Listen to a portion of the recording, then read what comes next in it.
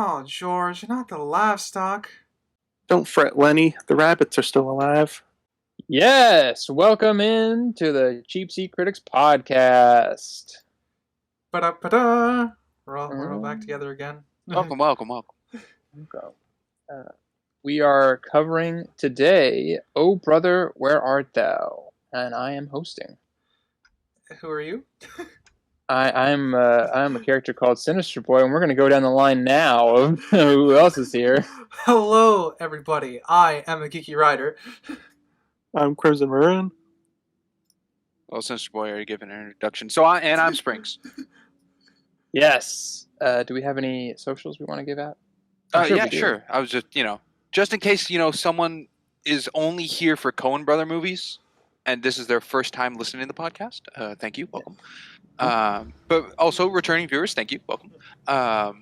If you'd like to follow us for updates and socials that we have, we got Cheap Seat Critics at Cheap Seat Critics over on TikTok and Instagram.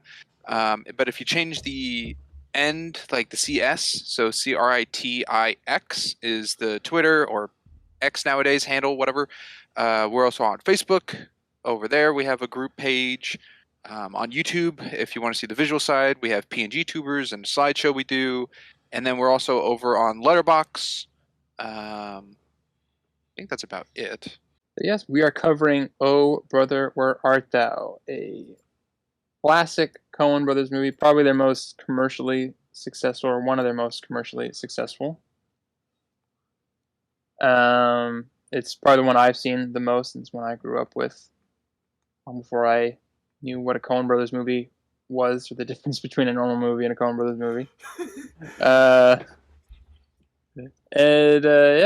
So I guess we'll jump in with any history we have with the movie. I kind of gave a little bit, but and then I'll jump into some facts and behind the scenes stuff, and then we'll jump into the movie. Sounds great. All right. I guess we'll just go down the line of characters here. Well, I guess that means I'm going first. All right. So I'm pretty sure I've never seen this movie before. However, there is a part of this movie that struck me as like, oh, this is familiar. I just don't know why it is. And that's the ending with the cow on the roof. I've seen that before, I think, in a meme. Yes. That's pretty much the limitation. That's pretty much my experience with this movie. I've never seen it, never really heard of it. So yeah, no history from me. This is a first. All right, Crimson. Well, for me, I got a little bit of a past. A dark past. Should I go with an accent this whole time? I saw about half of this with Sinister. What was it, like 4 years ago, or probably more at this point? 3 or 4, yeah. It's been a while.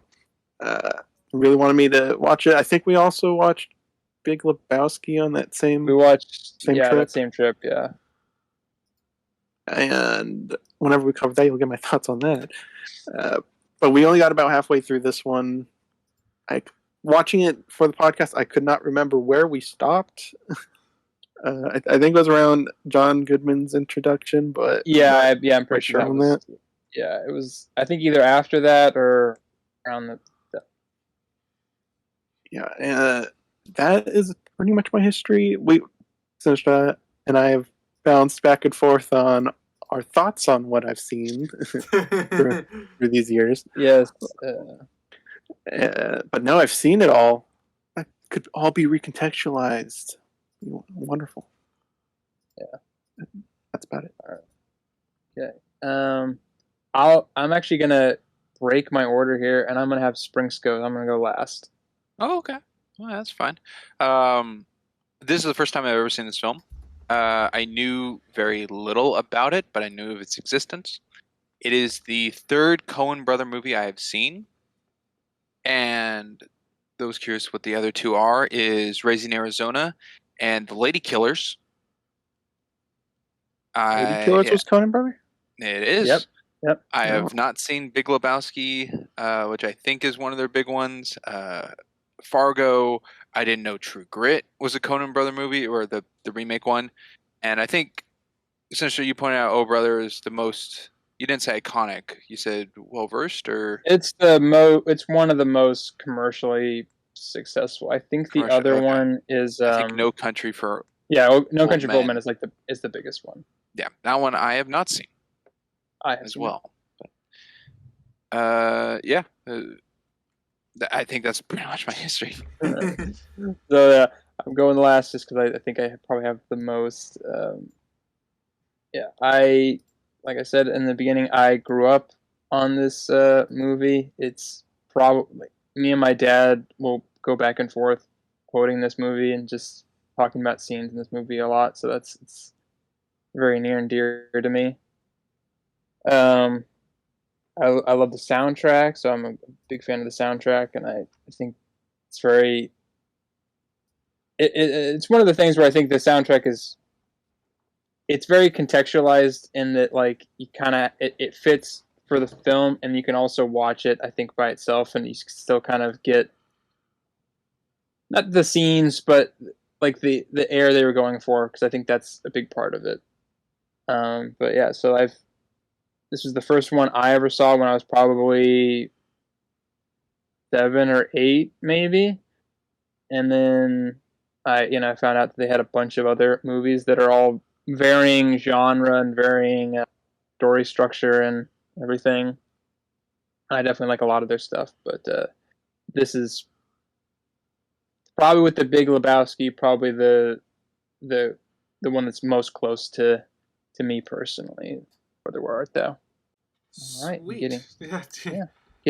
getting out of that, we will now go into some facts. I am sure Ryder is going to have a field day with this movie because it is ostensibly a retelling of the Iliad very loosely. The Odyssey. Sorry. Same era, I had to read the Iliad in school instead of the Odyssey, so I'm more familiar with. I think most of us had to read the Iliad in yeah, I think the Iliad is more common than the Odyssey now. I think the Odyssey is like college. Yeah, that sounds about right. Yeah. Yeah, so it's loosely based on the Odyssey, Homer's epic, and the only really there's several examples, but the only out and out usage is lines from the Odyssey are in the opening of the film, the O Muse, which is the Greek for telling stories. Yeah, everything else is ostensibly just a rework. Yes. a fashioning for the times that it would exist in the culture. There's a character called Ulysses, which is the Roman version of Odysseus. The Cyclops, there's sirens. So, you get the gist. Yeah. Fun fact, George Clooney accepted the role without reading the script. That's funny. Because he said because he was a big fan of even the Coen brothers' least successful films. But when he did get the script, he was having trouble getting into the character, and so he had his Uncle Jack, who was a Southern preacher, I believe, or a Southern religious aficionado of some sort, and then read it and then dictate it to him so he could kind of get the voice and the character in. What he didn't realize, though, until he was on set, was that his uncle had censored out the cuss words without him realizing it. So he was missing a couple words here and there. Few more little things. Sorry, my notes are really jumbled. It's all right.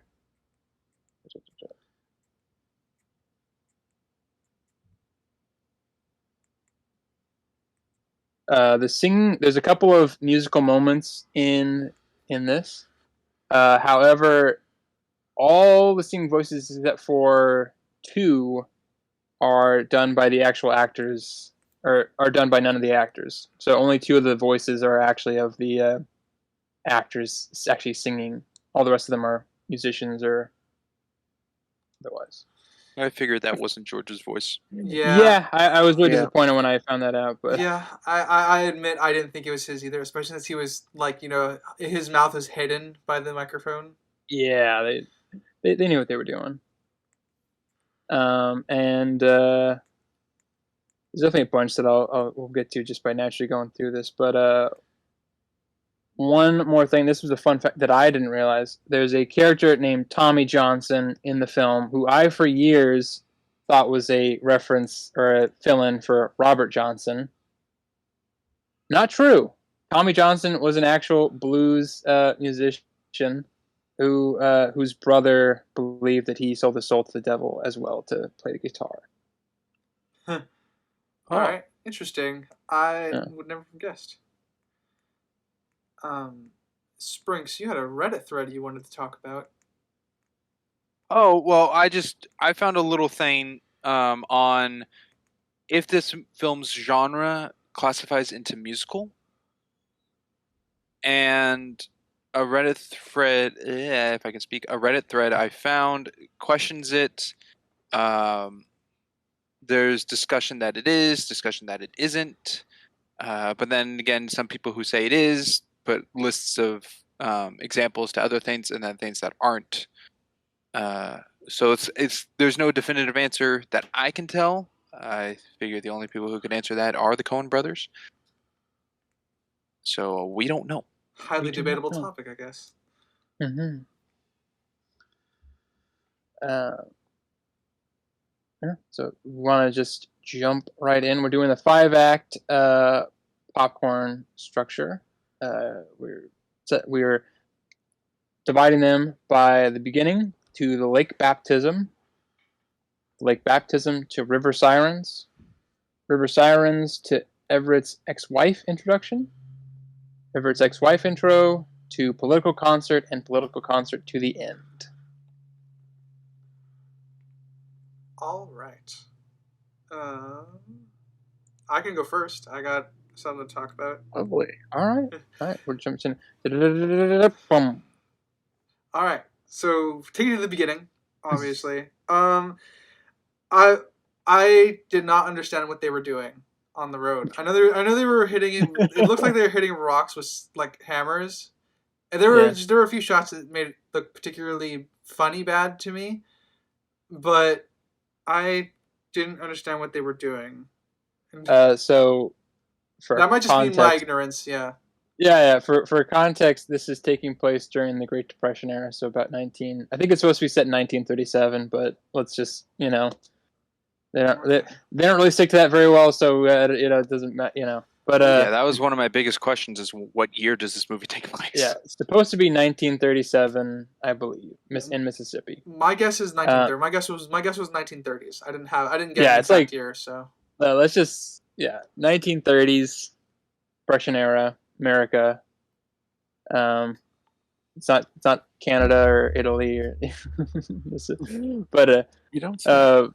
Yeah. So back at they have chain games. They still do have chain games, but I'm pretty sure. But they don't do that stuff anymore. But so what they're doing, because I didn't realize for years, so they're breaking rocks to clear up, I believe, for a train or railroad, I believe.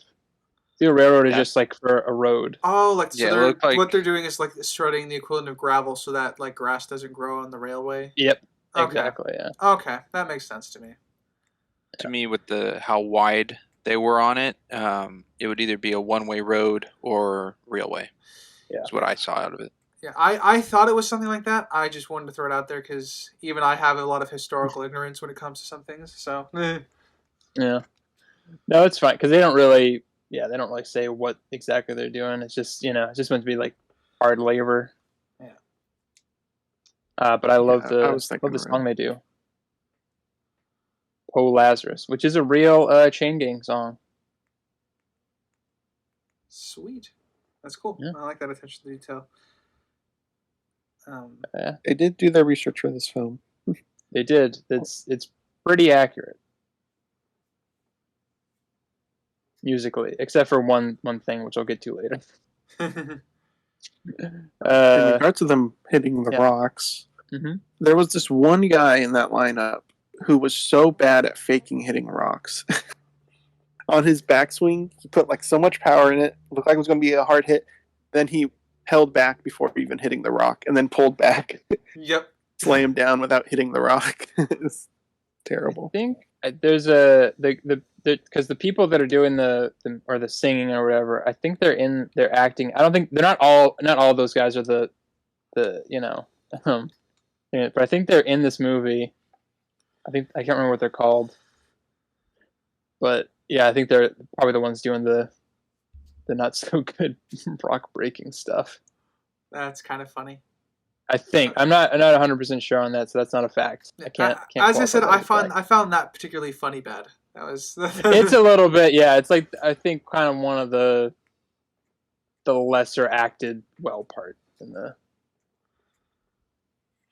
which is fair because it's hard labor, so it's it's going to be it's hard to really do that. I don't mean to be disrespectful, but I don't think much acting needs to go into hitting a rock. Well, because you can't actually do it, because then it makes a louder noise and it's hell on the Foley or whatever, Yeah. So you have to do it. You have to look like it, and then they fill it in with the Foley. But it's very I don't know. You don't want to hit the foam rock; it'll just blow up. Yeah, they're in San Diego, real fake rocks. San Diego, yeah. I don't know. I'm sure, but like when you see like them in the wide shot or whatever, they're definitely like actually doing it, and in unison. It's not Pretty like much. just random thinks from every person. Well, that's what the song. Yeah, it's the rhythm. That's how you Yeah. take time through. Yeah, big thing. Yeah, I found an interesting thing with the credits too. I noticed that when the actor cards came up, They had different little they had things. different little things on their outlines of their boxes. So I ended up writing them all down because I was just curious to see if that was to be relevant for the rest of the film.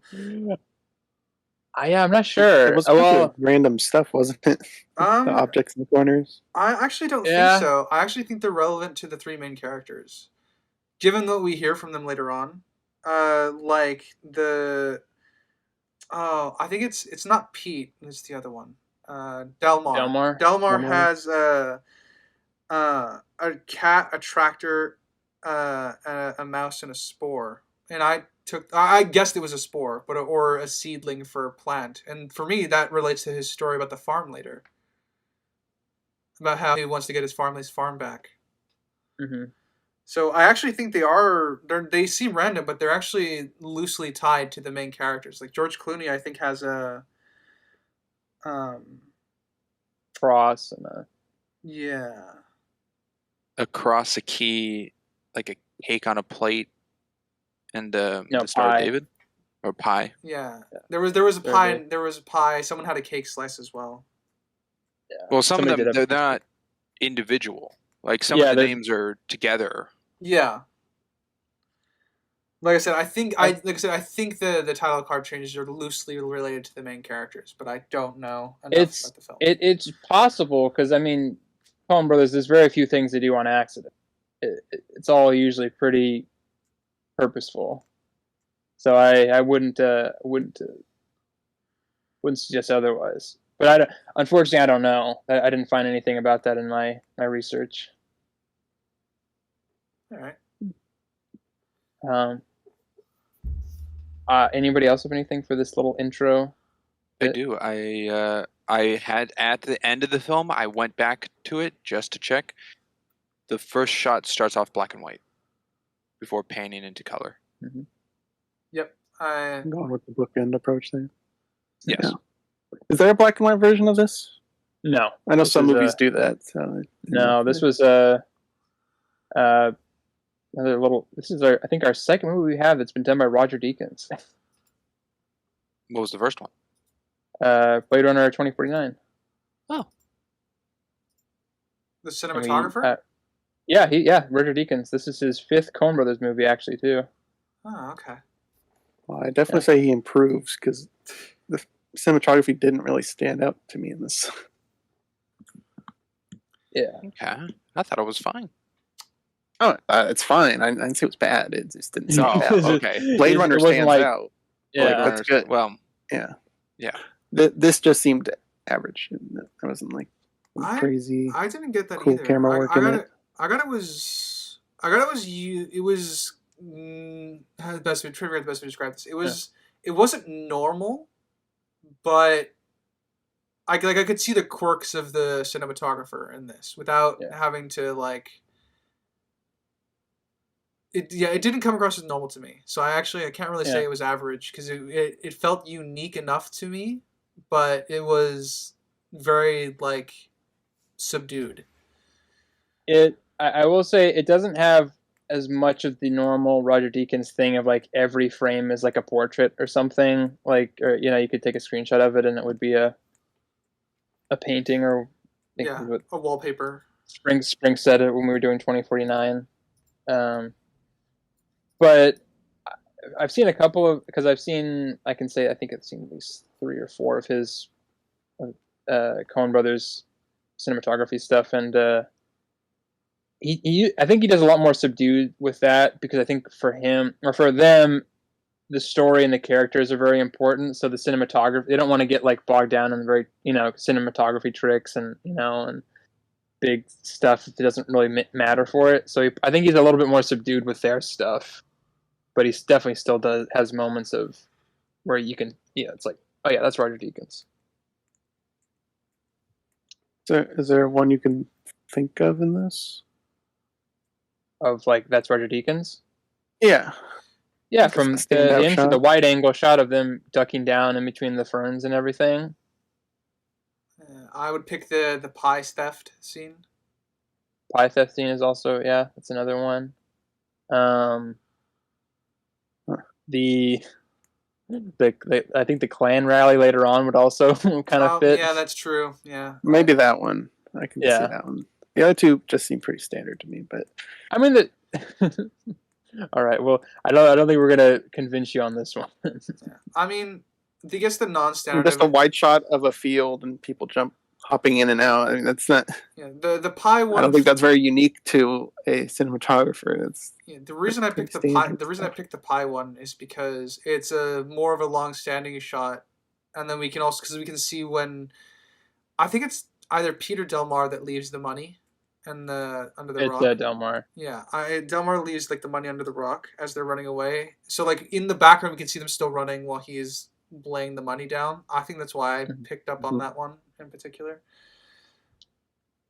Yeah, I mean, it's just there's moments of it, but like I said, I think he's traditionally more subdued in their stuff because it's not really that necessary to be like really big and bombastic with it. Yeah, like I said, I did find him, from what I'm used to being like 2049, this was much more subdued, but it's still very much, I thought, had his elements of his style. Yeah. I love this intro though. It's one of my favorites. And cinema. No, it's a really good one. I love Big Rock Candy Mountain. Love that song, and I like the the setting. It all fits very well for me.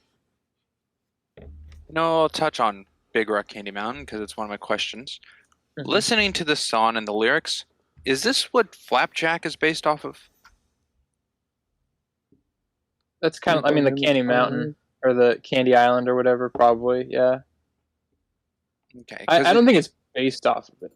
Well, there's a line of like, in the Big Rock Candy Mountains, you never change your socks, and the little streams of alcohol come trickling down the rocks.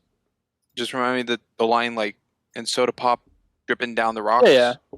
I wouldn't say it's based on it, but it's probably heavily inspired by it. Okay. Yeah. Like the theme, I mean. Yeah. No. Yeah. Not the whole show. Yeah. No. Yeah. Obviously. Yeah. No. Yeah.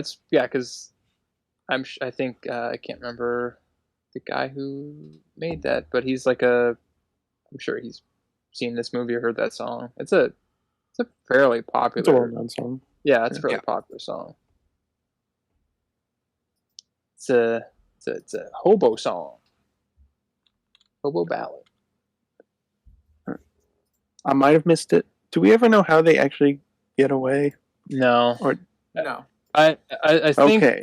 what we're it's one of the supposed problems to. I have throughout this film. Crimson, think what thank you. Thank you for I- starting number one of the how questions. Yeah, I have a With list I multiple wrote of how hows. questions. Yeah. This movie doesn't like to answer important questions that are pivotal to the story. Like, how the heck did they escape in the first place? Well, with a lot of with chain gangs and stuff, and we kind of get at least an idea of how they did it by the intro, actually, because they're breaking rocks, and probably what they would do is every other hit or something, while the guard wasn't looking, they'd hit on their chains and then gradually wear them down. I mean, that would make a that pretty makes distinct sense. sound. But, I mean, we don't Well, see we that. also And then there's you the also aspect have, of like, them actually managing to run away while there's guards. Well, I know they questioning tried why- to get away with that, like they duck. I was questioning because we couldn't see them in the shots until they rose up and ran. Why didn't they just crawl? well, because they had to get away in time because they don't know how long it's going to take for like the, so they don't. To get They have noticed. to, yeah, so it's like, okay, we could crawl and we won't get noticed like by sight, but as soon as they know we're missing, they're gonna come after us. So they kind of have to do like a mix of, Okay. both. Beating caution. Yeah, like, okay, well, definitely do this and probably get caught, or we can do this and we'll more than likely get caught, but we'll probably be far enough away where we can make it. I'm gonna be There's honest. Also, this I don't have an issue with their like escape. My issue comes from like them running away through an open field. Yeah, I mean that's I think the bigger. that's part of the escape problem. Yeah. Yeah. Well, yeah, but it's not like well- them breaking out. It's fairly obvious. Okay, well, they probably had hammers, and they could break the chains and stuff. So that's not a huge issue. It's more of It helps. I'm about to. Okay, them. so You're about to break this wide open. wide open. We get Ulysses saying they were lined up together, and he needed them to escape, which is why he provided the whole lie of the treasure. If they could just break the chains, he wouldn't need them. He could just break his chain that's connected to them.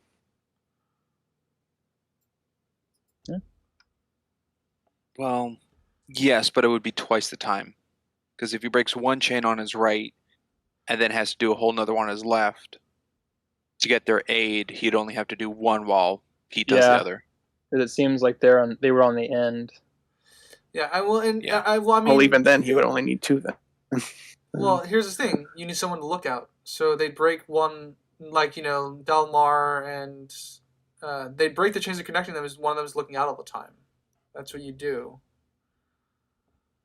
Yeah, and yeah, so you would really need to. So It- group of it is a three group is thing. smart, but Yeah, I mean, it makes more. It creates more of a thing later on, but it's for the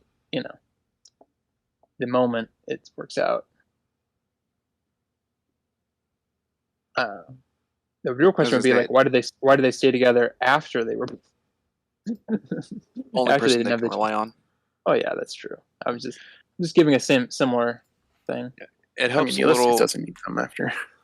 of the guards are so focused on watching those that are already on the line that it's still, I'll say, maybe more than a nitpick here.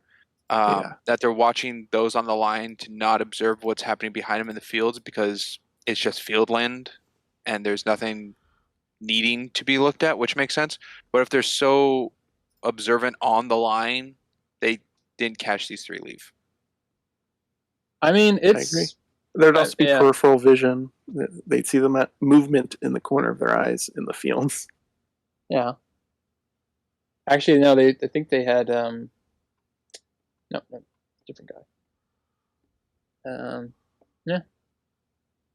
Also, being armed, I think they're a shoot on sight patrol. I don't know the rules on that. Yeah, I don't. I mean, it's the South, so probably.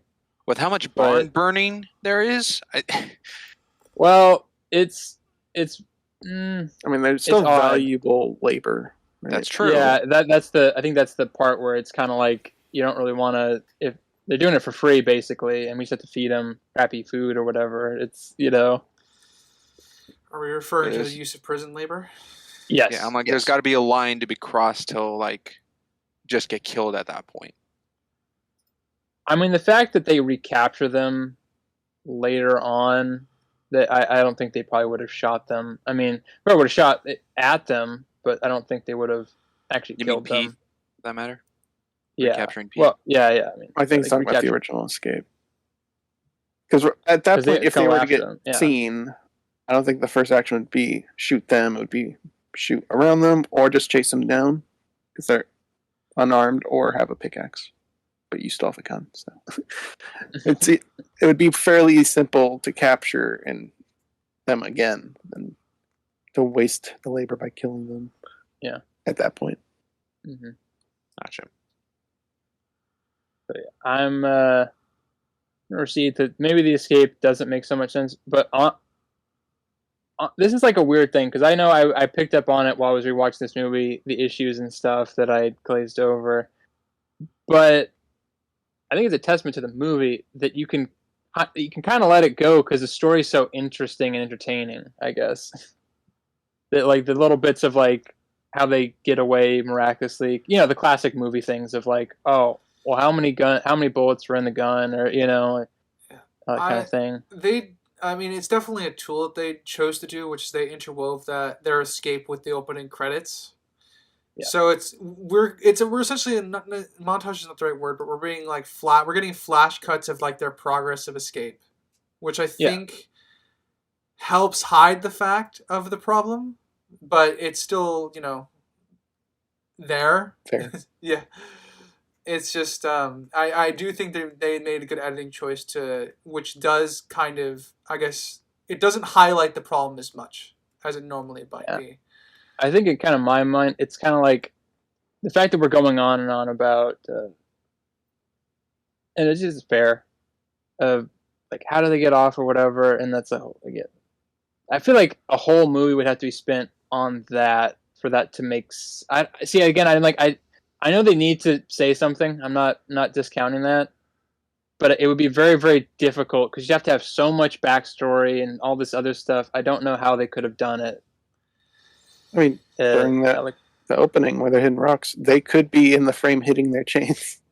I feel like they'll solve that part definitively, but they'd still have the guards not. Even if it's just just like a panning of the feet hitting the rocks, and then like the last shot is hitting a chain, like just one shot of it. It doesn't have to be known that it's them at that point. We just see it's a one-time hit, so that it is a thing to answer.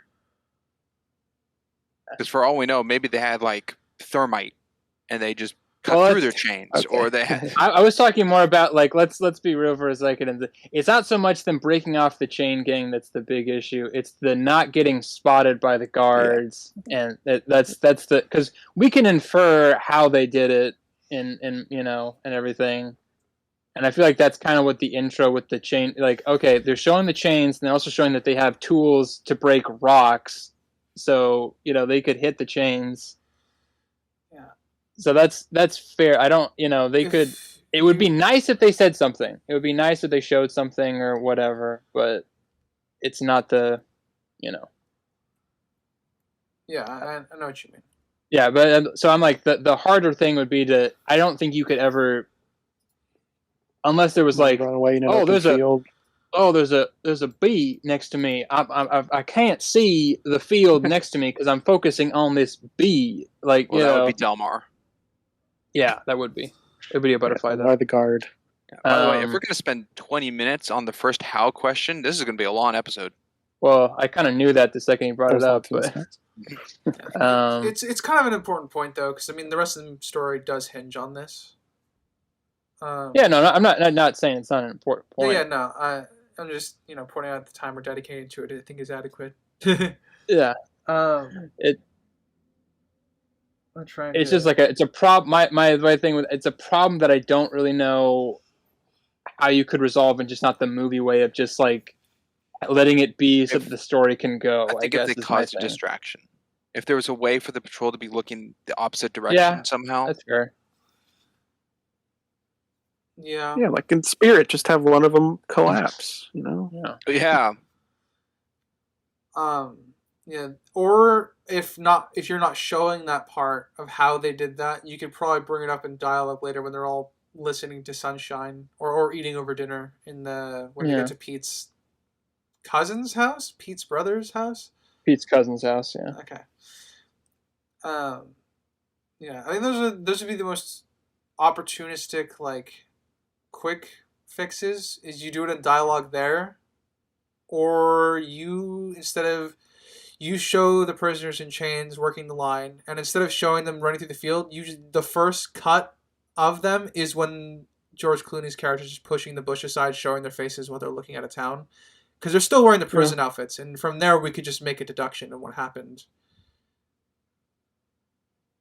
And I think it wouldn't be as worse of a problem because we wouldn't really have seen them connected to the open field. Yeah. And it would still allow them to retain the opening that they want, which is the prisoners beating on their chains and beating on stones. Yeah.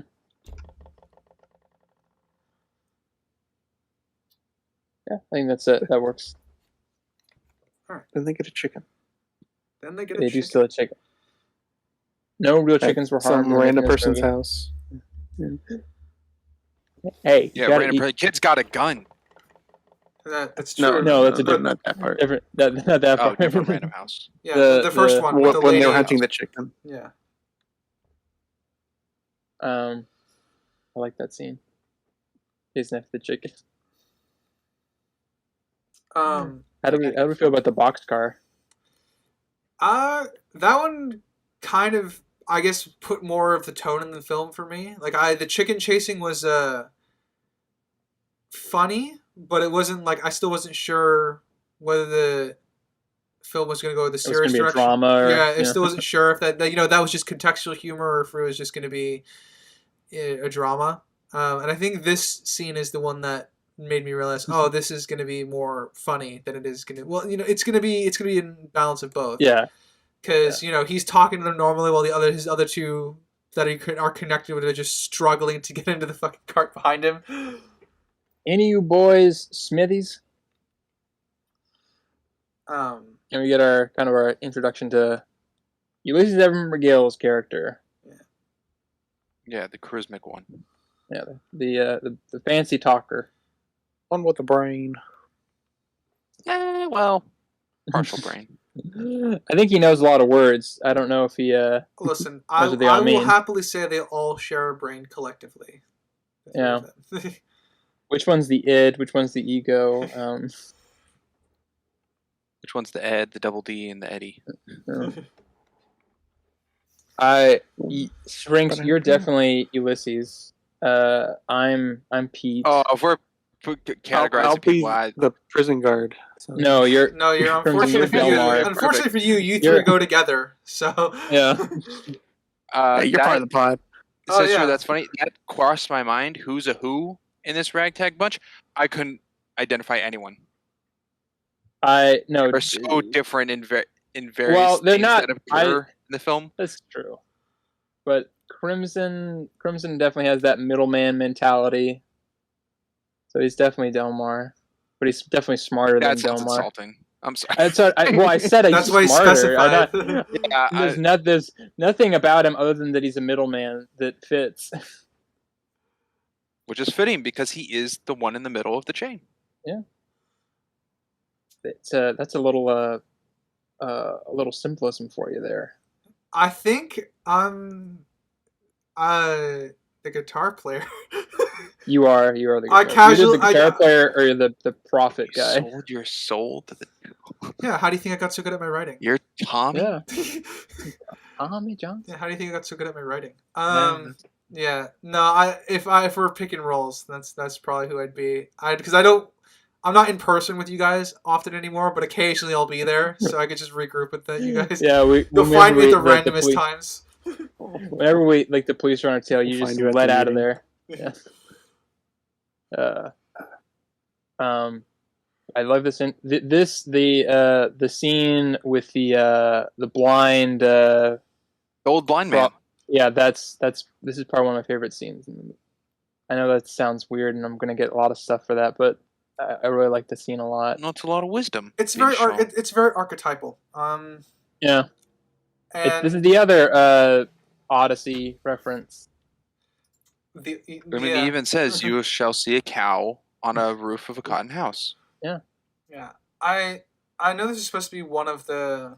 I think this is supposed to be one of the gods in reference to the Odyssey, like visiting. Yeah, it's the prophet, the Yeah. blind, or the what are they called? No, they call them something. Oracles. Oracles. Yeah, he's an oracle, or supposed to be an oracle. Yeah, I figured it was either that or supposed to be like a god, and it's either a god speaking through a human or, an oracle. What's the difference? Oracle? That's the weirdest take on Barbara Gordon I've ever seen. That's what it means, though. Like, I mean, it fits for Barbara Oh, Gordon. I know. I know what it means. I'm making a Wanted to joke. throw in a Batman reference. don't have enough of those. I will say this is the scene that cemented my thought that this is a color filtered film. Oh yeah, this is that's a fact that I missed. This is the first movie, release movie that was entirely digitally, visually corrected. It just narrowly beat Chicken Run. Chicken Run was the second. Oh, interesting. Yeah, Chicken Run wasn't on my list actually, but I did make myself a little list of. It was this scene where it focuses on Everett. And to me, Everett was more yellowed than any other shot of Pete and Dalmar or the wise old man. And I was just curious as to why. And then it just more cemented that this film has a whole yellowed filter over it. And I couldn't think of another film that has yellow as a filter, but I listed down just little examples in case you're unsure what I'm talking about. The Twilight films, especially the first one, is very blue. Has a blue filter kind of over it. The Matrix has a green filter, and Mandy has a red filter. This actually sparked a question. You would know this, Springs. What filter does Nolan use? Because I know he has a filter on his films as well. He can sometimes use a gray filter to dull out vibrance to make it. It happens a lot in like The Dark Knight. Yeah. I think he doesn't quite use a filter so much as just artificial or not artificial but practical yellow lighting in Batman Begins. There's a lot of yellow lighting. I would like to point out that just so we don't get sued by Christopher Nolan, that he does not do any computer technology in any of his films. No, I apologize for artificial. It was a slip of the tongue. But yeah, he does do some gray, but it's not a permanent thing because this in Oh Brother, I think it's pretty much throughout. It's yellow. No, it's a little. That's accurate. It's a little bit more specific, or not so. It isn't like a. So they wanted to have like the sepia tone or whatever, the yellowness that you're talking about, but mainly because they filmed it in like I think Mississippi or in the South, and it was green, which is not what it would look like in the Great Depression, obviously. Yeah. But then the problem they had though was that they didn't want the whole film to just be sepia tone, because then the it would have looked like a bad transfer of like a black and white film or something. So they still wanted like the blue, like the sky and everything, which is why they had to do digital, because that was the only way you could kind of separate out the filters. Yeah. On the shots of the sky does look very similar to the 2049. Just that dusty, overcast look. And it's greatly to tell because you said the green trees, every single tree in here is yellowed. Like all the leaves. I think the only ones that aren't is the one when they're with the sirens, right? I think it was the only time when the trees the sirens, and I think Dan Teague, they're also kind of green, but they're not as green as that one though. Yeah. That was the other thing, is that certain scenes needed to have a certain palette, and some didn't. Yeah. And if you did it just all naturally, chemically, that would have been impossible. They all just would have been one thing, pretty much. Yeah, good catch. Let's see. One of the I like the character traits that are on display in our main three once they're sat in like the cabin with Pete's cousin, because Ulysses is just constantly like combing his hair and fiddling with his hair, which kind of clues us in immediately to that. That's going to be a recurring character trait for him. It's very simplistic, but it works. Um, Pete's just kind of sitting in silence and resting, while Dalmar is moving his hand to the tune of the song. It was just very, very tiny little character details that I quite enjoyed. It's true. That is true. Do you like the? I do wish we got a little bit of the boy. Yeah, I was gonna say, is that he your wouldn't have favorite really character? had a place, but I did like his little presence there. Nick Nick DeSantis, man. Good boy. Supposed to shoot anybody from the bank. Does Got anybody papers? want to know the historical context for that? Hitting bankers? Yeah, like why he would be Like so collectors? anti-bank. Yeah, because they're foreclosing on farms and stuff. I don't really. To be fair, nowadays I don't really get it because technically the farm's still foreclosed, so it doesn't matter if the banker comes up and tells you your farm is foreclosed on. But Got the messenger. yeah, it's not the. You got papers? Yeah, the kid is good. He's a good child actor. Yeah, I agree with that. It was kind of I was. It's a very very like South thing that I've learned over the years of living in a bunch of different states. Yeah, they teach you to use a gun from a very young age, and in this being in the 30s, it just kind of fits even more. Oh yeah. Does it help that I caught that I guess the cousin, so the dad and the kid have matching outfits?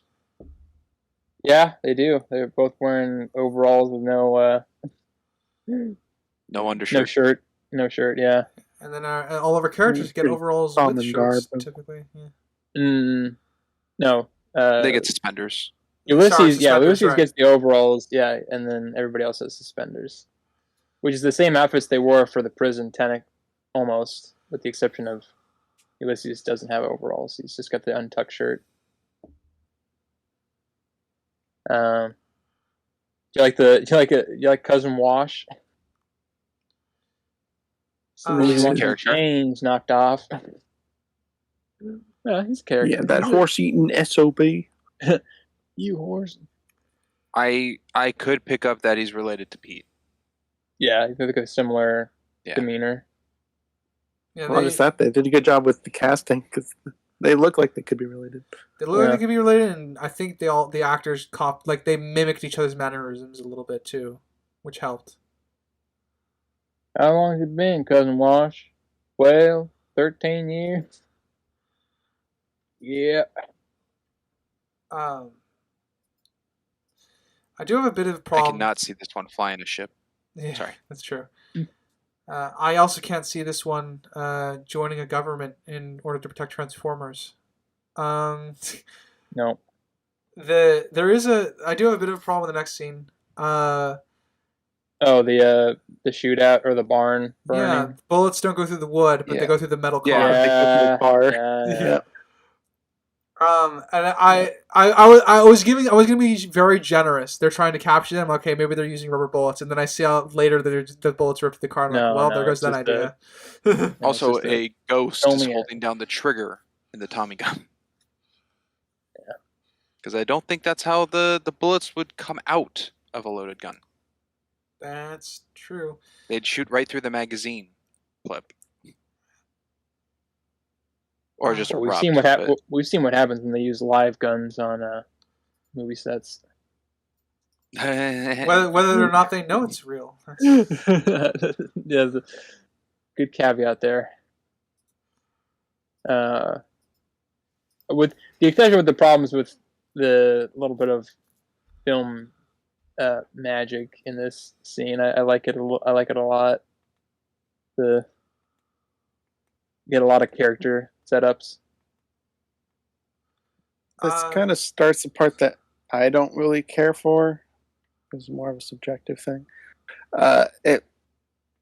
This movie really felt like we're doing this thing, and then we're going to the next thing, and then we're going to the next thing, and it didn't flow. Oh, like a freaking adventure, like how it Yeah, it didn't flow well It to me. didn't- It felt like we're going to the next thing.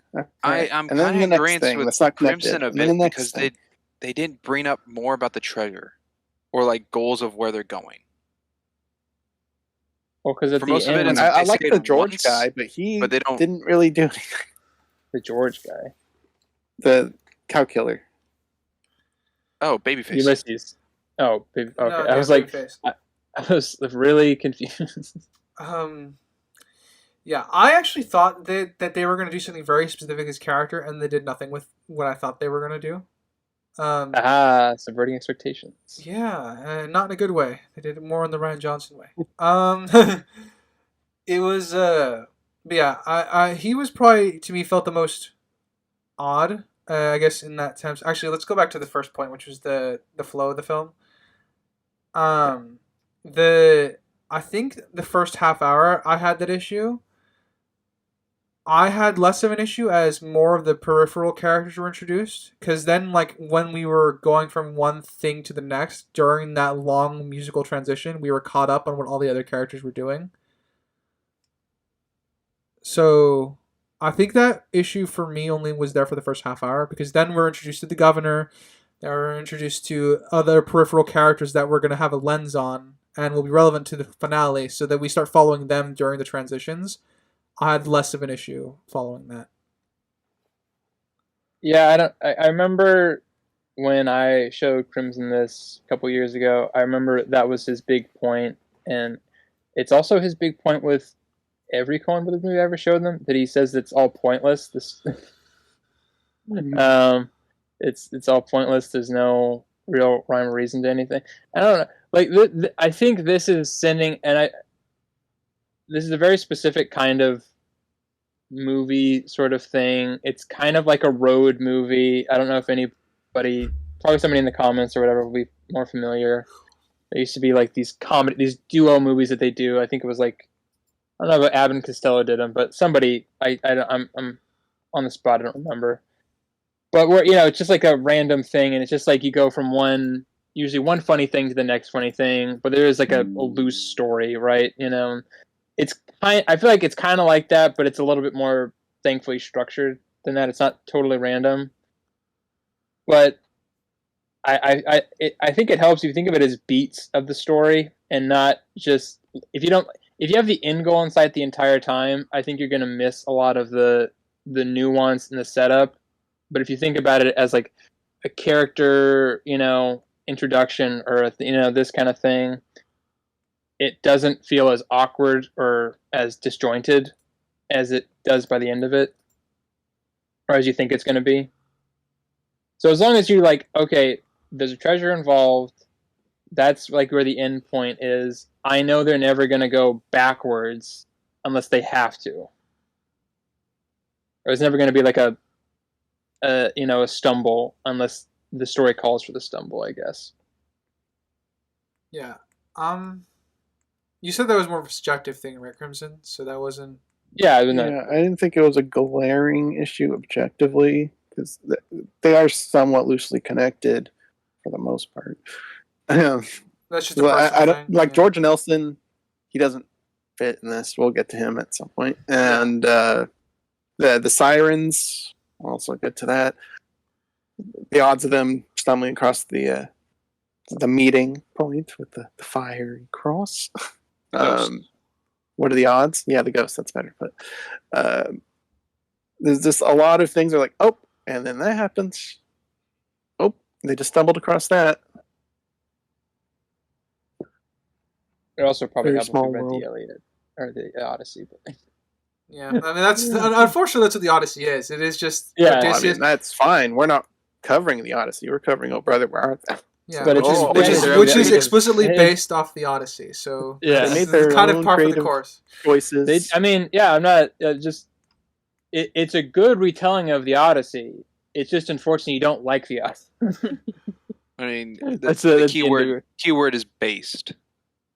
It's not I don't. Point to I mean, point. with not the a exception, recreation of there's it. there's no ship, but it's I don't know. It's been a while since I read it, and I I mean, think lighter kind of, only. I kind of like how he loses a car at least once an act, and Yeah, Odysseus loses a ship constantly in the Odyssey. yeah. Because But Poseidon then does that So, not brings like up the him. next Hal question: how do they get another car? well, they stole Where's it one. come They from? bought one. Actually, I think they stole two. They steal a lot of cars. They also They do. inherit one from Babyface, because Yeah, they got. That's what I'm counting as stealing because I don't think he actually owned that one. that's also probably true. Yeah. Yeah. Let's see. They stole one from Cousin Wash. That broke down. Then they Oh, walked. they didn't. Did they steal it or did the kid give it to them? Well, Well, it broke, so I'm not. they stole it, quote unquote, from the kid. Yeah. Yeah, I like but the it broke detail that the immediately, kid. so yeah, it broke immediately, Yeah. so they got it. Then they sold the watch to buy the car that they were in, and then that car, is gone. And then they hitchhike and they steal another car, or no, then they have Babyface, and then they steal another car At the gas station or at the whatever gas that was. station. Yeah. Yeah. So 4 cars, roughly. Yeah, I like the detail that when the kid walks off, he's still in his wooden shoes Yeah, or to fit the wooden pedals. boots to fit the pedals. Yeah. Yeah. That's true. Yeah, I actually did None like that Ward's detail. catalogs.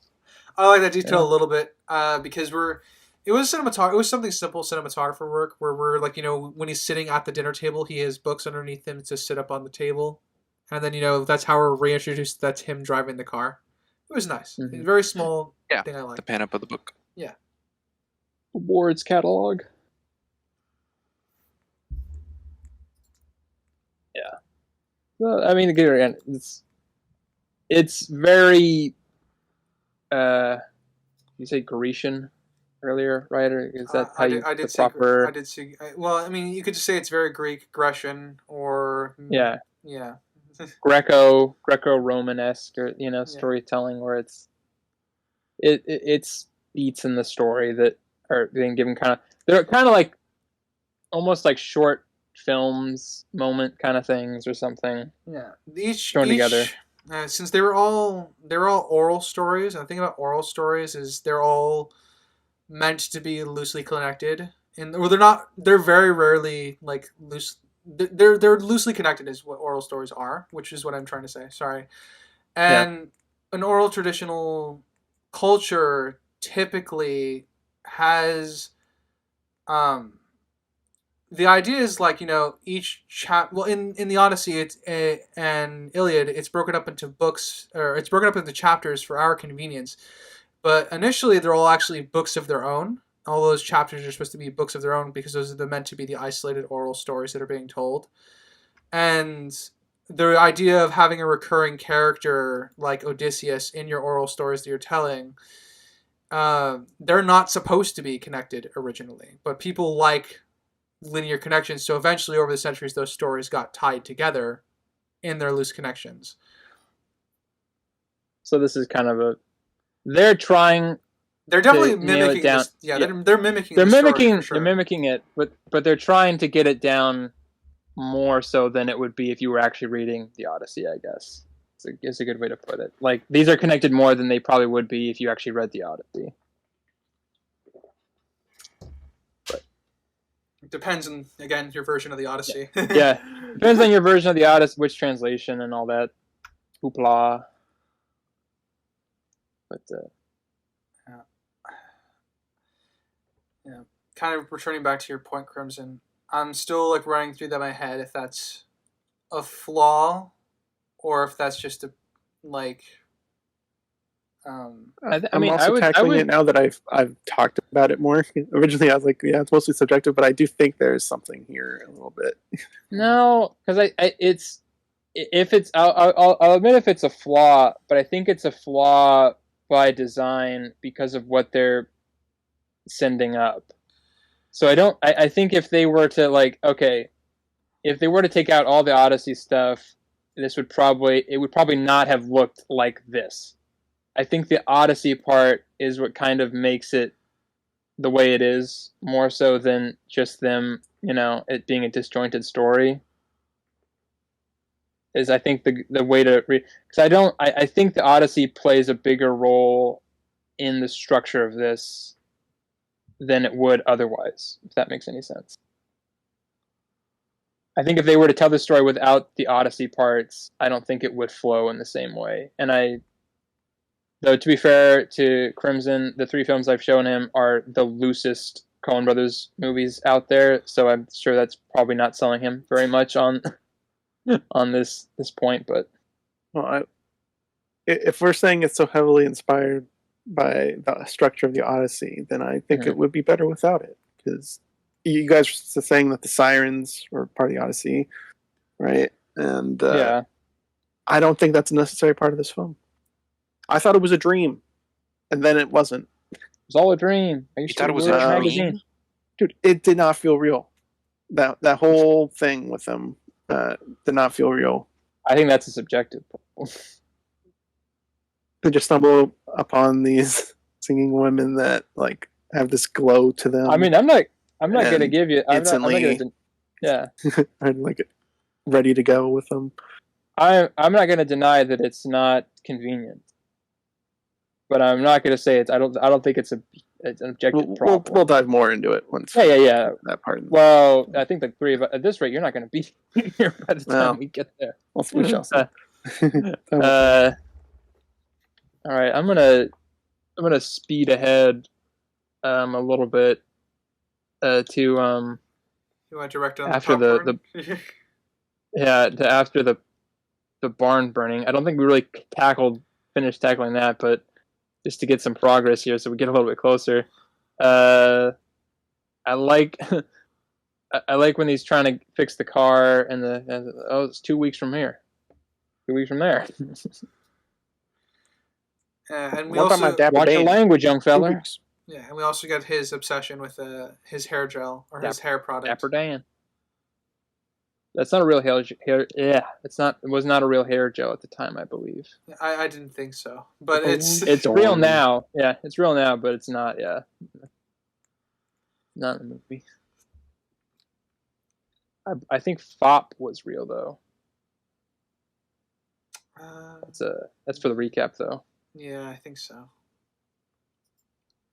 This is close to when we get a time frame of the treasure. Then you get it within 4 days.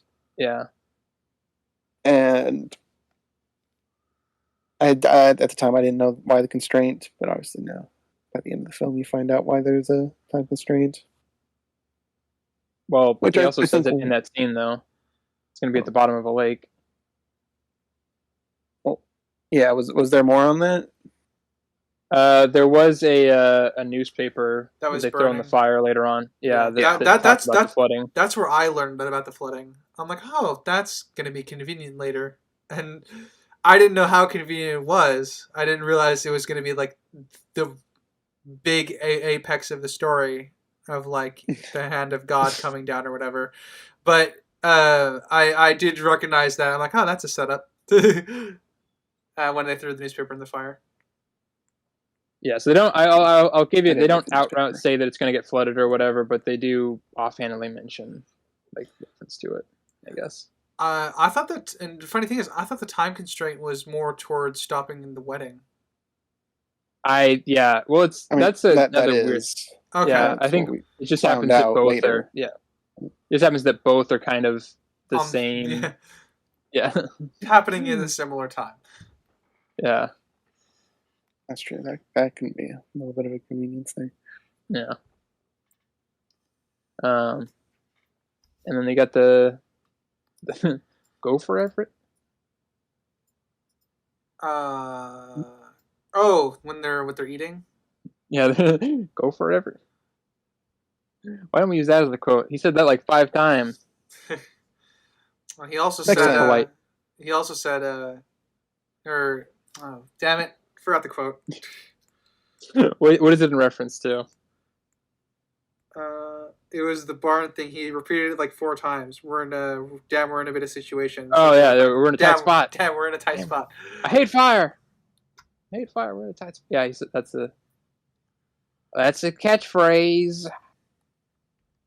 You stole his watch. I borrowed it till I knew. You didn't know. You didn't know that at the time, so I borrowed it till I did know. That don't make no sense. sense. That was a funny back and forth. I liked that. I kind of wish there was more of that. We only get a couple of those.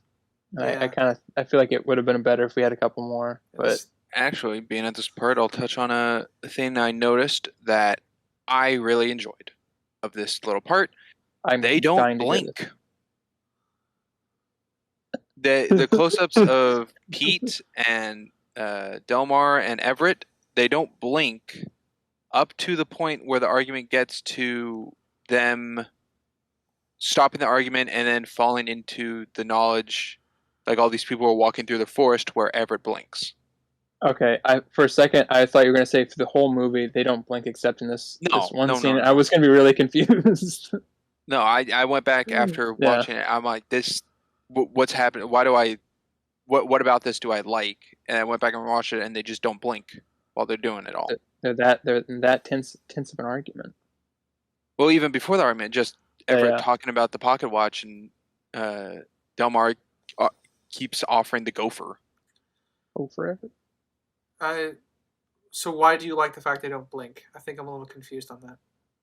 I think it cements a seriousness to them that it feels a little absurd, or like just a little, I guess, a little goofy in it. Like something's a little off about it. I think it plays into the comedy of the situation, and just a little, like, it shows that something's a bit off because it's not like a natural feel. Because all three characters are doing it. It's not just like Everett so serious about the watch and what's going to happen in 4 days and the situation and everything, where he's like so focused that he's not blinking, but the other characters aren't as well. So it's encompassed in the scene of all the characters. And then it kind of helps cement a little with the flow that once it gets into like the next point, which is everyone going down to get baptized, Everett blinks. Yeah. It's a good catch. I don't know. I guess I'll have to rewatch the scene again. I'll refrain. I plead the fifth. Play the fifth. Well, we're not going to get anything out of Crimson on that one. All right. So, does anybody want to talk about the barn scene that we kind of glazed over, or we kind of covered most of what anybody wanted? Well, we pointed out the bullet stuff, I guess. The fire trail that leads to the truck, was there a trail of gasoline that I missed leading to the vehicle? No. I mean, it's not. The guy just has like a fucking jug. He uses a jug of like gasoline. Yeah, but the fire would have the jug from the barn. If he was using it all the way from the truck, like it was leaking, the fire wouldn't start where the torch was. It would go in both directions. Yeah. I'm trying to remember why it spread, because they did something to make it spread, right? I don't remember what it was. Yeah. They put gasoline on the barn. No. I'm talking about so the fire does spread to the car. They threw the torch. No, they threw the torch. They threw it up to them, and then they returned it and threw it back down. Yeah, that's a little convenient. I think that's a quick fix, though, in terms of getting their car set on fire, because it's essentially supposed to be the Dust Bowl, which means there's a lot of dried out materials on the ground that would catch fire.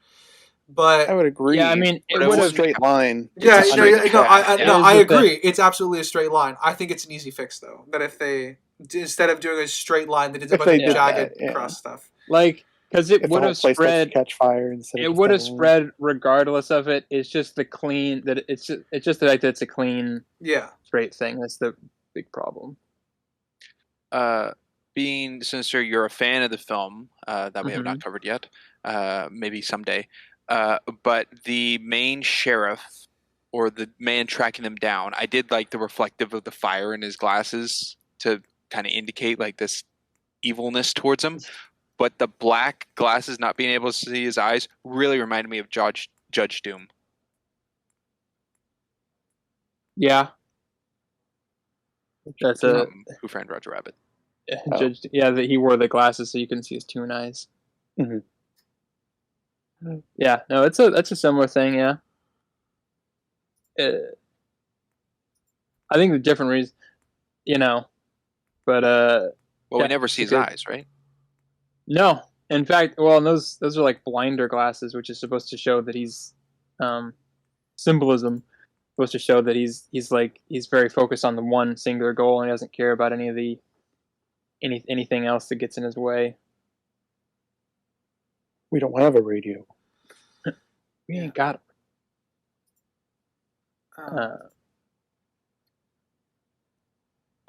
So we good for this act? Yes, I think so. Yeah. All right. Looking over my notes, I believe so. We touched on the fascination of Everett's hair. Yeah, we did. Yeah, okay. Yeah. Or he gets his hairnets as well that he gets a litter through the film.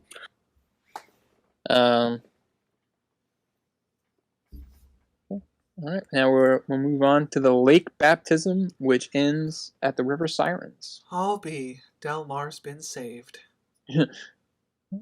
Dalmar's been saved. I've been saved. All my sins been washed away. This brings up the one scene in the movie I have seen. You've seen this one? Dalmar being baptized. That's an interesting one to see out of context. I don't know. It's the one thing I've seen of this film. That's fair. I mean, I guess I can't complain because the one scene that I've seen was the cow on top of the fucking roof. I saw that out of context. Well, that's a meme. That's a yeah. Also, this gave me immense flashbacks to BioShock Infinite. Yeah. Like the beginning of that game. Mm-hmm. I don't think this isn't like a really big religious thing anymore. I mean, I know baptism is, but I don't think they really do river baptisms. Depends on the church. It depends on the church, depends on the location. And, because some people prefer to do their baptism religious belief stuffs near bodies of, like, natural bodies of water and stuff like that. It's a very, like... way with the world. Kind of, you're closer to nature, you're closer to God, that sort of thing. So it's still done, it's just obviously not as done as frequently. Or as creepily. This isn't that creepy. I feel like this is more wholesome than walking through the woods. Yeah. This is more wholesome than I've seen a lot of these scenes done. I mean, it's not the elves being sent off on their ship. It's also not like freaking Ozarks or whatever. They have a pretty creepy baptism scene. So the creepiness factor. The creepiness factor for me is just that no one seemed to acknowledge three of them at all. And I think that to me was the source of my creepiness factor. Everything else I thought was fine. Because I think most Congress should welcome just strange people wanting to get baptized. I'll say a comedy that played off in the scene to me is how much Dalmar continually talks about what the Lord is doing and what was said to him from the preacher when the preacher didn't say a word. No, it's just the what is it? I've been forgiven for the Piggly Wiggly. He said this has been washed away, and this happened, and that happened. I'm like, wow, this preacher said a lot with nothing. Yeah. He hallucinated all of it, maybe. Yeah, that Piggly Wiggly I knocked over in Yonkers, in Yazoo. But you said that we were innocent. Well, I was lying. Well, I lied. I was lying. I was that too. You said that's absolved too. Man, I can't quote. Come on in, boys. The water's fine. Crimson, you don't have the script? No, I don't. The screenplay? The play I screen? found out the screenplay and the cinematography were both Academy Award nominations. Yeah. It was a good year for the Coen brothers. Yeah. Which another little thing, it is technically directed by Joel Coen, but that's just because for Academy Awards at the time they wouldn't let two directors share credit, so it was technically directed by reasons. I think was the talk about eating the gopher. That was euphemism, right? No, it was an actual gopher. No, I mean that was euphemism for. But yeah, I know they were talking about an actual gopher, but I thought that was a euphemism standing in for like, um, Ulysses having the hots for nuns kind of thing. Having the hots for nuns? Yeah, I thought he was looking at them like they were attractive. No. He said it in a weird way when he was like, "No, gopher would only rouse my appetite without putting it down." I don't. Maybe it was. Now that I'm thinking about it, the reason I thought it was a double thing. Like, yeah, he was talking about the food, but he was also talking about the girls. maybe unintentionally. I'm not. Yeah, I'm not sure on that. He's a married man. Well, no. Well, I mean, in the eyes of God, maybe. I don't know about law. Would the Lord also say that he got hit by a train? Yeah, Ulysses S. McGill, you were hit by a train. Yeah. We'll get there. Yeah, I just wanted to run that by you because I wrote down like a question mark on the dialogue being laid there. I can read it either way. So yeah, up until you brought it up, I'd never thought of that, and now that you brought it up, maybe could be. Because they were all like awestruck by the strange people walking around them. So yeah, at least that's how I read their acting. Anyway, I mean, I think they could do that without being horny, but you know, maybe. Yeah, like I said, it doesn't necessarily need to be a layered horny dialogue, but it's still like layered in the sense of what they're experiencing just by being in the center of that. Like I said earlier, there's very, very, very little often, or not very often. Not very often do the Coen brothers not do something on purpose. Usually a rhyme or reason.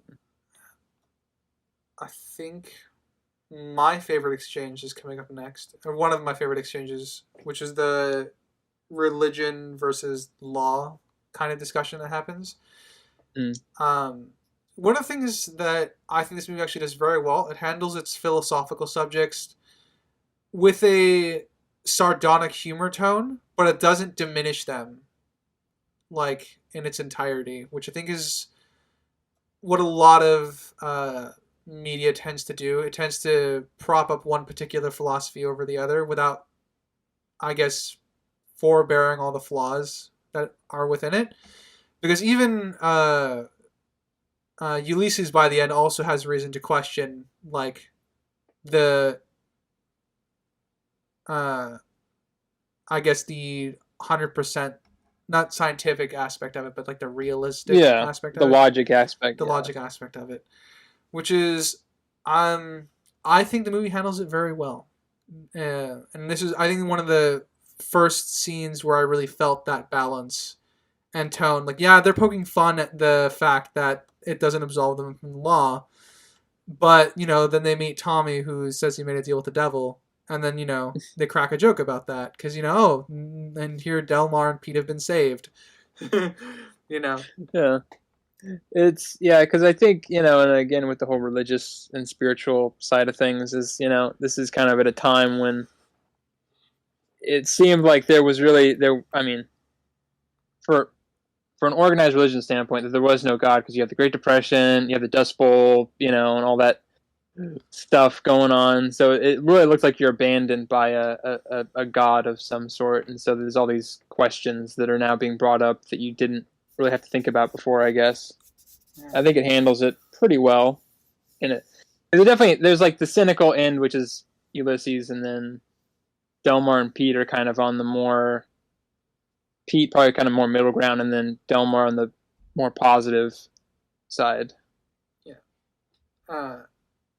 And I will absolutely admit most of that is subtext. So, at least all the symbolism readings are subtext. I do think the dialogue is you're meant to extrapolate a fair amount of philosophical musings from them, but yeah, there's something there. Yeah. There is some philosophy. I also like the they come upon their fire, and they have the I don't know if he's technically a sheriff, but the sunglasses, guy. He's got the hairnet. He got the scent. Yeah, and he just follows the trail of Ulysses' hair Mm-hmm. products. That's he's the reason why they keep getting caught up on. Yep. Yeah, I mean, several times they bring up the smell of the hair gel. Yeah, like, They even get caught by think of the that. smell by John Goodman. Recognize that smell anywhere. He doesn't say that. Got the smell of that pomade. Let me Tommy. Yeah, Tommy at the boy who crossroads. sold his soul to the devil. To the devil. For guitar, not was it filler? What's the song? The Devil Went Down to Georgia. Yeah, Classic. was that a Looking for a fiddle fiddle player? That was a fiddle player. Yeah, he's a fiddle. Okay. Yeah. That was a fiddle player. That. Yeah. I don't know why, but I always tie that song to Tenacious D, the greatest song in the world. It's similar. Yeah, I think it's definitely a homage in some way. Yeah, I do love them both. So they're both. I think now I prefer the Tenacious D one, but I definitely love the Devil Went Down to Georgia. Yeah, I think and Tommy's an interesting, I think, addition into this because I know probably Crimson or some like they're not really a point to the character, but I feel like he definitely brings kind of an outsider perspective a little bit. Yeah, I was. You brought me in. I was gonna say he was certainly underutilized because he's a member of their troupe, certainly by the end. But we don't get much interaction between the three of them and Tommy. I think I have an He's answer for that. Part of their band. Yeah. Well, they don't even know it's really a band. Yeah. They don't know it's a band until the end. Yeah. I think there's like a whole thing. I heard this years ago, so take it with a grain of salt. And I don't know if it was applicable for this or movies and stuff. I know for TV, as like because the guy who plays Tommy, I think his name's Chris Thomas King, and he's a musician, and he's kind of like he follows the tradition of like the old Delta blues guys and kind of the folk blues stuff, which is why they kind of had him on this movie because that's kind of the era where they're in. Oh, he's the main character from Soul. Okay. No.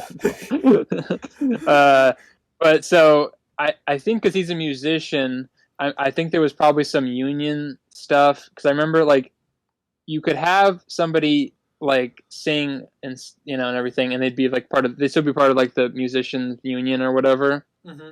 But if they acted, it was like a cross thing, so you can only have them do like one or the other. You couldn't have him do both, and he kind of does both in this movie. So I don't know if that was kind of one of the reasons they didn't use him quite as much, is because there was a, Was he an actual musician? Yeah, he was. Yeah, that's what he was known. I don't think he was an actor first. I could be wrong because I don't really. Oh, maybe. I only know his music. I only know the music. I don't know his acting if he did much. Interesting. That kind of ruins my point though because I think he was in stuff before. No, that was his first movie. Never mind. So I don't know. He could have gotten his SAG thing, but I'm sure that was a point of contention of why he probably wasn't in the movie so much. But he's good. I certainly don't think he's like was it Yvonne or from Shaun of the Dead? Shaun of the Dead. Yeah, no, she was completely removable. He's not no. removable in this. No, he is important. I just felt like he was underutilized. Yeah, I agree. Being one of the main people by the end. Yeah, I'd agree with that. I would have definitely liked at least another interaction with him because I know he's playing music by the guitar or playing music by the fire later on, and I think that would have been classic campfire talk and your adventure story. That would have been an opportunity for him to talk about something like maybe he's not interested in the treasure at all because they're all talking about what they wish for with the treasure and stuff like that. Yeah, You know, I because think that's something that I would He's just kind of there. like in Yeah. this, and I think he could have, if they could have gotten him for more, it could have filled in the classic Greek chorus where he could have been kind of talking the about, Greek choir. Yeah. yeah, kind of talking about what had happened or what was going on, sort of, you know. Oh, that would have been amazing. Yeah. Actually, yeah, that would have been awesome. hmm Something, and I think that maybe that was what they originally intended, and then it just kind of, you know, scheduling and Yeah, a swing and a stuff, you know. miss. Yeah, but Yeah. yeah, that would be fucking cool. Like he ends up being a partial narrator for the rest of the story, Yeah. because narrators in a lot of traditional Greek theater were always like they were not they were either playing a main character or the narrator was included within the story and stuff like that. hmm They had a very important role. So hmm No, unfortunately, swing and a miss on that. yeah, coulda, woulda, shoulda. Damn it. Uh, but then I Because of how like, limited yeah, he was, feel like we don't get to know how he'd interact with the three independently. Because we get to know how each character would interact with each other, but he's kind of just like him and then the group. It's not like Ulysses and Pete. We know how they'd interact, and any combination of those three. It's just Yeah. kind of him and the group. yeah. Yeah, I'd agree So with that. yeah, so yeah, I kind of, and I think kind of that leads into like where you don't really feel like you don't really know if they would actually have rescued him in the end because they don't really have. We don't. I mean, I'm sure they would. You know, I'm not saying that they would be or whatever, but like that, like Like they're not heartless. If They they're- don't so, really have much of a tie to him. yeah, I mean, I like that their main characters aren't heartless. I'm glad they made that choice, but I still would have Yeah. liked them to have had built a relationship with him in order to make that scene more impactful and meaningful than rather than making this choice on a whim. You know? yeah, I agree. They picked up a stranger, did a song. They didn't care about the music; they just wanted the money. And then he left them in the woods. That's their interactions with him before Yeah. saving him later. Yeah. So it would have been nice if they built that up.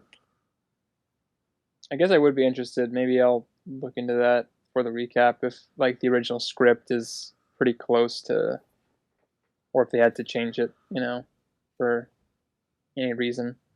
Because it does just feel like, because he just like disappears and they're just like already let out, scared out of his wits, and then he's gone for like the rest of the movie, kind of thing. Yeah. If there was ever actually more, if that was always kind of intended. This kind of goes into the.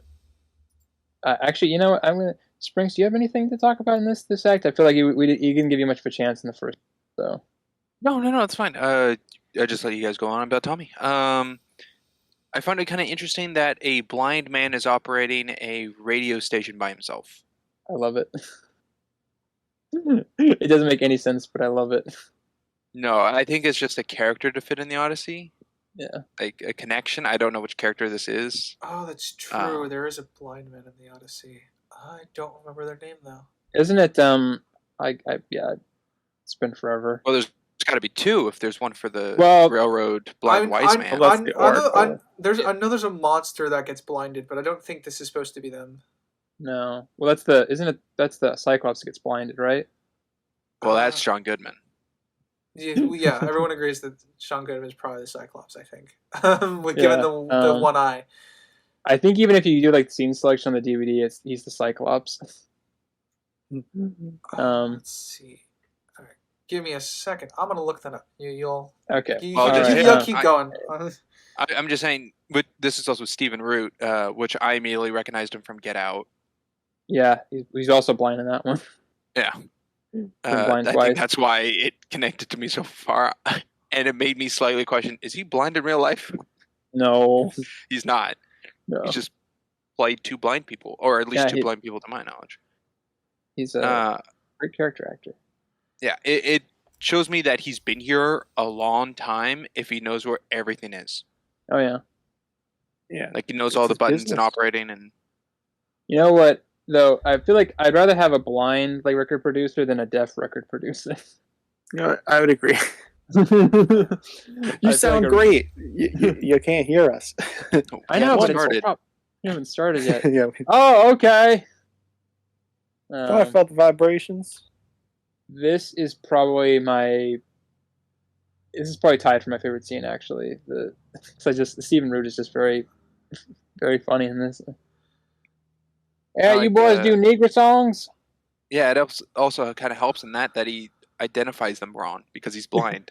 So when people are looking for the Soggy Bottom Boys, they think they look like someone else. I would also like to say that I said Negro. I did not, and that's a quote from the movie. Yeah, don't worry. Don't worry. No one's gonna hang you here. Yeah. Polyphemus is the monster who is blinded because he was trying to eat Odysseus's men. Guess that would kind of. Yeah. I don't say his name though. Yeah, it's a loose tie. Because they all go in. He charms them into coming into their cave so they can eat and stuff like that. I mean, I guess he enters his kind of domain and he gives them food or money for food. I guess. Yeah, he doesn't rip them off. Extrapolate it. I guess. Yeah. It's the Cyclops' domain is where that's supposed to take place, and oh, okay. So it's I don't think there's a direct tie. I do think it's just. I just like that he's blind. It is an Odysseus. Yeah, no. It is an Odyssey reference to the fact that the man is blind, but I don't think there's any direct correlation of that. I just had a funny thought of what you said. Like Steven just showed up with like the context and whatever. Like, yeah, I'm gonna be blind for the scene. Like, okay. That wasn't what we thought at all, but. No, I'm sure. I think it was probably they were like, yeah, we want a record producer, but he's got to be blind. I mean, it fits in that. That's one of the famous stories from the Odyssey. Is the story of that because when they kill the creature, Odysseus introduces himself as nobody, and when the creature's dead and in hell, they ask what happened to him, and all he can say what killed him is nobody. Nobody. Yeah. So. But oh, that was a mighty fine a picking and a singing. I do like much. It reminded me of the scene in Shaun of the Dead, which we've covered, where the scene where he's in the store and the hand brings in the phone to move the plot along without Shaun going somewhere to move the plot along. It's being brought to him. It was very similar to this, where Everett moves back and Pete and Dalmar come into the scene. Rather than cut into a different angle of them being in the room. Like when they're singing? Yeah, because it's focused on Everett. Yeah, and it's a very close up. Yeah, for them to come into the shot. Yeah, that's fair. But it's not a separate shot. Yeah, we're not shown a wide shot till the end, pretty much. Like of them all in the recording room. Yeah. Little bit of a... This is a nitpick. I'm getting one in. See, guys, I can do it too. I'm in a little nitpick. It's good. It's for you to prove that it's not a perfect movie to you. Yeah, it's not a perfect movie. All the record spinning scenes are at 33 and a third RPM. That is incorrect for the era. If it was 1937, they'd all be 78s and much slower. And the music man comes in with some music knowledge. Sinister is known for the music and questioned about music. And that is why we approached him for this podcast. Yeah. That's the only reason I'm here is for those little mail. That's not true. But, you know, and we knew it was a unique insight you would bring. So yeah, we felt more confident about starting the podcast because of it. Yeah. So, yeah, and then there's another music thing later on, but we'll get there when we get there. we'll get there when we get there. I guess just on this topic of music, I'll bring up a question I had. Being that this is, is it or isn't it a musical? It's not in the traditional sense of a musical. Is the music in the film, because it could be played to either, the option could still be both, but one or the other, is it played more for the outside, the music, for the audience watching it, to fit in tones of what's going on in the story? Or is the music more for the inside, like during the film, connecting to characters' situations at times?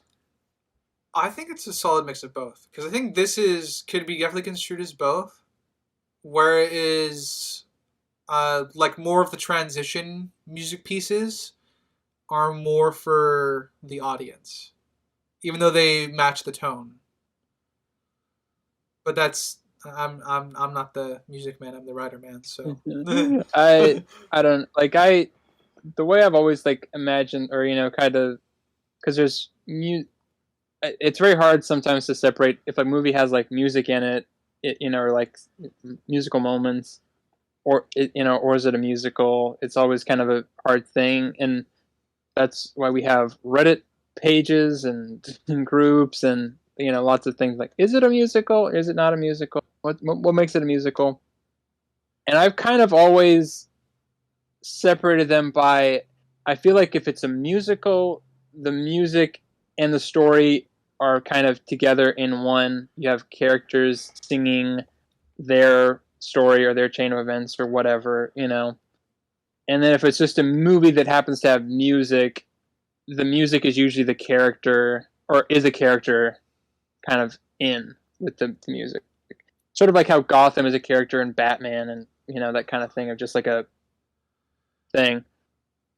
And I feel like this is kind of somewhat a mix of both, but it's kind of like it's neither fish nor fowl, where it's kind of setting the tone for the era. So all the songs are like folk tunes or like old timey, religious music, that kind of thing. It's kind of weird. I think we have things on each side of the spectrum now. So we have The Greatest Showman, which is 100% a musical, right? Like everything is. Yes, Greatest Showman is musical. Yeah, and then we have this, which I think is kind of in the middle, where it does play with the idea of some of it being in universe and other parts of it being character. What The Greatest Showman is, which is the musicals playing out the story, and then at the other end of the spectrum we have Belle, which was all entirely character driven songs. Yeah. So it's a very kind of, I think this one is falling in between the lines, like writer said. It's sort of some of the songs fit the character moments or the character drives, and then some of them are just incidental that just happen to fit like the time or the era. I think they all fit the time and the era, but with the exception of one song. But there, it's a. I wouldn't classify it as a musical for my own thing, but I could see why somebody would be a musical. And there's still, out of the examples writer gave, there's still a type of musical, to my knowledge, that we have not covered yet in any form, which I believe is also Crimson's least favorite type of musical. Talking music. Talking musicals. For example, Les Mis, Sweeney Todd, Into the Woods. Yeah. I like Into the Woods. And the whole thing fell silent for 1 second. I mean, yeah, it's true. I don't like the movie. I'm trying to. I don't know where that would be on this particular spectrum, though. That might be more like. I think that's definitely character, because that's written into dialogue, the singing. Yeah, but I think that would strangely weigh in more closer to The Greatest Showman kind of musical, whether it's not breaks, but it's everything wrapped into one. So I actually think that would be, on this spectrum that we've created, that would be above Greatest Showman on it. See, if this film, Oh Brother, Where Art Thou, was cemented being a musical or not, this conversation wouldn't occur. This is true. Yeah. I don't even know why there's a debate, because I don't see any elements of this really being a musical. All right, Crimson's on the side that it's not. And I'm because it's not like Greatest Showman. It's got a mix of some songs are sung in universe, like the opening. That's actually them performing. But then there's songs with Zendaya and Zac Efron doing the swinging stuff. I don't think they're actually singing. That is just for the musical purpose of the movie. All the music is in universe, and I see that as less of a musical trait and just music in a movie. It's weird because you're saying all music is in universe? The vocal stuff with the sirens are Okay. singing the montage music. They're performing in the sound booth or on the stage. The only No one's just The only breaking one is, into like, the music that montage. doesn't fit. the only outliers are the or fit. montage transition musics. Those aren't in universe. Those are Like Big Rock Candy Mountain. yeah. I mean, like I could. The reason is I'm still mixed on them is because they're intentionally trying to. It fits the tone of the film that it's going for, but they're definitely not sung in universe. I think. At least that's what I remember. You're saying montage music? No, right now? I'm saying the Like transition. the Big Rock Candy Mountain and the I'll Fly Away, both are kind of like not. Those aren't sung by like the actual any of the actual people in the movie. They're just like, well, I'll Fly Away is played over the radio by the record guy, and he says like he gives a little thing about it, but so kind of are led to believe that that's in universe as well, but it's not. I wouldn't consider that in universe as much as the other one, or it's less in universe than, or about as in universe, sorry, as Big Rock Candy Mountain. And that's the song from the opening you're talking about? Yeah, that's the one from when they break The away from second the chain gang. Yeah.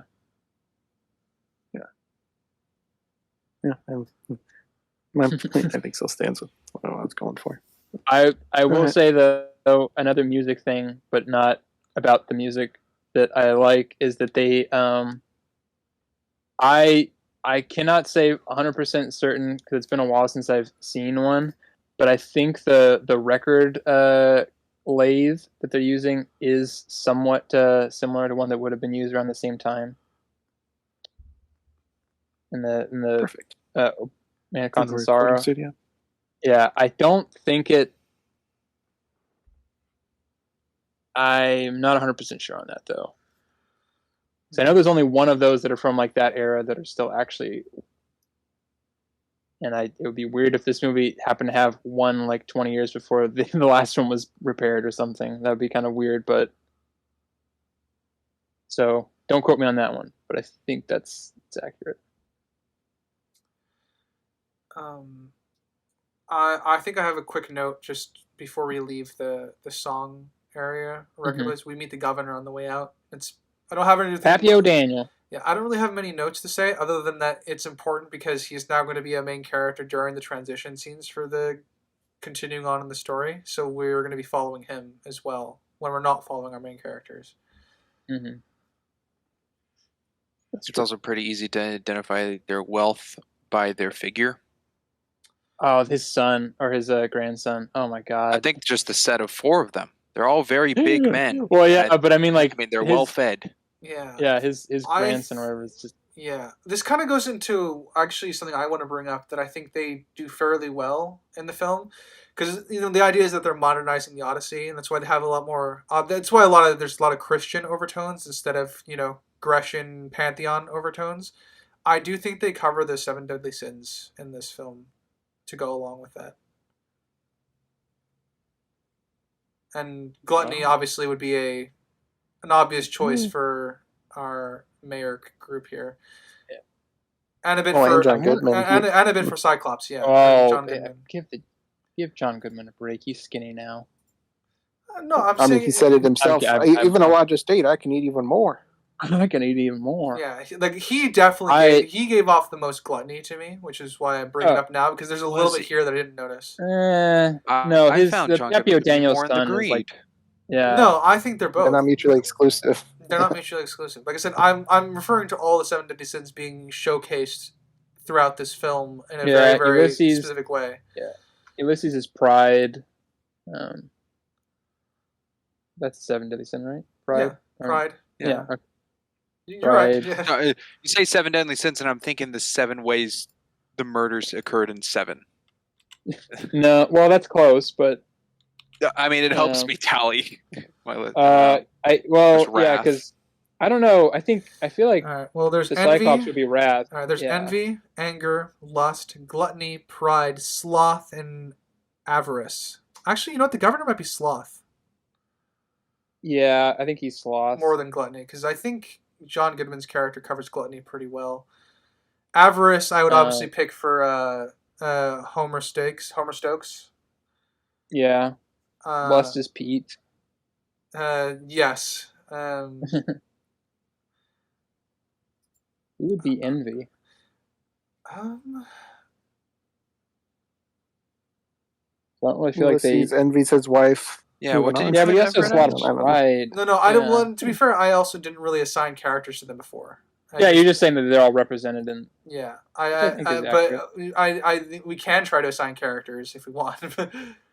We could spend all day doing. Yeah. Yeah, we meet Pep. That guy, I've only seen him in 2 movies that I can. Well, I'd only seen him in Coen Brothers stuff.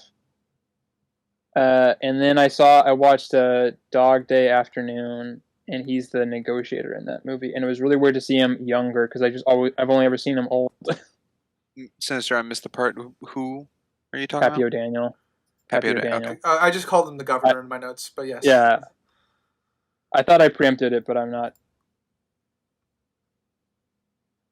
sure. I wanted to leave that in. That was funny. Yeah. So I've only seen him in a couple. I've pretty much only seen him in Coen Brothers stuff, but I know he's been in other things. He's a good actor, good character actor. Plays an old man really well, probably because he's an old man. I ran the $10 through an inflation calculator with the 1937 estimate. And they got Sinister ripped provided off. in the beginning. $218. Yeah, they got ripped off. I don't think one performance is $200. Then again, that was a total, right? Well, Because technically per person.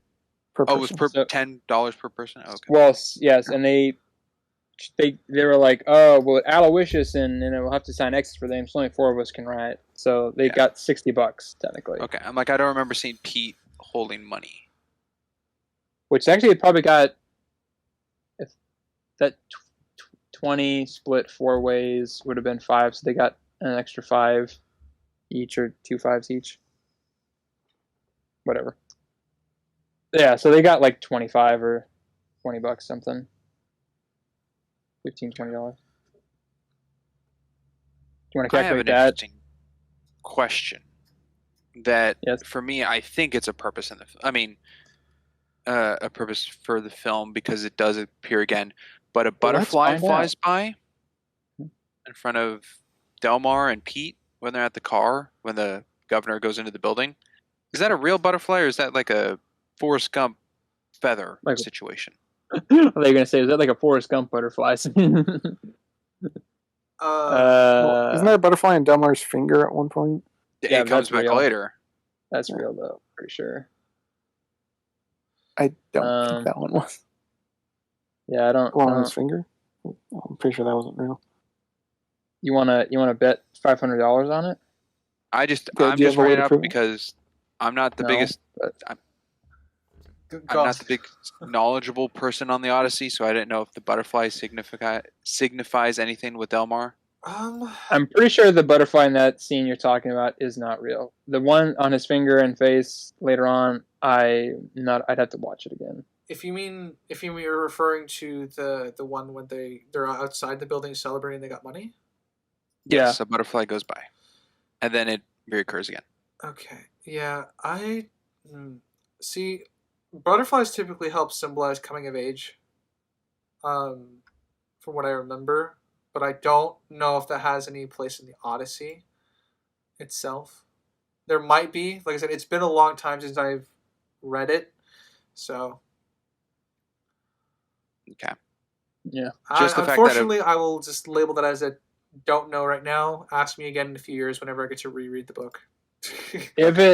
I think it's CGI, but if it was real, it was probably, and it would have been almost impossible to edit it out with the to me, level I know there's a reason it's in there because they would have just done. If it was random, they would have probably just done another take without it, and I mean, it didn't it comes interrupt back anything. on his finger. So there's got to be some connection of somehow to me that I'm just not knowledgeable on. It could also have been like it was an accidental thing. They liked it and decided to play on it later.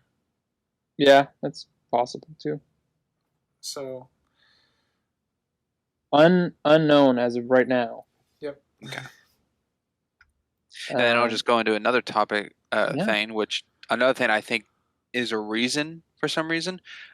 George's bag of loot in the back of the car is all $2 bills. Yeah, I thought Yep. Crimson would get a kick out of that. He loves $2 bills. I live. And I also did look it up, see if that was accurate currency. It's pretty accurate. It's pretty. I didn't get a good look at the back of the note, which is what kind of identifies it more of the era it's from, but it seems accurate. I wonder if they asked the bank, "Hey, do you have like a bunch of like $2 bills we can Was use?" I don't know. Is that something put in for like a comedic effect because of the absurdity of the chances that they're all just $2 bills, or is it that a common look on it, or no? It's usually. I don't remember. I remember there was something with like bank robbers why they asked for like specific denominations and stuff. I don't know if that's part of it, and I can't remember that. Is it but easier to be laundried that way? Well, or? I think this one it's just to make sure you laundered. Thank you. Laundered. It's just like they don't have $2 bills anymore, so it would fit for the era that it's where they still have $2 bills. I'm assuming. I don't know when they got discontinued. I'm sure Crimson knows.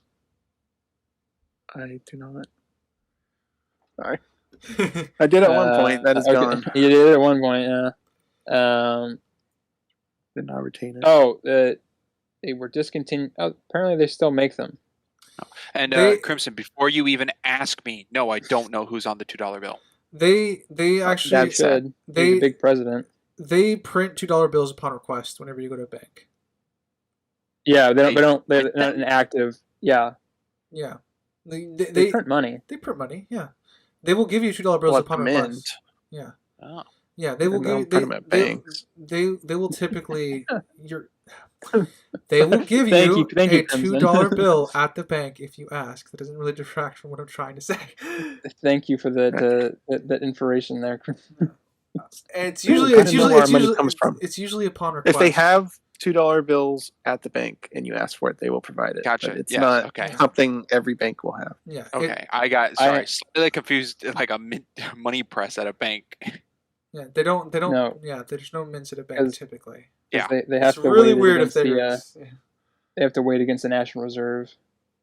Oh, there's three big mints. We're getting off. How big are they? Can they fit in my mouth? Yeah. I don't remember the reason for sleeping outside of the barn this time, but it works because they're not in the barn when they show up. They said it stunk in the barn, yeah. Okay, good enough reason. And it helps save them from the evil. Yeah. The evil. Well, the devil, Poseidon, tomato, whatever you want. The evil doing his job. He's got some criminals on those.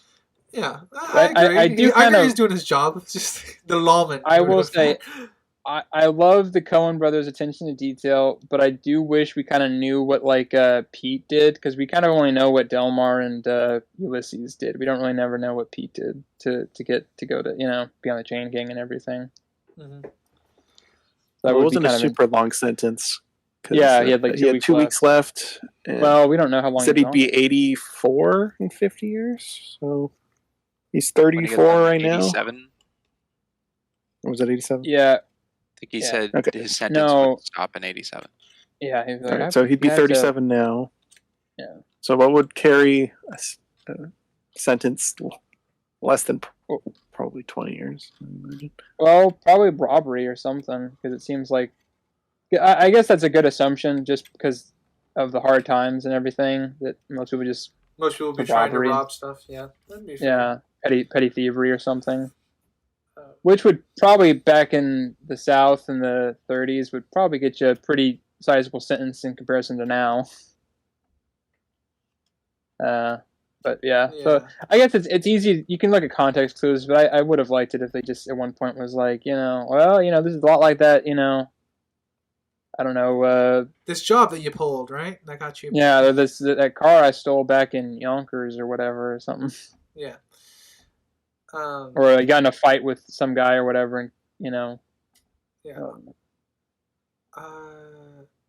I already said I like the campfire scene, so I guess I could just skip over that. I like the song, "The Hard Time Killing 4 Blues." It's a good Yes, song. I thought the song was very fitting to both the times and the camaraderie that they all feel. Yeah. That's a Skip James song for anybody out there wondering. I believe. I don't know. 1.2 I wasn't millions are hard. wondering, but thanks for letting me know. Yeah. For anybody who cares. Yeah. So Ulysses said the treasure was 1.2 million. That is a lot of moolah. Yeah, back in Any thoughts on how 1930. much that is? It's probably like, let's see, with the appreciation, probably like 6.7. 10 or 12 million now, roughly. All right, you got any estimates there? Estimate off the top of my head, no. I'm pulling out my calculator real quick though. Cheater, cheater, I'll pumpkin say eater. Just make a guess. Throw out a number, damn it! Oh, You've got infinite numbers to choose from. that's You got true. nothing to win or lose here. It's just, Yeah, I'm gonna go with. you can say 2. I'm gonna go with. Get an outlier. We got like Yeah, I'm gonna go with 500 mil. I think. Oh, Half a bill. All right. 26,194,888. Yeah. I overshot. Say 2 million. No one was really that close. No one was I close. was like, I think I was. Ryder. That's true. Closer than Ryder. No, I shot up a lot. So. You're fine. What are we doing? That was like a recap segment. No, That's fine. we're covering our brother Where Art Thou. It's not a recap. So, this was based off a truck robbery. Is that what he said? The money came from in his story. No, bank robbery. No, he's he was robbing. a bank He's robber? trying to Yeah. beat the record. Yeah. That's the whole thing. 3 banks in 2 hours. Yeah, I love George. No, Nelson. not George. Oh. Ulysses. Oh, This was his he story. an armored to car job. Yeah, armored. yeah. Do you think an armored car would have that much in this location? I think that's a bit much. Well, we don't know if he was from this area. He could have just dumped it kind of around, and then that's when he got caught. I guess that depends on the specificity of his story. We don't really get much Well, other than the basics that he did. To be fair, Pete and Dalmar are not that smart, so they, as long as he probably put in Pete's a lot of. got something up Pete's there. a little, yeah, but I mean, I'm in comparison to Ulysses, I think Pete's definitely closer, but he's also probably is like, oh, money, like that'll kind of make anybody kind of a little less suspicious or something, I don't know. Okay, but they get 400,000 each. I think the story is basic enough that we can read into it whatever we want. Yeah, and we find out later that it's also not real. Everett is, that's not real, and that he's kind of, I guess, a philanderer or whatever they're called, just saying, untrue stuff and getting away with it for a while. But no, I love George Nelson. He's a good. I know Crimson isn't a fan. And now we come to George. Yeah, we come to George. I like George. I know he doesn't really serve a huge purpose in the story, but he's a fun character, and I like fun characters. I agree. I agree. He's a fun I also character. enjoyed him. Yeah, I he was funny. I enjoy him. Yes, I think very underutilized, and unfortunately can be pretty much removed from the script. He's Yvonne. It's it also, my one problem with him is that he's supposed to be Babyface Nelson, which historically Babyface Nelson was not captured. He was shot and killed by the FBI, or was it the FBI? Well, that would be interesting if that's what they were going for. I thought they were going for something entirely different. I actually wrote down in my notes that I had a prediction that even though they said he was going to return, I had a thought that he just might not, because he couldn't deal with the low of his success. Yeah. I actually thought his would be Nelson would be a cautionary tale in suicide. That would be an Yeah, interesting. I thought he's like, I'm not going to need these earnings or whatever, and walked off. I And mean, I thought they yeah, were going to do kind like a of. gunshot. Yeah, exactly. That- I That's mean- that's what I thought they were going to go with, and I think his story would have been much stronger if that had been the case. Well, to be fair, he kind of seems to like almost give himself up in the end, and then he gets executed. So kind of that's accurate. I mean, it's assisted we don't suicide. really know how he We gave don't know himself if up. That Gave him stuff up. Well, he got captured, I guess, at the very least, which seems to be what his end goal was. It certainly didn't bother him. Yeah, so I think that you might be reading into something there that's supposed to be kind of accurate, but just in a different, more of a. Yeah, like I said, because he's captured, I think it takes away from the potent cautionary tale that it could have been. Because I think a lot of oral tradition stories, including the Iliad and Odyssey, are always about cautionary tales or giving you a moral lesson with whatever the main character encounters and stuff like that. So I kind of assumed that's what they were going to do with him, and well, I guess it's still there, like don't chase the high or whatever. Yeah. But I do think it's substantially weakened by the fact that he did not take his own life.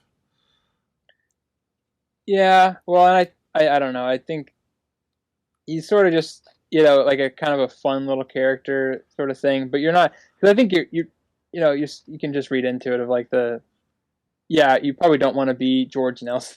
Yeah, Like I said, yeah. Obviously, don't rob banks, people, and don't threaten to shoot people if they call you babyface. Have a better reaction than that. Is that babyface Nelson? Yeah. Who said that? I love his face when he says it. Who said that? Yeah, and I like that everyone has to pull him away. Like I said, he's a fun character. Because he's such a fun character, it's the same problem with Yvonne. I love the joke. I want to justify his presence in the script a bit more. Yeah, I think again it's like a little bit of a historical context kind of thing, and it unfortunately just don't really have as much time to flesh him out as I think. But I don't know. I think you brought up something where I could kind of see maybe but then it would sort of the joke at the end really wouldn't land quite as well. Well, yeah. So I don't know. I mean, my thing would my version of this obviously the joke in the end wouldn't exist. Because he's such a fun character, and then we're smash cutting to them around a campfire. He is just the complete opposite of that now. Yeah. And maybe it's like just a thing of, because a lot of those, I'm reading into it a little bit myself, but like a lot of those bank robber types and everything from the era were all kind of bipolar. In themselves, because it was all about because there was no way they were going to survive. I mean, it was pretty much as soon as you rob a bank, you're pretty much done. Yeah. As 1930s, but so. Crimson, did you want to add more onto that? Because I know you had a lot of, or you want to get your piece in about it. About him offing himself, or just his presence in the film? Both. If you got, we're covering both. Like I went into like justifying how they could have kept him in, but they didn't. So. Yeah. This goes on with my earlier conversation of there's just these checkpoints, I guess, right? Something happens that doesn't. Everything happens on this road they're walking. Yeah. We got the baptism part, which doesn't really connect to anything. They just stumble across that in the woods. We have this scene here. Some random bank robber picks them up, and we get some funny stuff, but it doesn't really amount to anything. They get a car, but they could just do that anyway. They did that several times throughout the film already. It's like the writers had ideas from the Iliad. Not the Iliad, the Odyssey. But I don't feel like they integrated it well. I don't know if there's any connection to the Odyssey with this scene, but you guys have pointed it out to other scenes that I felt were disjointed. I mean, it's a classic kind of like I don't misadventure. think they did it right. It Says the doesn't. man who's never read the Odyssey. I'm going off what you guys are saying, and I that know, no, I'm they're not. Listen, homages I'm to not. it, and I think Yeah, it's damaging that they are. It 'Cause sounds like it Crimson would doesn't not like fit. the Odyssey. yeah. I think we shouldn't No, cover the Odyssey. they can have context within the Odyssey. I don't know Yeah, how no, they no. connect those stories, but in Pretty this shocking, yeah. film, they they don't. It's one random thing to another. Well, it's So all in a about. representation of book to film, you think this is a very, I won't say poor because you don't know much about the book, it sounds like, but you don't think it's as well as it could have been? Well, I think what he's kind of getting at more is that if The focus- there's fundamentally problems with the story, why adapt it? Because it would almost be impossible to integrate it into a cohesive story structure. Even if it's supposed to, even if this is like the best retelling of the Odyssey, it would still be disjointed in some way. So why tell a disjointed story? I guess maybe He seemed more passionate about the Odyssey than this film to me, because like I just keep going back to the sirens thing. That's like, okay, that's the Odyssey. We got to get this in here. How do we do it? And it didn't need to be in here at all. At all. I don't They're like, know. we need to get some Odyssey stuff. I think you're being a little bit too like that. It's unnecessary because it's not like they don't talk about it. It's not like it doesn't have ramifications or something. If it didn't have any ramifications at all, I would agree with you. But it does, because they lose Pete, and then Pete sells them out, which then makes the whole last scene kind of more impactful than it already is. I don't think you're fully getting what I'm saying. I'm fine with Pete getting captured at a moment. It's how You're saying it they doesn't have to be do sirens. It doesn't have to be the sirens that they randomly see in the woods. That doesn't make sense. They could build up to that where they enter a town and they're like, oh, let's go to the brothel or something. I don't know. I don't care. I didn't write the story. But the way they delivered Pete getting captured doesn't make sense with the story we have provided. Just some random ladies they pass by on the drive. If I have to pick something that the thing that's most shoehorned in the film for an Odyssey reference, I would probably pick the sirens. That I would agree. You're not going to get much argument from me that could have been much stronger. I like the sirens, and I would love them to be here, but there is a better way to justify their place in the script than just they happen to hear singing. I think that if they were lost and could view them from where they were to ask for directions, rather than Pete just screaming randomly and running in the woods. Yeah. I mean, okay, so him randomly hearing them and screaming and running off into the woods, that is much closer to the Odyssey, but that doesn't fit the context and setting. Is the problem? No, it's not like he recognizes them. Yeah, like but I mean, with his daughters. the point with the sirens is that you hear them when you're sailing on the ocean. So the idea is that they attract sailors pretty much instantly, like a moth to a flame kind of deal, with their songs. So while that is accurate to the Odyssey, I don't like that it doesn't fit the context of this rework of the Odyssey that they're making, because it doesn't fit the context and setting of what they're going with for the sirens. Yeah. I think my problem is I understand the point here that like the context is kind of doesn't fit overall, and it would be just hard for me I don't really, because they could go to a brothel. I'm not gonna dissuade that, or something that would fit in, but then I feel like that wouldn't fit for Everett's kind of point of view, because he's technically trying to get his wife back. Granted, because technically he doesn't. At least they say, I don't. We don't see any of the. They kind of black out, I guess. Yeah, from the audience perspective, we don't. Yeah, so I don't know, if he's faithful or not. So that would kind of go counter to his thing. So he wouldn't be there, but so it's depends. I think that really depends, because even here, I mean, we know that about his wife and everything. I mean, no, we don't know his wife yet. But no, not at this point. But still, his intentions, fully seeing the film, he still gets seduced by one of the sirens. Yeah, but that's like, that's a siren I'm thing. not saying the brothel has to be Everett's Ulysses' choice. It could have been Pete or Dalmar. I think it's much. One thing I forget who brought it up, but I think the idea of introducing sirens in a way that would help mimic the Odyssey, but also retain the context. They just stop and ask for directions. They're lost. Yeah. Yeah, that's what I'm thinking. They're lost. They see them. They're like, let's go ask them for directions, and they head out in their direction. Yeah. I think it was really weird for Pete to just scream and run away. Yeah. I think that would be the best approach for it. Because like I said, I do love the sirens. I want to justify the place in the script, but I said as we have it right now, it just doesn't fit the context in this Odyssey rework. The scene's fine. The transition, Yeah, not great. yeah. The scene in isolation is great. I just want a better path to get to it. And I still just don't. I still think the He scene doesn't want the Odyssey because touching this film. I'm giving reasons. Not just, I'm joshing you. No, what Spring said. Oh. With they're not sirens. They're women. They're human beings.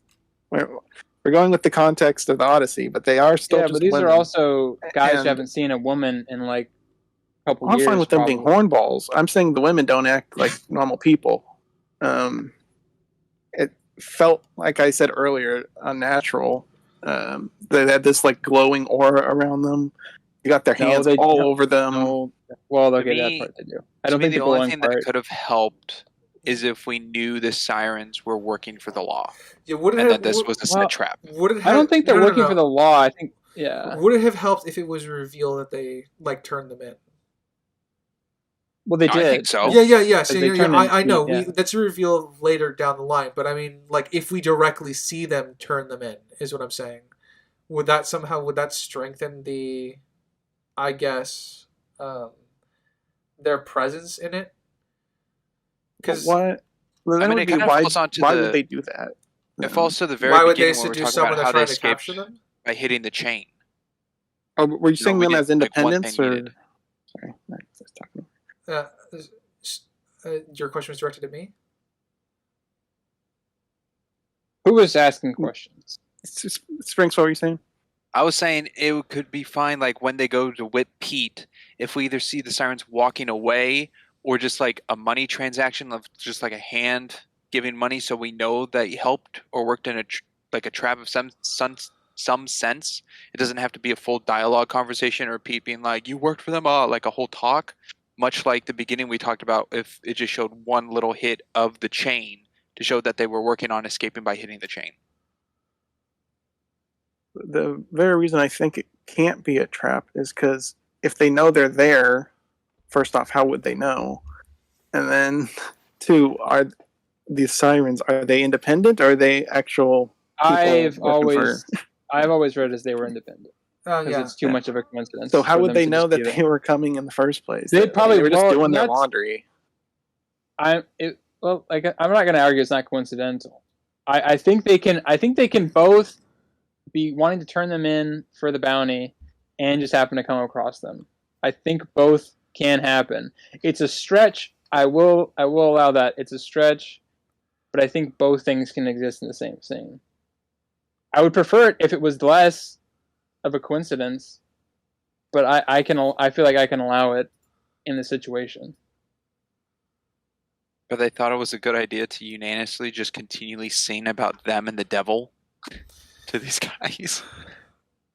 I'm not going to argue movie magic stuff, okay? That's just a whole other thing. I'm not going to push that. That to me is not them singing. That's just dialogue that's replaced with singing. That's why I attribute this to more on the musical scale. Oh. I didn't pick up that. Yeah, I attribute that to being on the musical scale, not necessarily dialogue or whatever. Yeah, because not dialogue. Well, I mean, they don't really. That's not. I interpret that's not exactly what they're saying to them. That's what what we're hearing as an audience. Yeah. Okay. Huh. Yeah, I didn't think of that. I thought they were singing the entirety of the time. I mean, that's what we get. Yes, but I'm saying the reason I attribute it as musical because I think Crimson, you brought the example of the Zoe Saldana and Zac Efron singing as they're on the rope. Like you interpret that as that not them singing. That's just replacing dialogue that would be there. Yeah, Zendaya. Zendaya is what I said. What? You said Zoe Saldana. Zoe Saldana. Oh, wrong one. Yeah. Yeah, not Gamora. Yeah.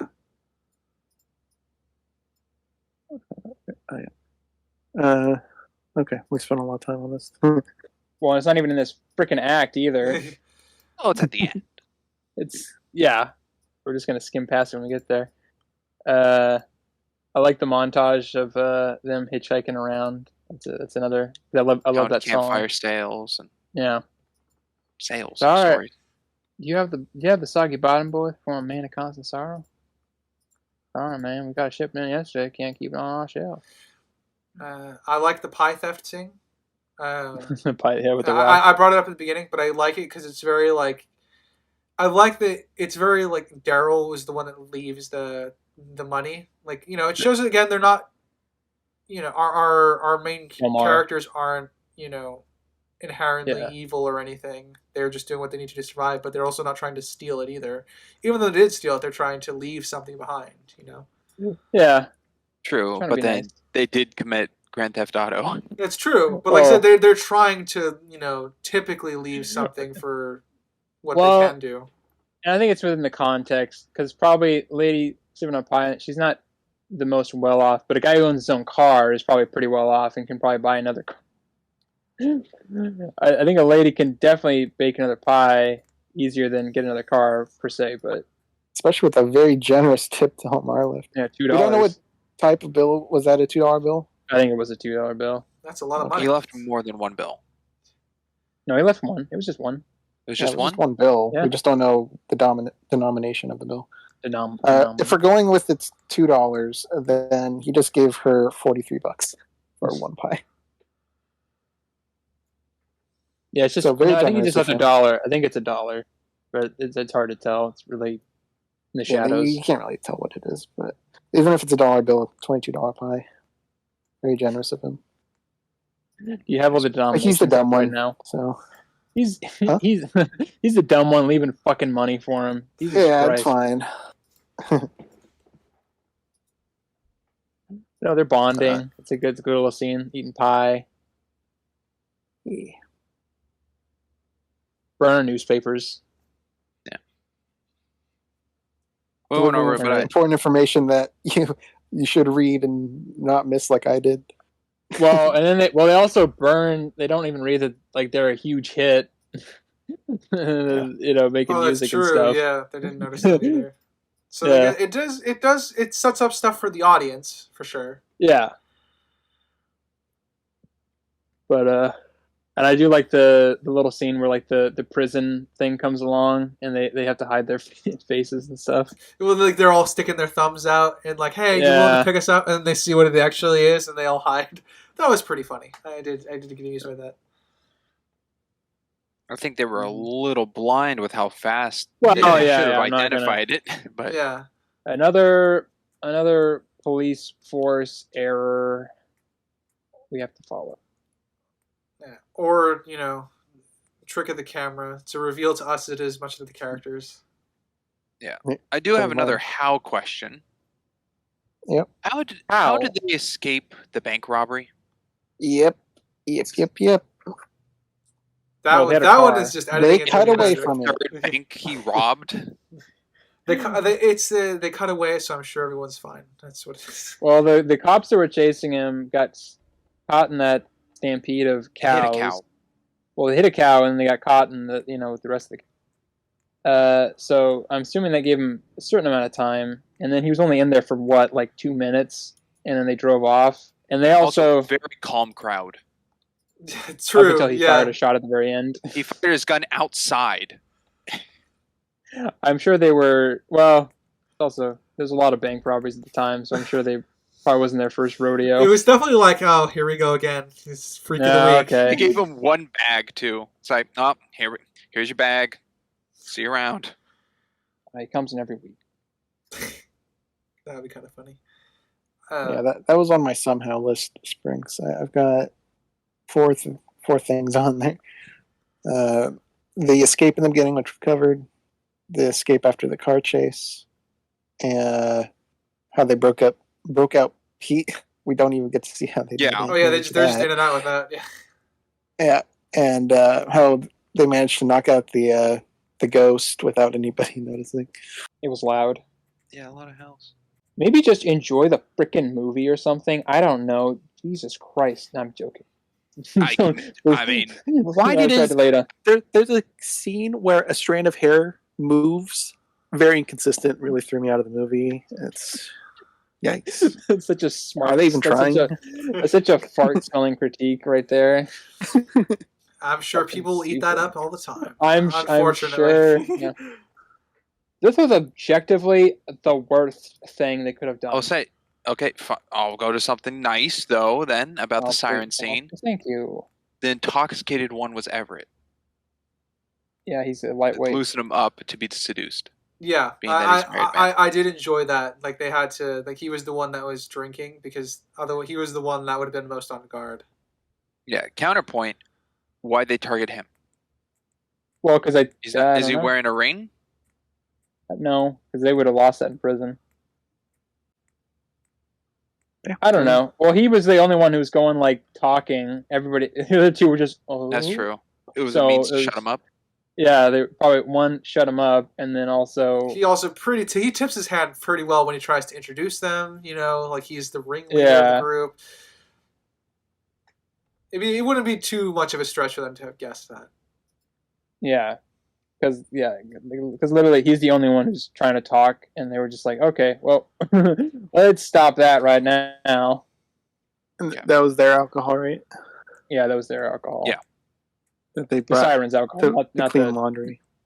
yeah. What, you don't do that? Well, just to show that they weren't No, I just there don't to. do that. A jug of moonshine when you're Yeah. doing laundry. Let's see. I've had booze at a lake before. It is quite the experience. I don't drink it usually when I'm doing my laundry. I don't at such a think they would place, do but... it. Yeah, I don't think they would do it when they're laundering. Yeah, but I get it's it's more for the siren symbolism they're trying to do, which I appreciate subjectively. I recognize the objective problems of why of this being here. Looking at my notes, that's all I have for Act 2.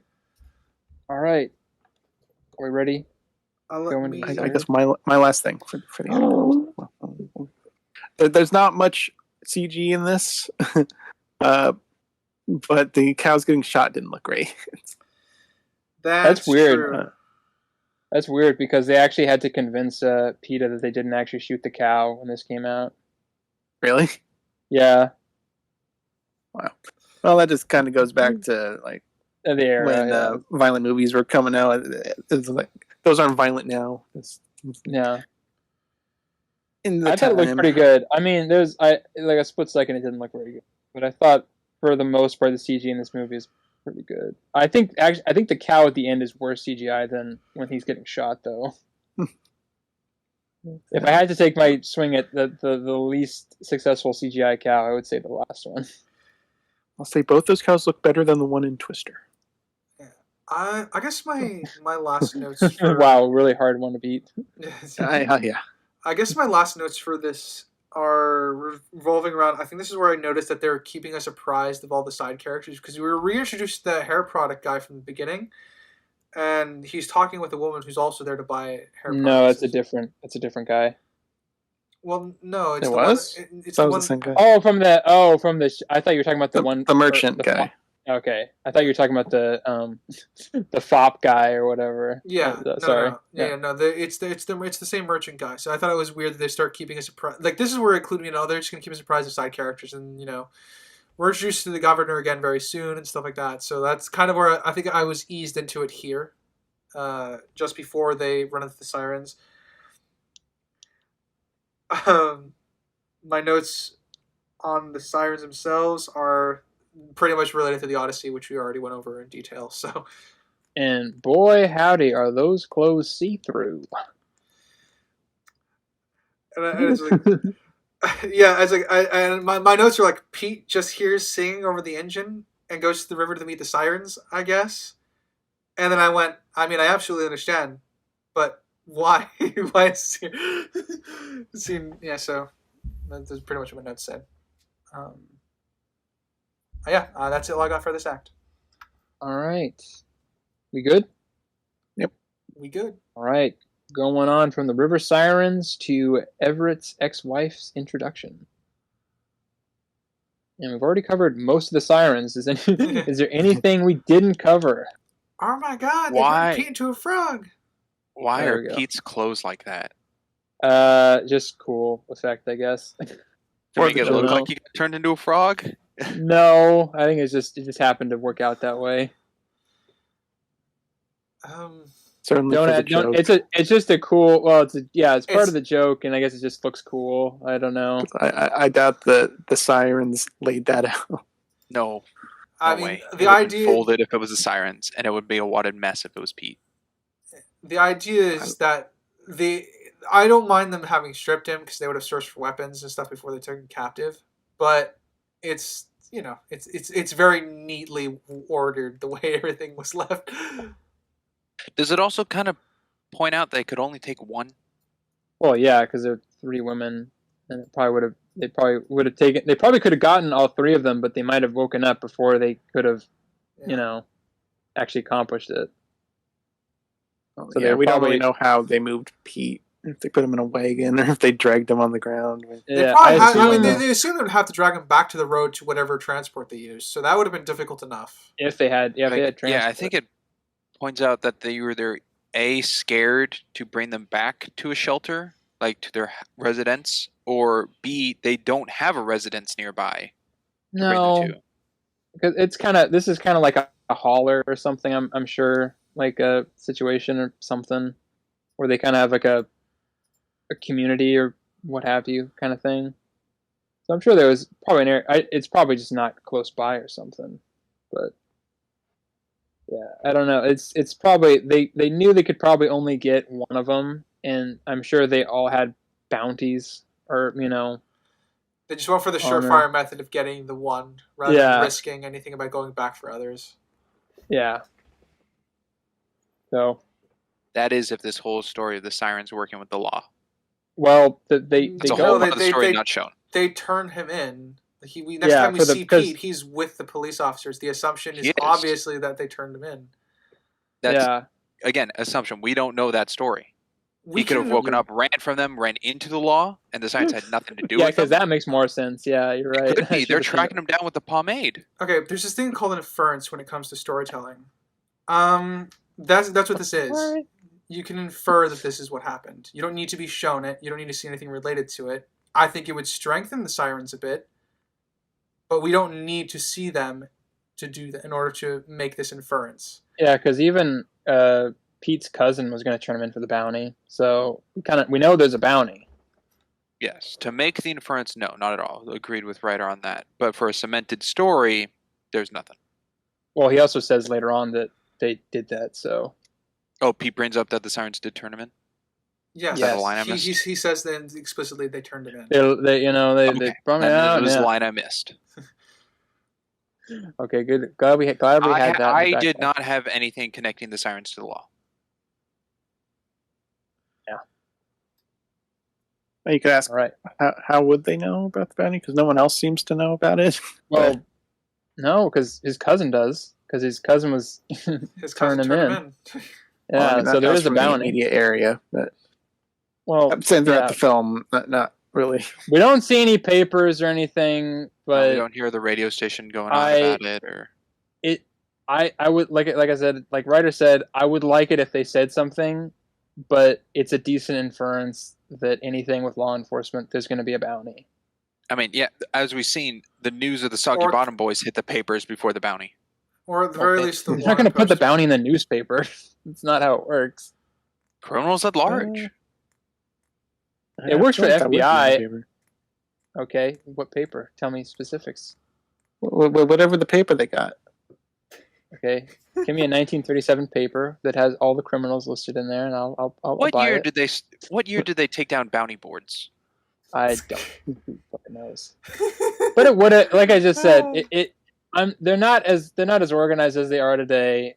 But they would have gone out to several jurisdictions and things. Like they wouldn't just like, okay, well, I guess we just got to track them down ourselves. There's nobody out there who can help us in any way. I mean, they just robbed a bank. Okay. They didn't rob a bank. George Nelson robbed a bank. They didn't even. The 3 of them went into the building. Yeah, They're but guilty were they of going to be like? association. Yeah, were they going to be like, But that's like saying we the should... getaway Okay. driver isn't a part of the robbery. Okay. No, what I'm saying is, though, is like, okay, so George Nelson robs a bank, right? George Nelson Yeah. robs a bank. He goes to go rob the third one. He has no accomplices the entire time. He's chased by the police, right? Different police than the ones that are chasing the Soggy Bottom boys, All right? I'm pulling this out from a very, very specific documentary that I remember watching. So take this with a grain of salt because all documentaries have very, very specific things they're trying to say. So on Netflix, there's a series called Ted Bundy Tapes, where it's basically a bunch of recorded sessions of the serial murderer, Ted Bundy, talking about his own life experiences and talking about the murders in a psychological way. All this to say is that in the documentary, they talk about how the serial murders by Ted Bundy is the first time that police departments start communicating with one another and working with one another. And the murders that take place typically, if I remember correctly, start happening in the 50s, 60s, and 70s and within that area. So this is technically before all the heavy communication that takes place between police departments and crossing state lines and stuff like that. So this is technically before that era. So I don't have an issue with there being a lack of communication, I guess, between places with wanted posters and stuff like that and bounties. That for me would then come down to more convenience of how the sirens know, than less than there being a bounty out for them. Because I think the bounty would be out for them. I just don't know how much communication there would have been done about it, given the era that we're in. How about a bank in the 1930s having absolutely no security? That's accurate. That would That's be why they accurate would- in the middle of nowhere, Yeah. which they are. Yeah. The safe is the protection.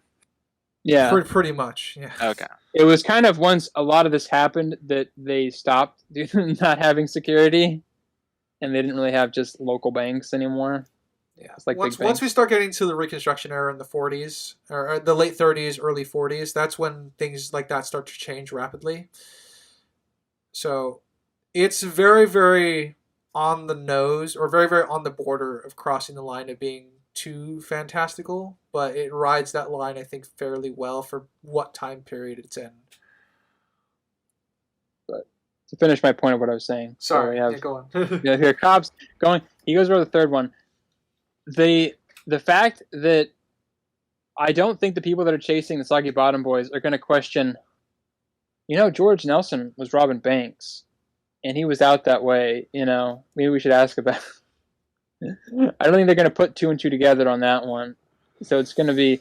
I'm sure that the freaking people there would tell, there's like three other guys with him or whatever. Yeah. But they're not going to be able to connect it. Well, if the bloodhounds following the pomade smell, would they not pass through the town? Well, yeah, but that's a separate group than what Sessions is saying. Yeah, what I'm saying is that the people that are going after George Nelson are not the same people that are going after the Soggy Bottom. Oh, yes. Yeah. And so the connection there between the two of them wouldn't cross fertilize with the other, because they would be like. I also have a small point maybe to help with you on the Springs. We talked about it. You like Baby Driver, yes? I do. Okay, one of the key things about Baby Driver, towards the end of the film, is that a lot of the witnesses are coming in and speaking up for him because he wasn't as cruel as the rest of the criminals, or he wasn't as diabolical. Take it how have you, and that's what gets him on parole a little faster and gets him to do community service, that sort of thing. One of the things that would help the bottom, I don't know what the fucking band name is, our main characters, Soggy Bottom Boys, in the bank robbery, is that they're the ones holding Nelson back from being needlessly cruel. Yeah, I'm not saying that legally they would be exempt. I'm just saying that's probably why there's not like a connection made between them and that later on. It's because it's not really feasible. I don't know. We're talking about something that was in a previous act, though, which is. I actually don't remember how. I don't remember how I got here. Actually, I don't. We were just talking about the law enforcement and the bounties. Oh, okay. Wouldn't he be connected to George? Wouldn't that be part of it or something? Yeah. We were talking about how spread the The boundaries would be. sirens. How Yeah. would they know? Yeah. Yeah. Okay. Shall we move on to the Cyclops encounter now that Pete's disappeared? My To my her other farm? favorite scene. Yeah. Okay. My third favorite scene that's tied with all of them. I do find it funny that they. I mean, this is obviously a thing in the Odyssey. Men get turned into animals, but I like that Delmar just immediately assumes that it was a heart that was beating in the overall, Yeah. and then it turns out to be a frog, and he just freaks out even more. They left his heart. The squeeing. Yeah. My goodness. And Ulysses just Oh. is kind of. I'm not sure that's Pete. Yeah, and Ulysses also just first thing he says when he wakes up, "Oh, my hair." That was that. Yeah, I did he's laugh done at that that. twice. Yeah, Yeah, I did laugh at that, and then I do like how disheveled his hair is. As he's looking around like he's got the bedhead right now. Yeah. When in that scene, it really, it Well, hit all the comedic notes for me. So They loved him up and turned him into a horny toad. Classic line. And they go to, I don't know why they go to a really nice restaurant. It seems kind of counterintuitive. considering they're limited on But- funds, Well, agree. no, because they still have George's money and stuff. But no, I was meaning more just in like the context of how they're dressed and everything. It doesn't seem like it's a fitting spot. Especially since at least Ulysses is in a hurry. I think he would just grab some food somewhere on the go instead of a sit in and dine location. Yeah, I'd agree with that. But he wasn't the only one who was fixing to fornicate.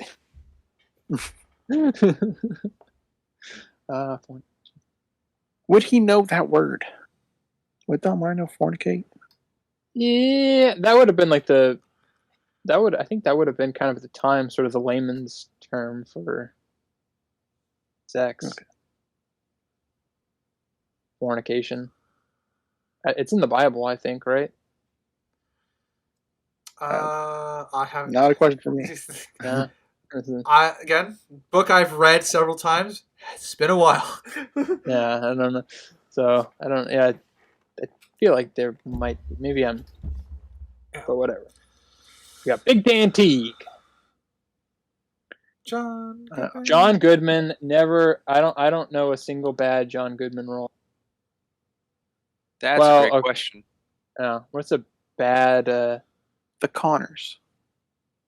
Never seen it. That's a bad role. Okay, maybe I've rephrased it. A bad acting job, I guess. I feel like John Goodman always Gives delivers. his best in a performance. Yeah. And this is I think he does. like I think like he's definitely got a bunch of, because the Coen Brothers use him in a bunch of stuff. I think this might be. I'm torn between this and Big Lebowski as probably my favorite of his Coen Brothers stuff. This guy's. I thought Big Lebowski would have been an easy pick for you. No, I mean I like that, but I feel like there's not as much nuance as this character has. This character's got a lot more depth. There's I'm trying to remember. John Goodman was in a Cloverfield movie, right?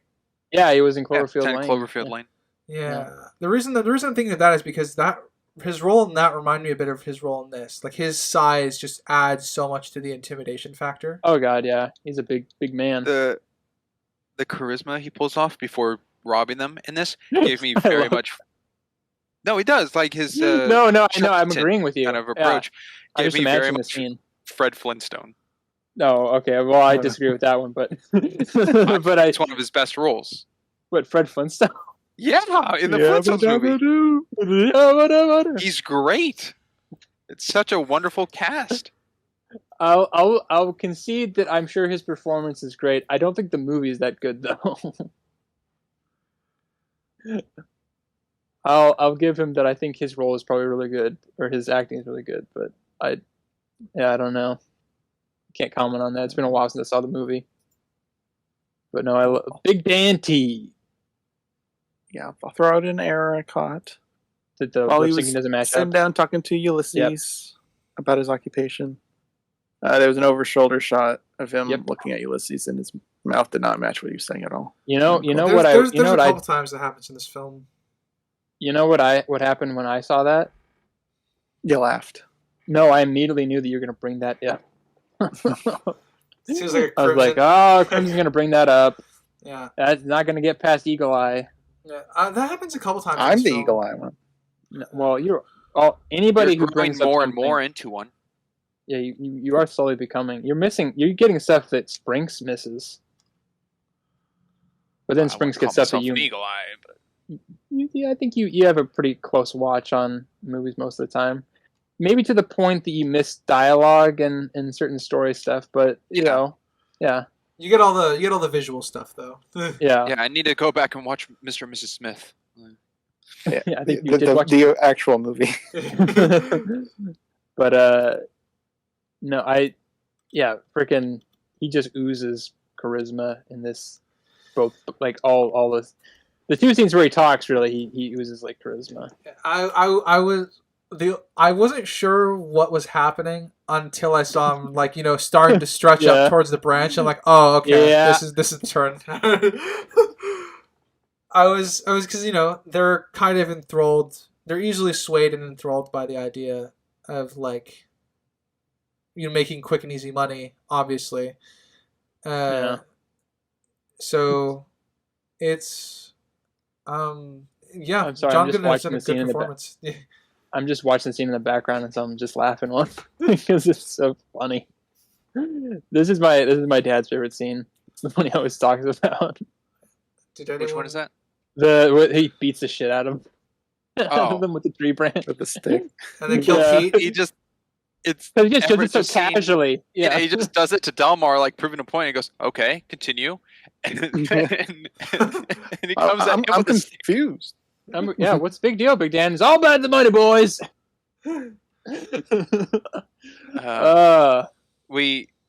Being popcorn style is fine, but we did go over what I think is the funniest part of the movie, Oh. which is Grandpappy or the governor throwing his hat to make a point, and they're like, "Oh, he's just throwing his hat," and he's like, "Give it back," and he gives it back, and he goes, "Shut up!" and he throws his hat again. Yeah, he loves hitting people with his hat. I Yeah, think that's my funniest part of the movie. Fair enough. Yeah. Maybe we should get a little man, Pappy. Oh yeah. small. We're, He was we're also caught up on the governor. That also happened. That's also a thing. We'll we be should right know. back. That for later. concession speech. All right. All right. No. I love these two freaking advisors. They're just fucking yes men. They don't actually have any ideas. Well, he's gonna they just paddle go it. along with it. Yeah. Well, he's gonna paddle our behinds. No, I think he's gonna be doing more of the kicking.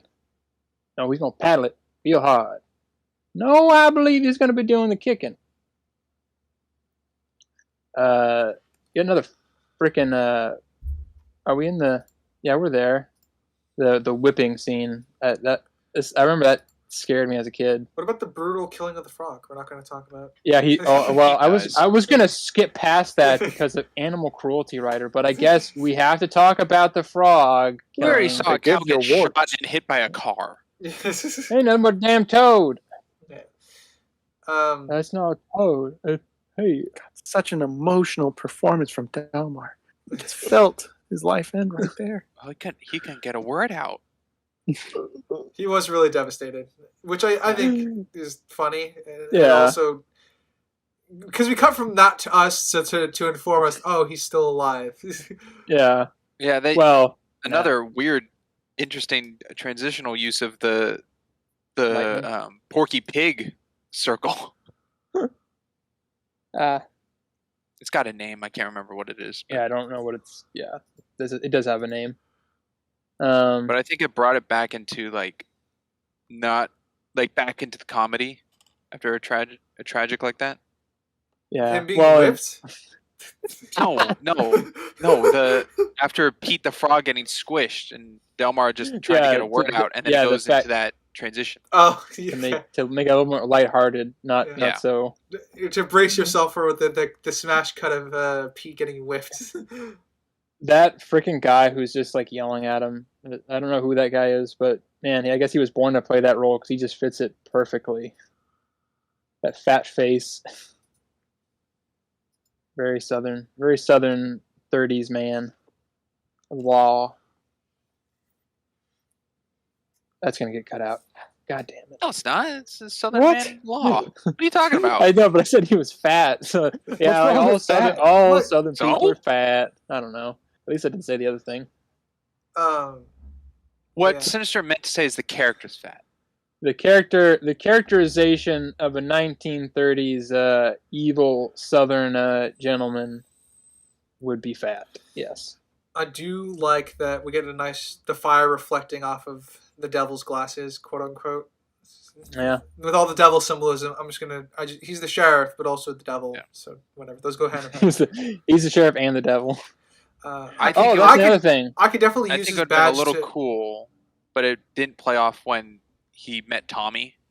It'd been cool if he was the one to like sell Tommy like his soul. Well, that's kind of I think what they're. That's trying kind of to what they're reference. implying.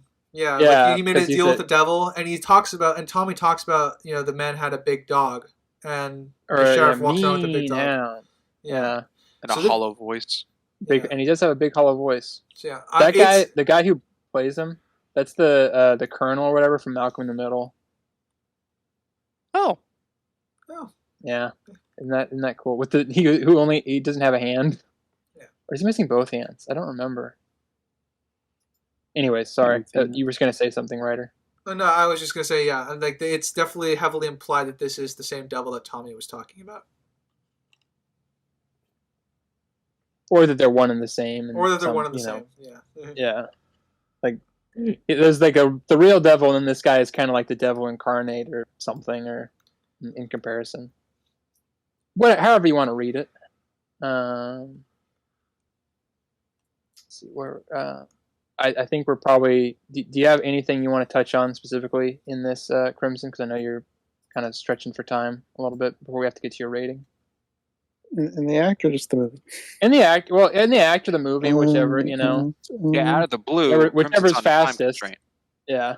All right. Didn't want to say it, but I mean, You never know. I could have made it through the whole podcast, you know. No, nothing that you guys probably won't cover already. all right. So nothing in this act that's really jumping out to you that you want to get in. Nothing I think that would be unique to me. Okay. All right. I think we still got a little bit, unless you want to just start now and. Yeah. Sorry. Yeah. Okay. I'll All right. start Sorry, my exit, I suppose. didn't want to put you on the spot because I know we got some time still, but yeah. Yeah. I managed to make it through half the movie. Almost a third. Yeah, I gotta go, so I will be doing my ratings early. Can you make these really long I too? guess Because I I'll- got to use the bathroom. And jeez. Sorry. All right, you good? Go ahead, Crimson. All right, I'll go with I'll do objective first. I guess subject to change once I hear the pod, or maybe in the recap. Who knows? If it can change from new things. But obviously, I did start off saying the pacing was a subjective problem, but the more we talked about it, I'm leaning more towards it's not just a subjective issue I had with it. There were several moments, I think I referred to them as checkpoints earlier, that if not tweaked, could be just mostly removed. Like Babyface didn't really contribute anything. It's similar to Yvonne or whatever her name was, where it was mostly for jokes. He didn't really progress the plot in any fashion, just for the car, which they could have gotten elsewhere. The sirens were there just for the reference to the Odyssey. They were not there for the story necessarily. They tried connecting it with Pete being taken, but I don't think they did that properly. In terms of all the characters, I think the dynamics they had were pretty good. With who was this? Tommy. Yeah, Tommy. I think he was fine. I think he was underutilized because we get to see a lot of dynamics between the other three, but he doesn't really get anything. He's just fine. Cyclops is funny, but we didn't get really into Cyclops before I had to leave too much. But I wish he had more. His goodbye from the movie didn't really do anything for me. It felt like he was just in there to be like a little obstacle, and that's it. I wish he had more. I don't know how he'd be tying it into the campaign stuff, since that's kind of the larger storyline that ended up happening towards the end here. But it would have been nice if he was connected to that somehow to get more of a better conclusion, other than he just gets smacked down in the ghost rally. I'm not a fan of music, but that would be subjective. I think the music all fits within the context of the film. Overall, it was kind of difficult for me to come up with an objective for this, but I think I'm landing at an 8. There's not too much wrong with it. Subjectively, when I first saw the first half with Sinister, I probably would say it'd be a 4. But I've grown since then. I'm a changed man. This is my favorite movie. That's a lie. It has gone up, though, from just watching the first half several years ago. It is not a 4. It is a 5. I'm willing to watch it again. Not by myself, but I'm willing to watch it again. And I'll leave it at that. Well, I guess good luck with the rest of the film, guys. Yeah. We'll be sure to talk about Big Dan like for the next 2 hours or something. Just to... Yeah. It's Big Dan. The flood stuff. I totally missed that newspaper. That really fixed the ending for me, because I was like, what the heck is this? That fixed that for me. All right, fair enough. Good. Glad we could clear that up. And I'll see you guys in the next video. All right. All right. Bye, Take Crypto. care. Jeez, thank goodness he's gone. And then there were 3. Why not? Wow. Now we're back. Now it's Pete, Jokes. Dalmar, and Everett era. Yeah. No Tommy. This, by the way, because of this film and the prospective mayor being named Homer Stokes, and Homer being the writer of the Odyssey and the Iliad, it sent me down a quite a weird internet path of me researching to see whether Homer was racist. Well, Find anything? yeah. Did you? Well, he probably didn't as it turns out, no. But I'm sure he would have hated the Netflix adaptation of his story. Probably. But not for the reasons of them being a different cast of color, shall we say. But Yeah. he would have hated it because they butcher his epic. So Yeah. One more thing about the big.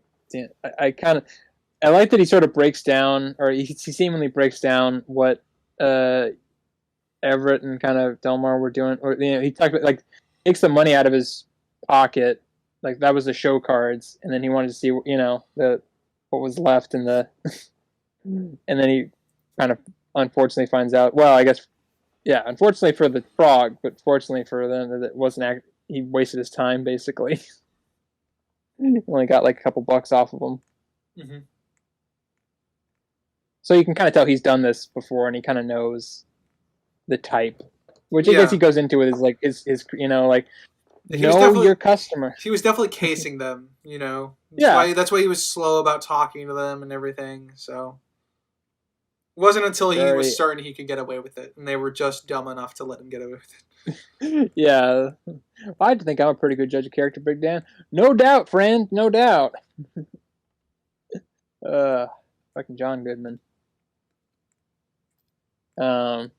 They lose their car, and pretty much, I guess, most of, if not all, their money. Probably all their money. More than likely. But they find the Warby girls and Pete's brother. Pete's brother?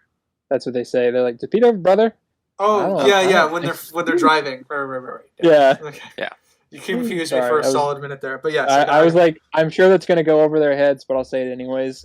Yeah, it took a second, but I got you. Yeah, Pete's The back Warby at Bear. square one. Yep. You got whipped. Also, it's a little hard to tell because at the beginning we thought I said it could be a one-way street or it could be railway that they were working on for the stone because Ryder was unsure. With them driving by Pete, working on the stone, I'm leaning more towards that it's a road. Well, it could have been both. It No, could be I'm two not. separate. I mean, It could be either, but no, I mean well, that's what you did. Would your workers drove along the you used them as roads until the rail was set up. That was not uncommon back then.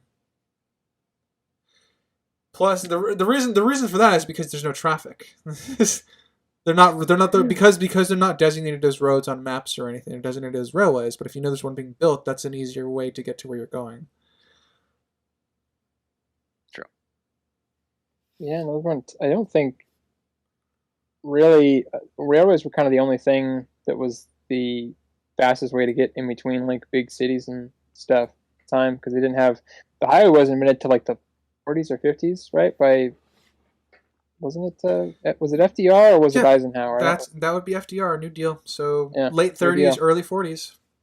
Yep. That's when So- all this was getting done or starting to get done. I Yeah. like this. This came to this. How I interpret the story is this was at the tail end of the Depression, like right before the transition started taking place. Yeah, that's I think kind of it's because you can kind of see like the end of an era and the beginning of a new era kind of throughout. Yeah. Radio is more widespread, and FDR used that radio to so much political dominance that a political party had to invent term limits because of him. Yeah. He was the only. Yeah, he's the only president that served more than 2 terms, right? He served. I want to say three or four. Three. Yeah, he served a I think lot. it was. Might Yeah, have been 3. he served more than 8 years. Yeah. Anyways, the Republicans invented term limits because of him, which for me is always funny. Yeah, Um, that's a different podcast. That's for a different podcast. So back to the race going on here, the political race. Yeah. They do have, it's right out of sight, and I didn't notice this because up until like the I guess now that I'm doing the slideshow for this on the recording side of things, I did not notice that the Confederate flag is behind Homer Stokes. Like it's just barely out of sight / barely in sight.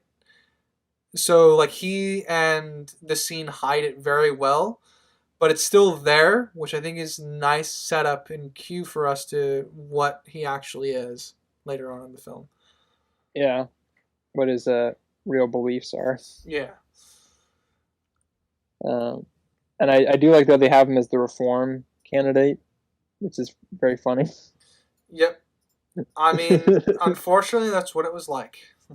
Yeah. Having read tons of Ulysses S. Grant biographies in the last 6 months or so, it's unsurprising. Yeah. But I like that's the other thing that I was gonna the other music thing that irks me a little bit. You Are My Sunshine, the big Pepe O'Daniel's big song and everything. Mm-hmm. If this is supposed to be set in 1937, which I'm pretty sure it is, that's the date that song hadn't have been written yet or it been recorded. It wasn't recorded till like 1940. Yeah, that happens occasionally. Some dates. Yeah, I know that's like my little. It's definitely a nitpick, but it's something to acknowledge because this is not the first movie to make that mistake, and it won't be the last. Yeah. But, I mean, Sunshine is such a well-known song. I understand why they desperately want to use it. So. And it's close enough that it fits. That's just my little. One of the only songs I liked in this movie. It has nothing to do with this movie. Let me guess. It's that song and Big Rock Candy Mountain. That's like the only two. I'm gonna be honest with you. I don't recognize Big Rock Candy Mountain even after watching the film. Oh my gosh! So Sunshine is it. Oh man.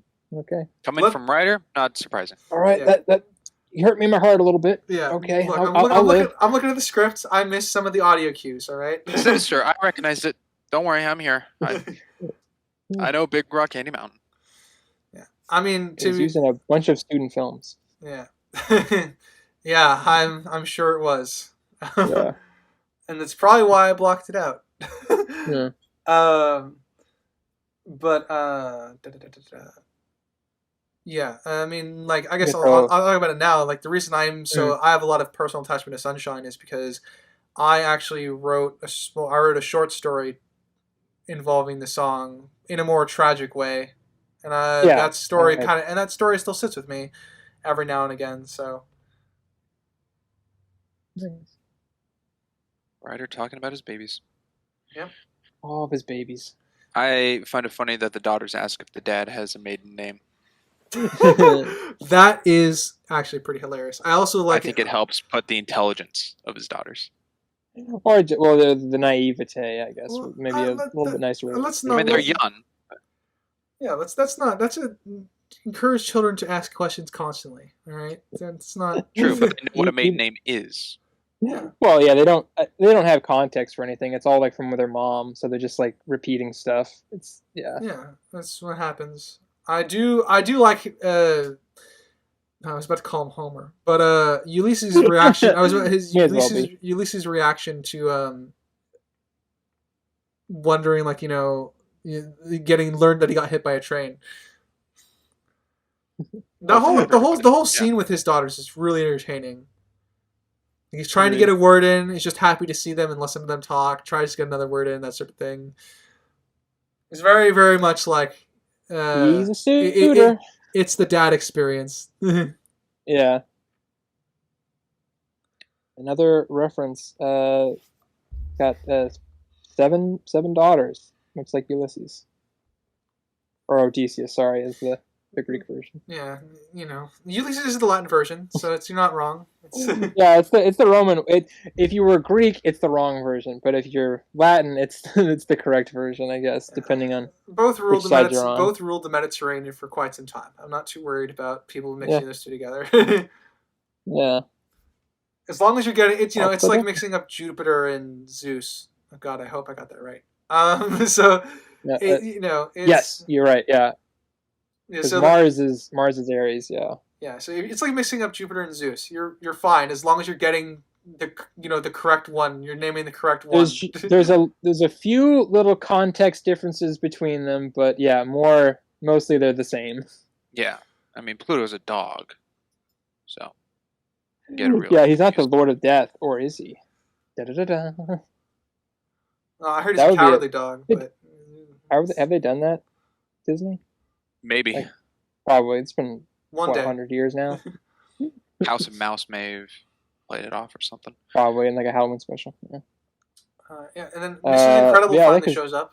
I think. I mean, that's unfortunately her biggest, most iconic role. I think is still Mrs. Incredible, Holly Hunter.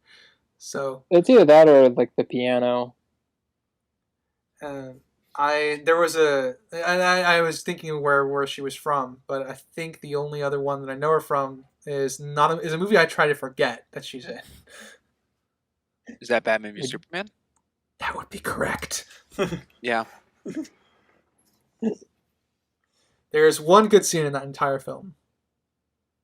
She's also in Raising Arizona. Yeah, she is. She's hold on, I know. Ed. She's Ed. That's what. Yeah. Writer, I'm also in agreement. She is in a movie that I tried to forget because I don't like it.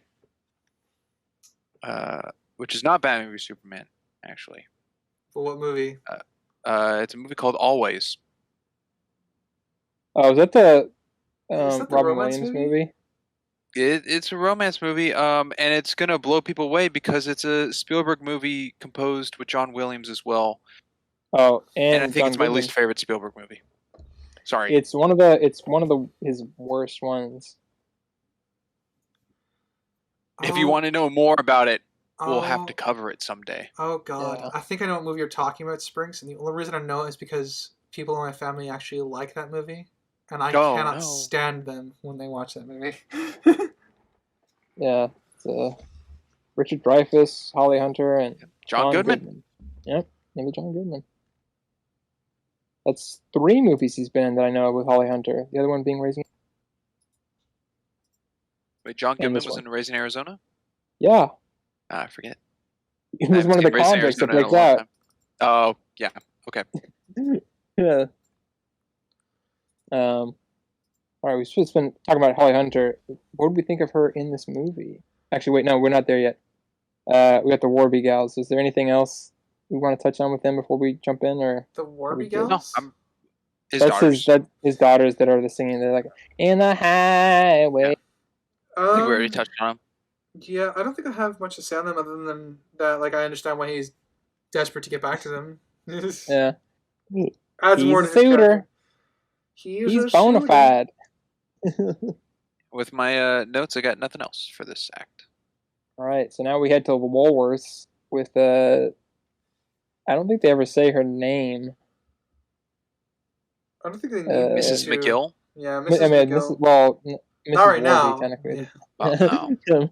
The divorce one? Penny Warby McGill. I don't think they ever say that, but let's just, for the sake of it, let's just call her Holly Hunter. Yeah. So Alas. George Clooney tries to get his ex-wife Holly Hunter. No, okay, so we're going from Batman is fronting on Mr. Incredible, and it's yeah. ooh. That would be crazy if I don't remember that guy's name. Whatever. We're going from Everett. Yeah, I don't remember his name, but he's also kind of a character actor. But going from Everett's ex-wife intro to political concert. Alrighty. All right, Craig T. Nelson. there we go. Craig T. Nelson. Oh, he also finds out he has an 8th kid, right? Well, that she has an 8th kid. Yeah, like Yeah, but she doesn't know. he assumes it's his, but Actually, no. Maybe he has 6 kids, and then he has 7 on the. I don't. There's No. There's 3 on stage, and then there's 3 in the store and the baby. Yes, but that would be 7. 7 overall if the baby is his. Yeah, if the baby is his, yeah. I mean, I don't think he's cruel enough to get rid of the baby. So no, but let's not take everything from the Odyssey or the Greeks, okay? Yeah. But no, and it's a very awkward. And he finds out he got hit by a train several times. Yeah. It's a very humorous conversation, is what I'll put it as. I remember growing up, I was super annoyed with her this whole thing because I felt like she was being super unreasonable. But then when I guess you put in the context that your husband went to jail and you already had like 7 kids or whatever, probably for the best. Yeah, and you're remarrying, so in these kids, all these kids still have memories of their dad as they demonstrate. Yeah, so. They all recognize him. Yeah, they all. We thought you got hit by a plane. I find it funny that Ulysses smells the pomade on the guy. Yeah, you've been using my hair treatment. Your hair treatment. I love the accent he inflects. It's really good. Yeah, your hair treatment. And it's a really bad fight, but it's definitely in the funny bad area for me. It reminds me of the boxing posters. Yeah, those old posters in the 1920s of the fisticuffs. Yeah, that's how they're posing themselves. I agree. That's why I like I said, I really it's in the funny bad bone for me. It works for me because it's like, oh, this guy's like a southern dandy or whatever. He's just gonna get decked, and then no, he's actually like the tougher of the two. Yep. Well, I mean, it's funny because it's bad. It's so bad. It's funny. Like anything I'm about to point out, I just laughed at it. So because it was just silly. Okay, there is one detail that I do like. After the first punch that lands on Everett, he continually blinks and shakes it off, like he still has the pain. Yeah. Yeah, on it's him like, that you can see. but he doesn't want to give up. Okay, yeah, there is 7 with the baby. Just double check it. Letting you know, there's 7 with the baby. All right. So he loses and gets thrown out. He loses, gets thrown. Stay out of the Woolworths. And then his wife continues to write him off as no one. I'm just a drifter, I guess. Yeah. We have our movie theater scene next. Yes, and They're talking in the movie theater. I know. It's a cardinal sin. yes. Uh, Would they pause the film like that to get the chain gang in, or would they just wait for the next showing? Yeah, that was very weird to me. Well, wouldn't they schedule it too? Yeah. For the showing to... I did not grow up in this era or know anything about the penal system of this era, really. So unsure. I feel like realistically no, but it seems like a weird thing to put in if it's not true, I guess, or if it's not realistic. I just don't think they'd ever stop the film. I think they. Like, if this was an instance, I think they'd open the back doors and let them in. It's also a 1930s movie, so it's not really that. It's not really that good. Yeah, I don't really have anything to comment on this other than it was just very weird, and it is weird, and maybe that's the point. Is it's weird. I have really no know. idea if it's an objective flaw, and I have no idea whether it's true to history or not. Yeah, the little parts in the film that abstract a little around the truth to get that comedic tie-in. I don't know if it's funny. I don't know if it's funny. I think it's a little funny because they pause and everyone just watches as... Well, I think it plays off as like, do you think the law is here to get Dalmar and Everett? Because the door opens up and he's like all silhouetted and then they duck their head. They're definitely playing that potential up, yes. Up until the prisoners are marched in. Yeah. Yeah. I do like that all Ulysses is doing is complaining about never trusting a woman. And you know what? He has some substantial evidence for that now that if we're including the sirens onto his... Yeah. So far, women have not been very kind to the Soggy Bottom Boys. Yeah, I don't really. The only thing that I really care about in this whole picture show scene is that they find Pete again, or Pete finds them. Yeah, I mean, like we're getting some character. We're getting some character stuff with him talking about him being angry and he's just ranting to Dalmar, kind of not like pointlessly because it's within character, but pointlessly in the sense that like it's not going to accomplish anything. He's just getting his feelings out. I don't know why, but for whatever reason, and I know like this, like the siren scene before this kind of overrides this, but a few years ago when I was rewatching this movie, I took his comment of when like I think Everett kind of asked him about like relationships or something or what, and then Dalmar is like, oh well, I'd have to get like the family farm back before I thought about it. For whatever reason, I always inferred like after that, up until I kind of re-watched it from the beginning, recently, that like he was like trying to like say that like it was a casual way of saying that he was like gay or something. But now that's not accurate. But I don't know why I always imagined that. Fair enough.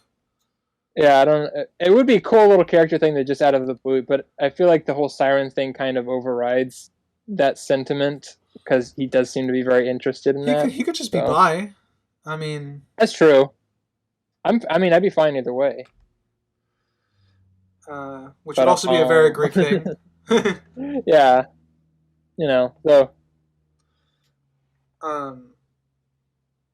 But yeah, I guess I don't really have many notes other than you're right. They run into Pete again, and it's kind of funny. He's like, "Don't seek the treasure."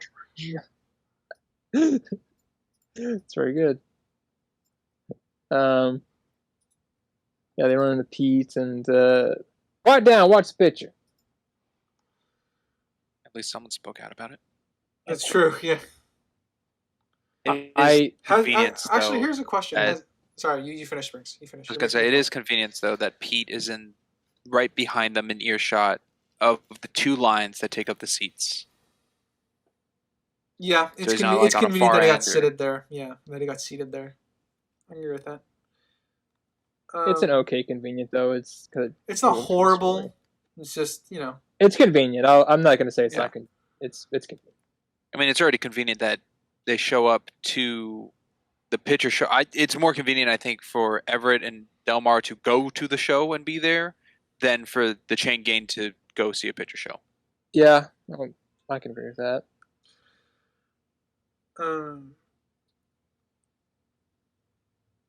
Yeah, I don't think I have anything else on this scene in particular. Whatever I was gonna say got lost. So. Well, was it about the do not seek the treasure? Or, Unfortunately, the that it's theater- not sparking any memories for me. So. okay, like the people talking in the theater. Oh yeah, I was gonna ask about that. Have we ever had that experience of people talking in the theater? Like, Yes. Yeah. Yes. Yeah. Almost. I feel like every single time I've gone to a movie in the last 5 years or something, it's occurred. I will openly Also, admit. nowadays, it's also people just on their phones. Yeah, On their phones. Yeah. I hate people. People who bring babies to the fucking theater. I'm like, no. First of all, that's almost like child abuse. To me, it depends on the movie. Okay, we went to see Avengers, and there was a baby in the theater, Yeah, and it that's was the one most which- annoying freaking thing. Yeah. Yeah, I will openly say I do talk at movies in theaters, but I'm always seated in the very, very back, and I'm whispering constantly, so I'm not shouting. you just heard Sprinks. You just Yeah, very- it's just, I go to a movie. I've been to a movie with Ryder, and he does that. Yep. He just a little whisper and he goes, "Okay, yeah, okay." And I go, "What are you?" I'm Well, why are trying you to, listening to him? Watch the movie. but he's right next to me. Yeah, It's no, definitely worse with my mom though. yeah, I go see a movie with my mom sometimes, and she Oh, she nudges me and she goes, "Hey, that's that character from that one movie," and I go, "Yeah, stop." No, Yeah, you're part of the usually- problem then if you're saying that. Yeah, usually my rule is I always try to warn people hey, I at least whisper if I'm there with somebody, and also if it's not wanted I usually don't, but I do always ask. The worst I do is if they say the title of the movie in the movie, I nudge who's ever next to me and Yeah, or something. That's the worst thing. But otherwise, I'm usually pretty. I know Sinister does that. It's we've all great. we've all seen movies with each other. We can. Yeah, we can I be open remember about it. Sinister doing that when we saw Hobbit. Sinister did it when we saw American Ultra. I think I also did when we saw Black Panther. I think I also did Yeah, it there. Black Panther. Oh, that's good. What about Endgame? I don't think so. I don't think I did in that I don't one. think I didn't see Sinister. I didn't go Yeah. see Endgame with Sinister. Yeah. You did. I have Yeah. I have a memory Yeah. of I think I was walking out of Infinity War or walking out of Endgame, and you guys going in to see it for a second time or the first time. Yes, That was a that fun is memory. something that happened. That was a fun Yeah. memory because we had no plans It's- on meeting up that yeah, day at just all. I just went to go see weird it by that- myself and ran into you guys as you guys were about to go in the theater. Yeah, it's just happy accident. Yeah, we had a lot of happy accidents. We all used to live very local to each other, so. You know, audience, that's a time of the past where no, we didn't invite all of us together for the same things. no, Just curious. no. What? You didn't invite Ryder with you guys? Well, he was probably occupied. seeing the We movie were having beforehand. a fight with Ryder at the time. There was a lot of drama. We're not going to go into right now. A lot of happy accidents. Yeah. After little side. yeah, I think after the theater scene is when we go back to catching up on all the side characters. No, they break Pete out. Didn't they have a No. they go to the governor. They go to the governor yeah. after that. Yeah, No, there's a they break don't. before they break Pete out. Yeah. They don't go to the governor. The film goes to the governor's stuff. When we say they, we mean the Coen brothers.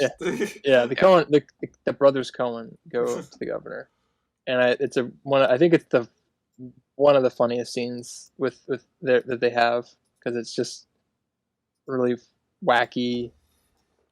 Yeah, because they think they're gonna lose to Homer Stokes.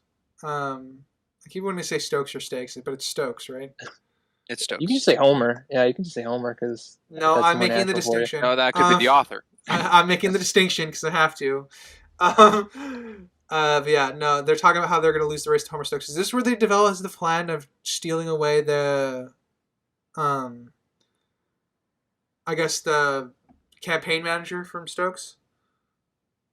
Yeah, well, they're trying to like steal something from Stokes, and I think the son or the grandson, they don't really go into the relationship, but it's kind of like, well, we should get a little man, even tinier, and then the governor's like, we can't find anybody that's stumpy. Come on. I don't know why. I just like the way Yeah, that he I said think stumpy. Yeah, I think this is where they come with the plan to steal the campaign manager because they're talking about how, or at least this is going to set up the fact that they're going to steal the campaign It's a manager. setup. It's a setup, yeah. Because I think the when they enter into like the political affair thing or whatever, I think that's when they when confirm. Yeah, yeah. This is set up because they admit that he's just running a better governor campaign. Well, governor. and he's looking at like his two guys, and I'm sure they're his campaign managers. They don't really out and out say it, but them going back and forth between paddling or kicking, and he's just like, "What the fuck are these guys talking about? This has nothing to do with my campaign." Good stuff. And then we then we go to that Saint Springs where he's being broken out. Yeah, which Crimson touched on before he left, but yeah, just how movie magic. Legitimately, they just managed to get in. Movie magic. It's literally what happened. It's kind of. Hey, if they're able to break out of a chain gang, I think they can break into a chain gang. Like I'm not. No, I agree. I kind of wish they had just something. Yeah. I just needed something here. A couple lines of dialogue before they start talking about the treasure again, and yeah, I just need something. It doesn't have to be super even if it's just like in like the scene after where they break out, they kind of went over just like what they did. That it wouldn't be great, but that would have been I mean, fine. Like my notes literally said as Pete is broken up by Ulysses and Dalmar. Some the fuck how. Yeah. So somehow it's easier to break onto a farm than it is to break off of one, I guess. I don't know. I mean, I don't know. Well, it's not just breaking him out. They also had to break in wherever he was. Well, yeah, I mean, they had to break in to break him out, which is like double. Like, so I guess the path out is already done, but still. Yeah, and this is also the scene where we get the line of how the sirens turned him in. Yeah, which is okay. Okay. Yeah, but yeah, so it. It's weird that they put because Dalmar's shorter. It's weird that he's on. Well, I mean, it's weird, but it makes sense for the character why Dalmar's on the bottom for the breaking him out of the. I think it plays into a little bit of the show aspect of like, Ulysses is the higher up. Yeah. Yeah, I can agree with that.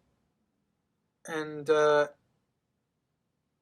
I guess it's the way it's shot, but I like that the light on Pete's face, like we just see like the eyes in detail when Ulysses is just being open about having lied about the treasure. So we get to sorry. You continue your thought. Yeah. So we get to like kind of because it goes into that thing of like for me, good actors, I can always see the commentary behind the eyes, so you can really see like all the kind of the pain in there. Yeah, well, you can kind of, get a sense from earlier in the movie that Pete's big thing is betrayal, or selling out and that kind of thing.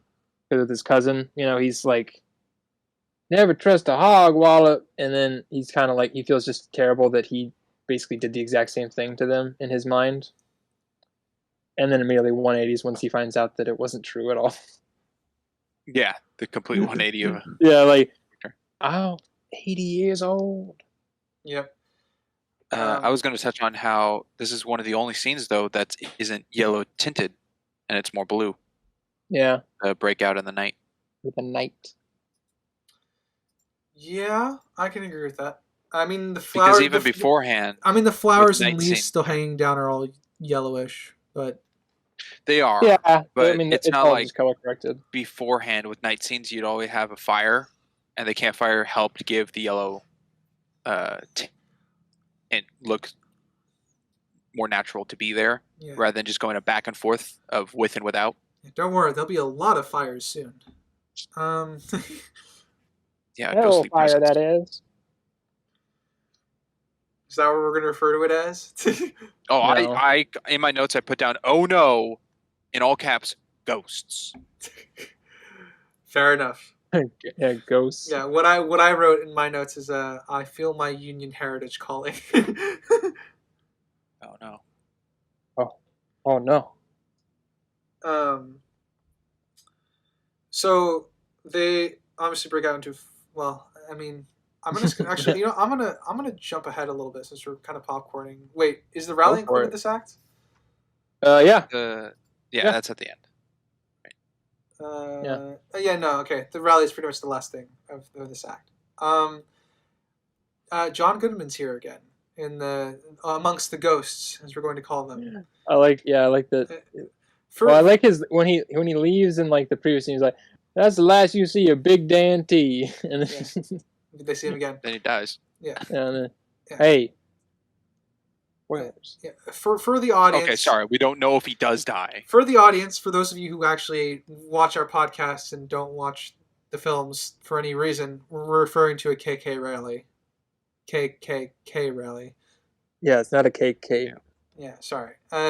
But Sorry, yes, they're not actual spiritual ghosts. They're not upon a cemetery. Well, they're we just don't they're get just they're just they're just they're just demonetized. they're just dumbasses wearing sheets. It's fine. Yes, for those listening, led by a royal guard from the Empire. Okay. No, it would be a first order. Well, you know what? That's fine. You know what? That works too. I take back what I was gonna say. Either way, yeah. Yeah. Still red robe. Well, yeah, Can't see a face, yeah, right? the red robes work, but there's also the Sith troopers from the sequel. Oh yeah, trilogy. but that's in more stormtrooper gear. Yeah. So yeah, Royal Guards, Imperial Guards, whatever. Imperial guards. Star Wars guys. Yes, we got it. Got Imperial there royal guards eventually. outside of Palpatine's chambers. But yeah, so John Goodman's here, which I guess it was a surprise to see him again because I legit didn't expect to see him again. Really selling his evil bad Is guy. that something in the Odyssey to see the Cyclops again? No, it's I just, don't that's think just- so. Because I thought This I is thought the Cyclops just dies outside of his cave. This is kind of where I Is think it they dire? kind of divert a little bit, where they just have like the beats of the Odyssey. Yeah. They don't like because in the actual thing, when they encounter the Cyclops, they like blind it and everything. So Yeah, and then leave they him don't- on his island. yeah, which in this he beats the shit out of them and steals their money. So So It's not within exactly- the beats of the Odyssey, do they return to the Cyclops? Is what I mean. no, Okay, I don't- so it I is a don't bit believe- off in yeah, that. yeah. And like I said, it's not. They do a good job of making it a modern rendition of the Odyssey. And like I said, I don't need it to copy every beat, but I'm impressed with what they've managed to accomplish with with a lot of hiccups here on the way. But Yeah. Tommy's here as well. Unfortunately for him. and unfortunately for Tommy, How'd he get here? We don't know. I It's another how. mean Kind they of goes just, into a convenience because it's not just any person; it's Tommy. well, he's so far been like the only, well, except for the two kids that we see kind of early Saltburns.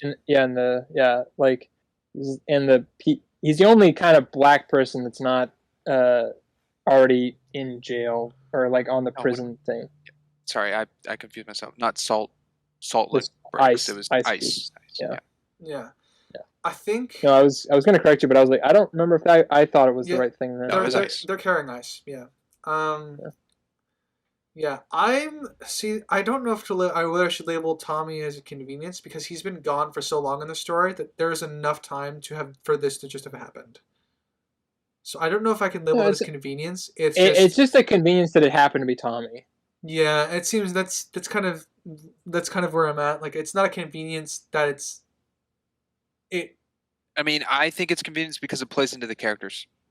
Because they go, oh, that's Tommy, let's intervene. If it wasn't Tommy, would they still do what they did? I don't think they would. I think Tommy gives them more incentive to do it. But I do think I think they would have tried. Yeah, I think they would have still intervened if it was just some random person. I don't think it would have gone as far as it did, but Yeah. they probably would. Yeah, it wouldn't have gone as far as it did, but they would have probably at least talked about it, thought about it, that sort of thing. Yeah. I guess I'm 50-50 on it then, because like I said, there's enough time to have passed for Tommy's story to take him here. So it's not like, this is the next day or anything. It's been some time. And in that, usually you'll get a lot of credence from me as a writer, as long as there's enough time for characters to have stuff happen to them off screen and they just pop back up later in the story. I'm typically okay with it. I'd like justification, but I don't necessarily need justification. Okay. Yeah. It's I'm sure it was mostly just to have a. It's definitely rally. It's definitely not necessarily just to have the rally, but it's definitely to give the characters motivation to do something. Because you're right, the fact that it is Tommy incentivizes the characters to do something more proactive. Yeah. So I think not give 3 guys to get their uniforms. Yeah, exactly. Yeah. They're much more proactive. I think they probably would have been like, "Oh, that's terrible," but then they wouldn't have done anything. I think they do a pretty good job of. I mean, they only really come across Tommy really, but of them kind of not being racist. Yeah. It also, I believe, with what it's being shown, is that no one else is wearing Dapper Dan pomade. Yeah. I think John Goodman just put all his D&D stats into smell. Yeah. Yeah, he had the scent. He even pulled the hood off the right one. That's true. He did. Yeah. He's got skills. He's John Goodman. Yeah. It's not big T who gets when the credit. When I first saw this film, I was worried that Elastigirl's husband was going to be the one in the red robe. That would have been. Oh. I would have been a little too cliche for me. I was a little worried we were going to go that route. I think the fact that it's the other the other governor candidate was Homer better. Stokes. Yeah. Mr. Stokes. I think it gives him more of a bad guy look. I mean, whoever it is bad guy, but yeah. Like I said, I think it works. I'm kind of happy. Like I said, they avoided a cliche with it being Elastigirl's husband. So. No, I think he was introduced too fast for it to be him.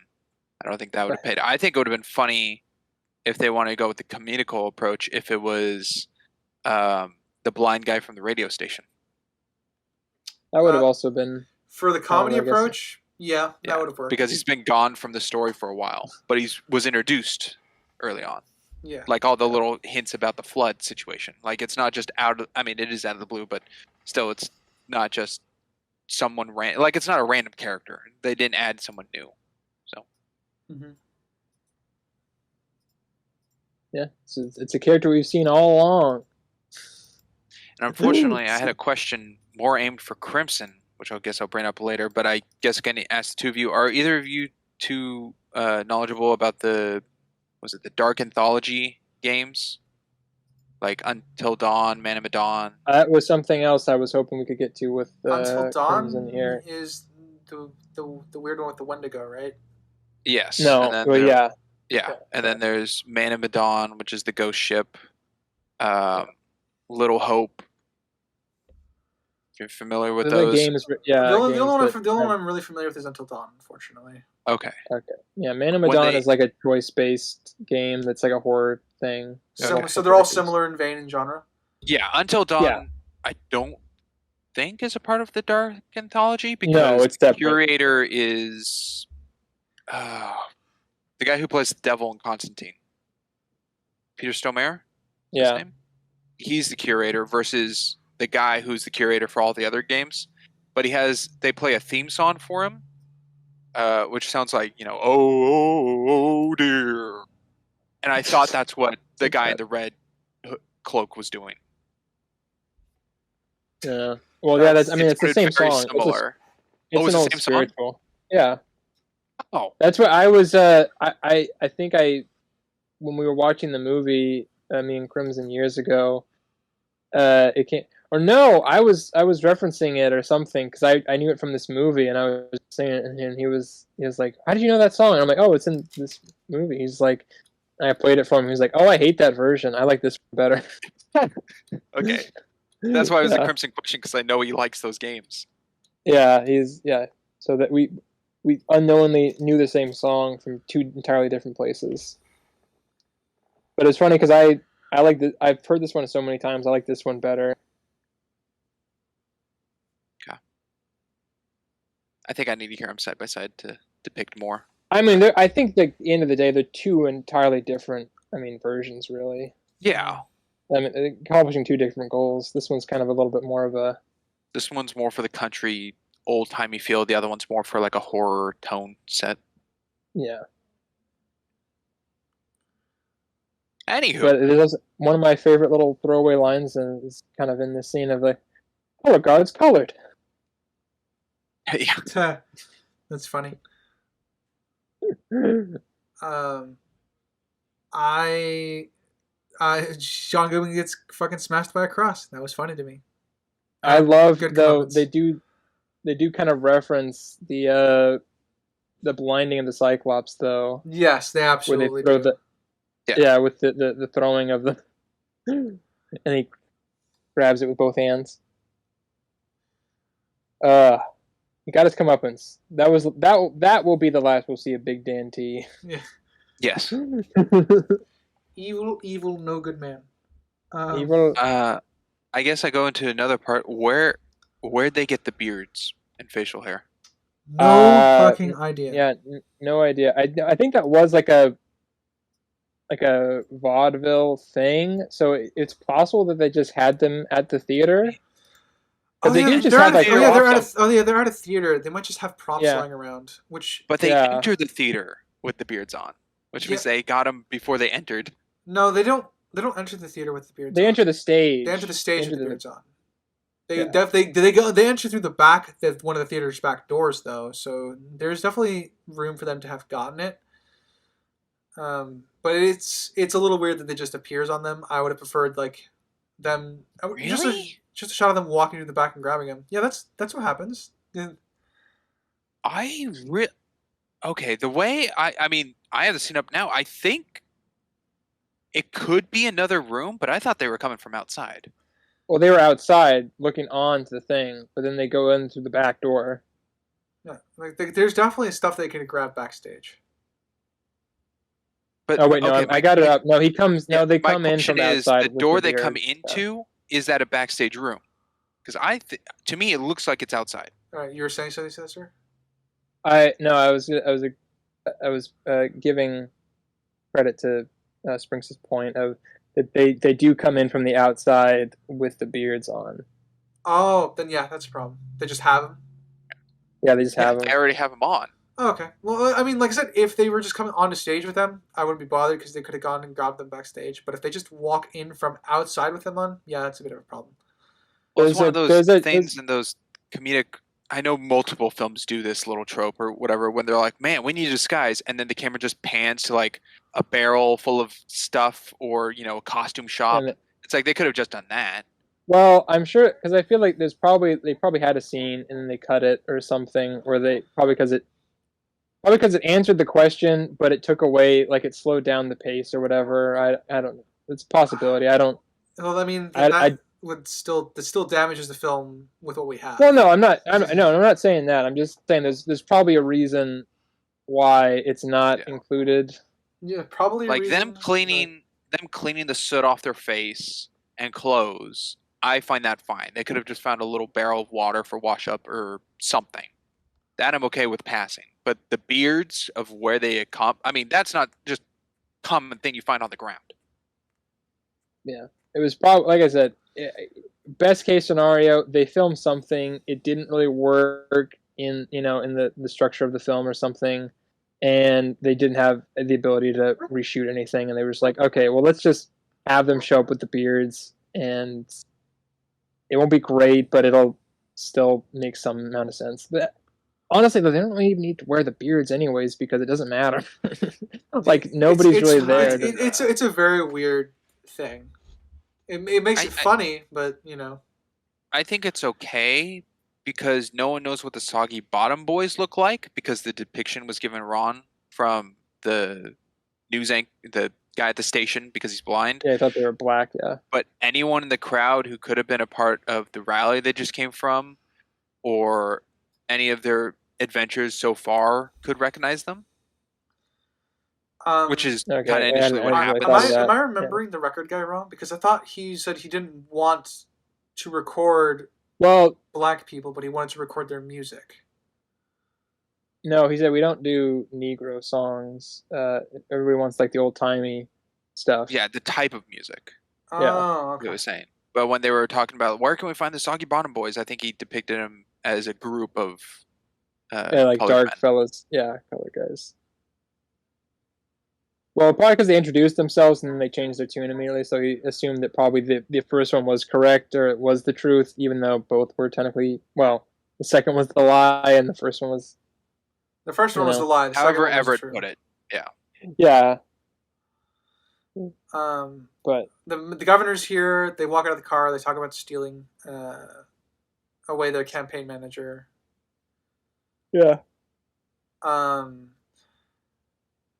I thought it was funny that Pete and Dalmar were singing in the mic, and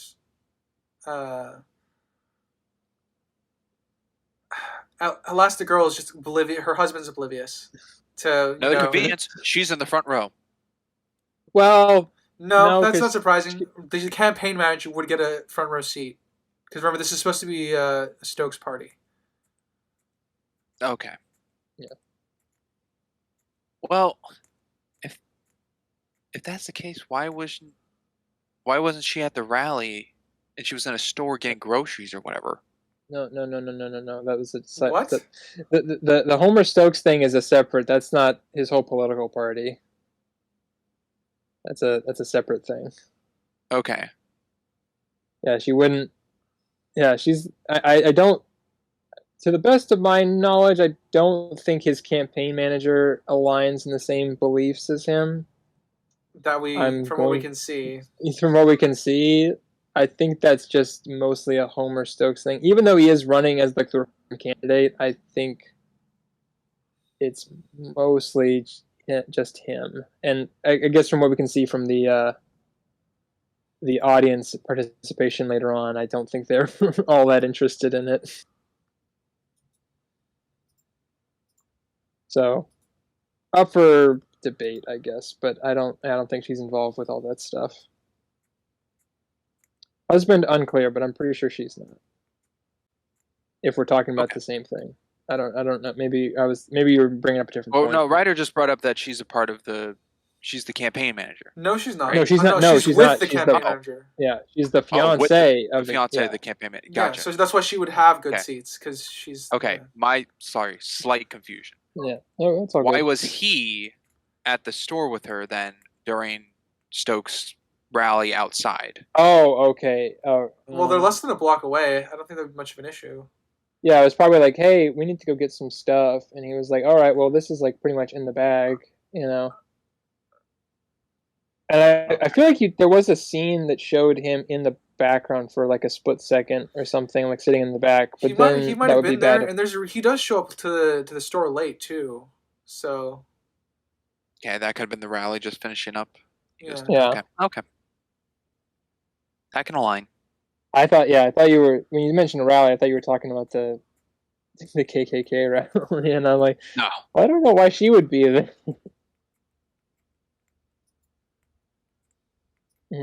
Okay, so her being in front row is fine. Yeah, it's fine. It's convenient, but it does make sense. Anyone find it comical the dance moves they put on? I like it. They're appropriately like fitting. They're a bit, hillbilly-ish. There's kind of They're fitting old-timey. for being the outcasts that they are. And, Yeah. It could be. Also, I know they're There you wearing beards and like facial hair, cover-ups. They're not always. I mean, Pete takes his hat off. Like Well, if they're trying to blend in, don't show the strain on your back. Well, yeah, that's the thing. They're covering their face, but it's meant. I think it's like meant to be obvious that they're not. It's part of like a gag or something. But you still wouldn't be able to tell their face. They would just be like, oh, those guys are wearing. They would be like, those are criminals in disguise. It would be like, oh, those are just some guys wearing like facial covering stuff. Oh, like Theodore and Amos in Women's Apparel. Yeah, exactly. Also a very Greek thing. Yeah, also a very Greek thing. So, if anyone's curious who the hell Theodore and Amos are, those are two characters from Apple Dumpling Gang that we've covered. Yeah, who would fit probably pretty okay in the setting of this film. Yeah, I realize we constantly, the more things we cover, we throw out references to past stuff we've covered. Sometimes we don't. Yeah, sometimes we don't list the reference where it comes from. We should get a reference. So it sounds like inside jokes all the time. If we ever get a place to like a recording thing together, we should get a buzzer and we just hit that when it's reference. That was a reference. That'd be funny. I know it would be annoying, but it would probably be funny. Some people see us as comical geniuses. I know, but that does not. That was a comic genius. But that does not necessarily mean that those out there who believe so have viewed all of our work. So, yeah, please watch all of our stuff. But yeah, so the beards and mustaches, they're just meant. It's supposed to be like, oh, they got face coverings. We can't tell who they are, but we know they're not actually a bunch of old guys or something. But we know they're the Soggy Bottom Boys. Yeah, once they go playing that song. Yeah. Hot damn. Hot damn! It's the Soggy Bottom Boys. That's my favorite. Yeah, and like they rally the crowd really quickly. I'm glad they're actually, well, at least Everett's confused of why everyone's so. Yeah, he's like, what? He's in shock and looks back at the other two. He's like, okay, we're just gonna continue as normal. And I think, while the character change is very quick, I think that's what convinced Elastigirl, like, oh, he is building a new life for himself. Yeah, he's a big time celebrity, music icon. She's clearly amused by it. So yeah. Even Stokes is impressed with the crowd rallying that they've done. He's like, oh, you miscegenated. Oh yeah, we also missed that. Well, the reason that Elastigirl doesn't notice her husband, campaign manager, is being talked to by the current governor is because she's constantly being distracted by Everett. Yeah. I keep wanting to say Ulysses, so. I mean, either way, I was saying it, but it's kind of weird. Ulysses. Yeah. I mean, either or. We always call him Uncle Sam Grant. Everett. Oh wait. Oh wait. Yeah, just don't call him Danny Ocean. Yeah, that'd be really bad. Or Batman, like you already did. Yeah. Or Bruce Wayne. All the other famous George Clooney roles. Yeah, all I don't know any others. Well, anyway, Homer Stokes really starts digging a hole in his campaign. Oh yeah. Yeah. He saw what the trenches were like in the future. No, that was in the past. They saw what the trenches were like and decided to dig deeper. Yeah. His accusations on a fan favorite band was poorly timed.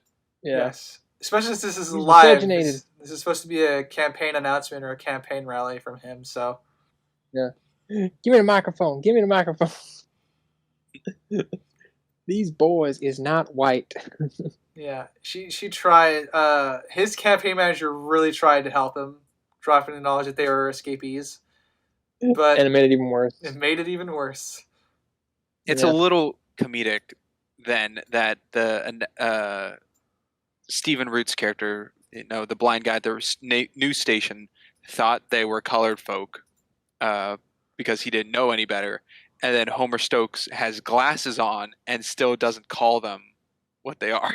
Well, I think he's now like he's put it together, like his like whatever his like racial profiling stuff now is because he apparently the Soggy Bottom was supposed to be like black or something supposedly, and so he's now got like the oh well I'm correct and they are miscegenated.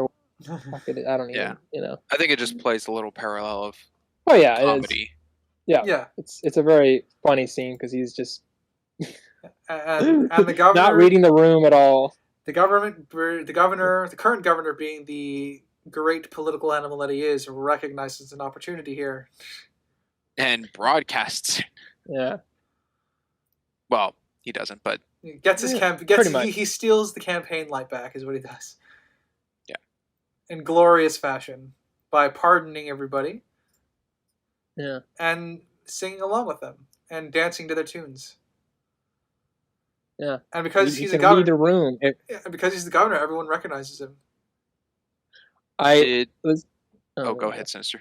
I was gonna say this is just like a quick little aside thing, but they only show like his counterpart, the little man, a couple of times, but he looks a lot like Teller from Penn and Teller to me. Oh. So I always imagine that. I didn't catch that. No, I mean it's not. It's just like it just happens to look a lot like. I don't know what his name is. It's Teller. Yeah, the little man. Did anyone catch that when they're throwing like food and rubbish at Homer Stokes when they go to kind of like a point of view of Homer to show like the back doors opening before he gets dragged out? Someone throws something and it hits the camera? No, I did not. Okay. It maybe it doesn't hit the camera, but the cameraman or whoever's operating someone got hit with it. Or it shakes the shot. Interesting. Let's see. Did it work to a better effect, you think, or did it bother you? It bothered me a little because I don't think it's on purpose. I got the scene. Well, I'm trying to. No, I'm 50-50. I'm 50-50. It could be played into like the eruption of the back doors opening. All right. To kind of play into that, but it's not timed. I'm going to be honest, I don't remember it at all. So okay. I'm referring to you guys on that one. I got it going kind of back and forth. It's when the back doors are opening and the crowd. I don't know. I don't think that it didn't hit the camera. It's like the shake of them coming in shakes the room or something. So I don't think it may not be on purpose. They walk in with a giant like wooden cross thing. So okay, so you think, Sinister, you're saying you think the doors hitting the wall from the back shook the room opposed to the thing doors hitting the wall and the guy's carrying a big, huge, like probably 100-pound log. Yeah, but they're not thundering footsteps. Yeah, they are. Well, it's not shaking the rest of the shots.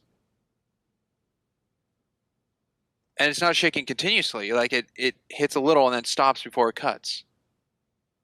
All I'm saying is I saw the fruit get thrown and it didn't come anywhere near the camera. So I don't know where the shake is coming from, and if I had to guess, I would guess it was coming from the doors or whatever makes the most sense. Okay, well, yeah, old houses a little odd to me. Old buildings do tend to shake when you hit with loud things, but yeah, I mean it stands out to you, so Oh yeah, well it stood out to me because it's a camera movement. It's not the actual house shaking or something. Like it's the camera moving itself. And I thought it was because someone threw something. But I guess it could be the doors hitting the wall. And maybe it's like, to signify such an impact, shake the camera a little. Because it does stabilize before moving. Yeah. You. Yeah, I will popcorn us back to something that Crimson's going to be really angry that we don't go over.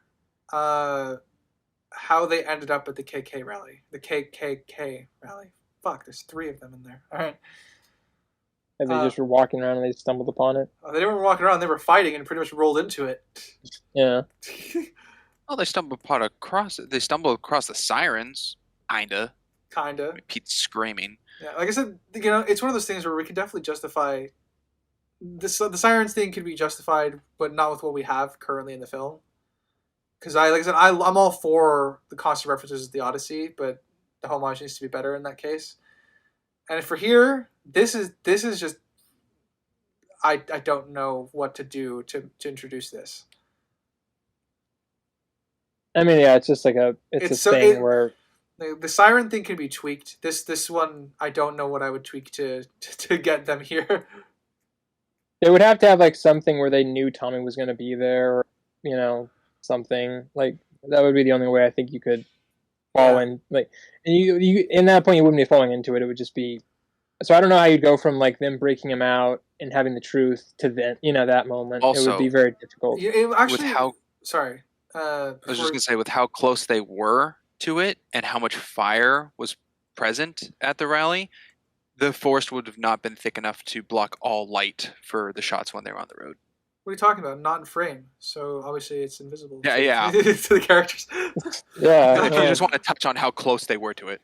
Yeah. When did we start caring so much about reality in films, huh?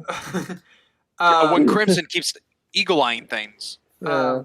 I will say this. I think the only way to make this seem more natural from like a perspective is it would be that thing of Tommy being unutilized. He would have to be in the film more. I think that's where you would build the groundwork from. Like from him being in the film more, from that you can build the groundwork more to this rally being the thing. Yeah. So it just doesn't come right out of the blue. I'll give you that. Also, is there a time of the era that people would be taken away on a stick? Yeah, I don't know. To me, I didn't quite get that. Yeah, Spider-Man come in with a pole and hoist them up on it. Yeah, that was a little weird. That was actually it. No, that was a thing. I asked my dad about that because that always weirded me out in that scene. No, that was a thing back in the day. Odd. Yeah, that was a real different thing. time, different culture. Wow, that's kind of if that's true, that's both weird and fascinating at the same time. I guess people just grew up to realize, hey, we can just do that with our hands. Just carry people out. Crowd fishing. Yeah, or crowd. I don't know what they called crowd it. surfing. Crowd surfing. Thank you. Crowd fishing. Where the fuck did that come from? Yeah, you're close. Ocean activities. Yeah. And then the governor sees an opportunity from the Soggy Bottom Boys to take a part. Rightly so. Yep. I like his little dance. That he's doing when he's going on stage. Yeah, it's pretty good. Yeah.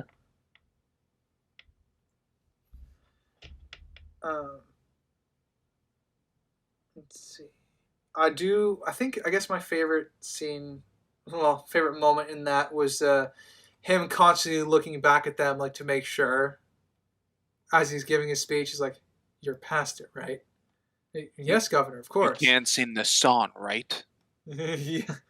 He's like, yes, Governor. It's one of our favorites. I'm like, you boys will go far. Yeah.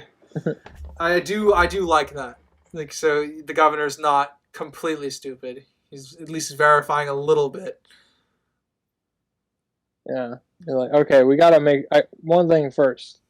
You know the song? All right. Yeah. Crowd likes you, they'll like me.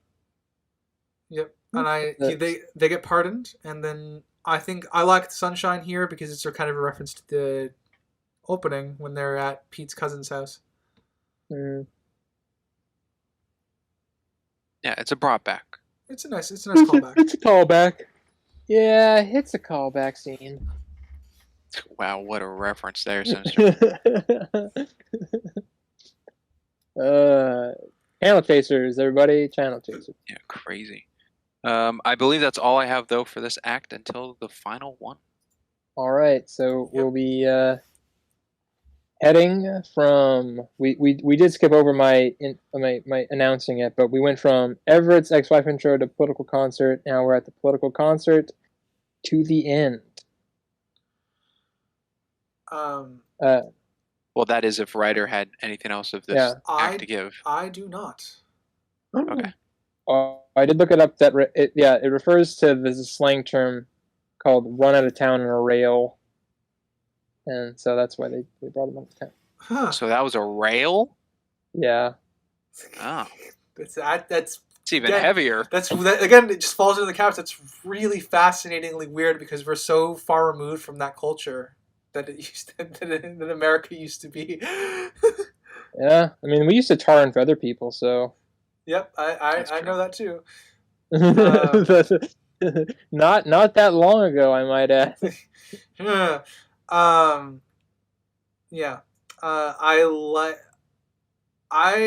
Be honest, I think this is the scene that made me not like Elastigirl's What, character. the concert?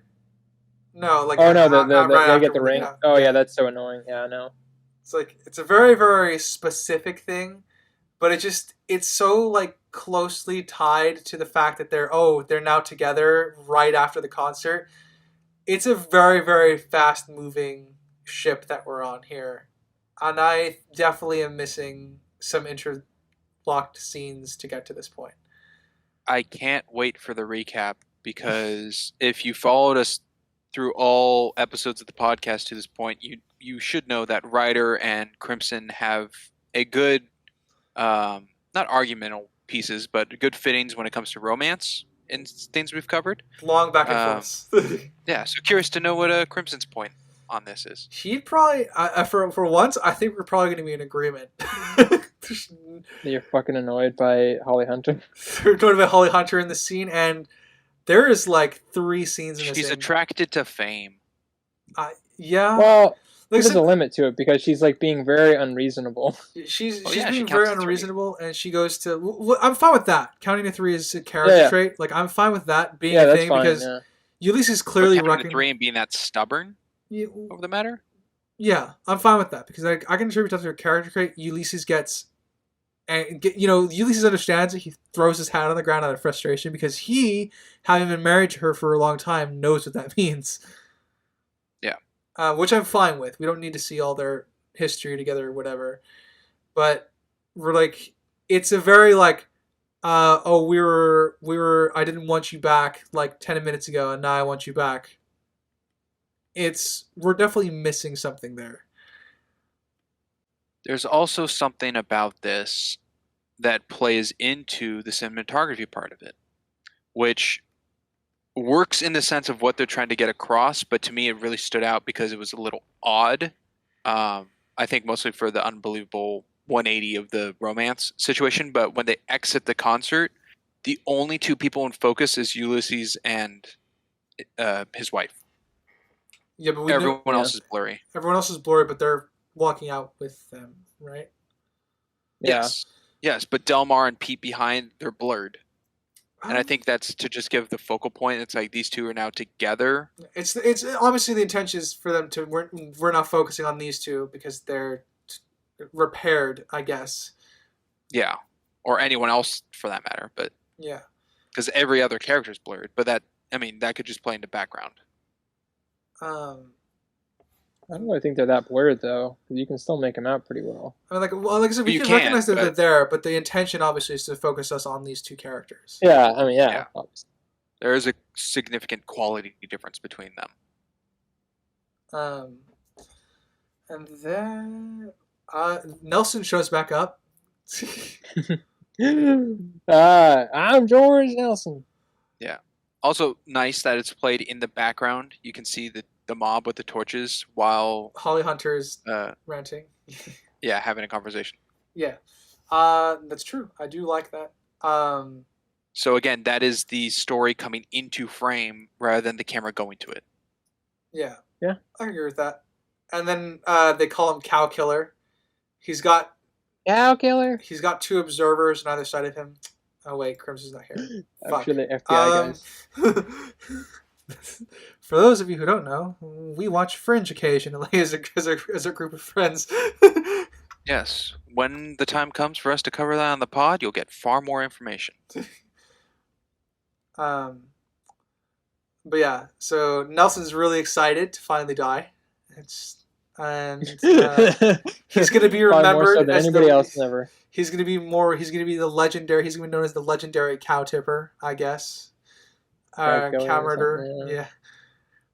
something, he's the only other guy I could have seen probably pull this role off, like with the level of energy, probably like Patton Oswalt is like with the same physical, All right. physicality. Hold on. Let me throw another one out here. Danny DeVito could easily. Danny DeVito. You know what? I rescind it. Danny DeVito is actually better. You're right. Danny DeVito could easily do this. He'd be just a little bit too short, though. That would be the only problem. Oh, then it makes it funnier because the FBI guys just lift him off the ground. Yeah. I think I've only seen this guy in one of them. His name's escaping me, but he reminds me of the guy on SNL. Oh, Bobby Moynihan. Is that the fuck's a Moynihan? Bobby Moynihan, the fat short guy. Yes. Yeah.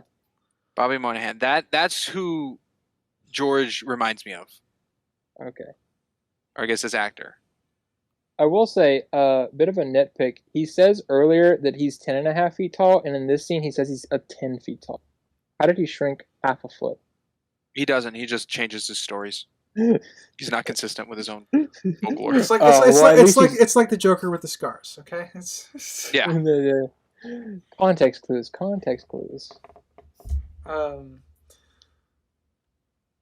But he did say when the campfire that he'll be seeing the boys around.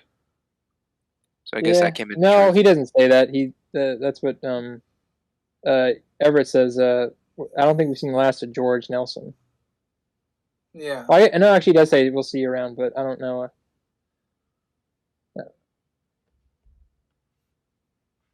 I don't remember him saying it, but I wouldn't be surprised if he did say it. Yeah.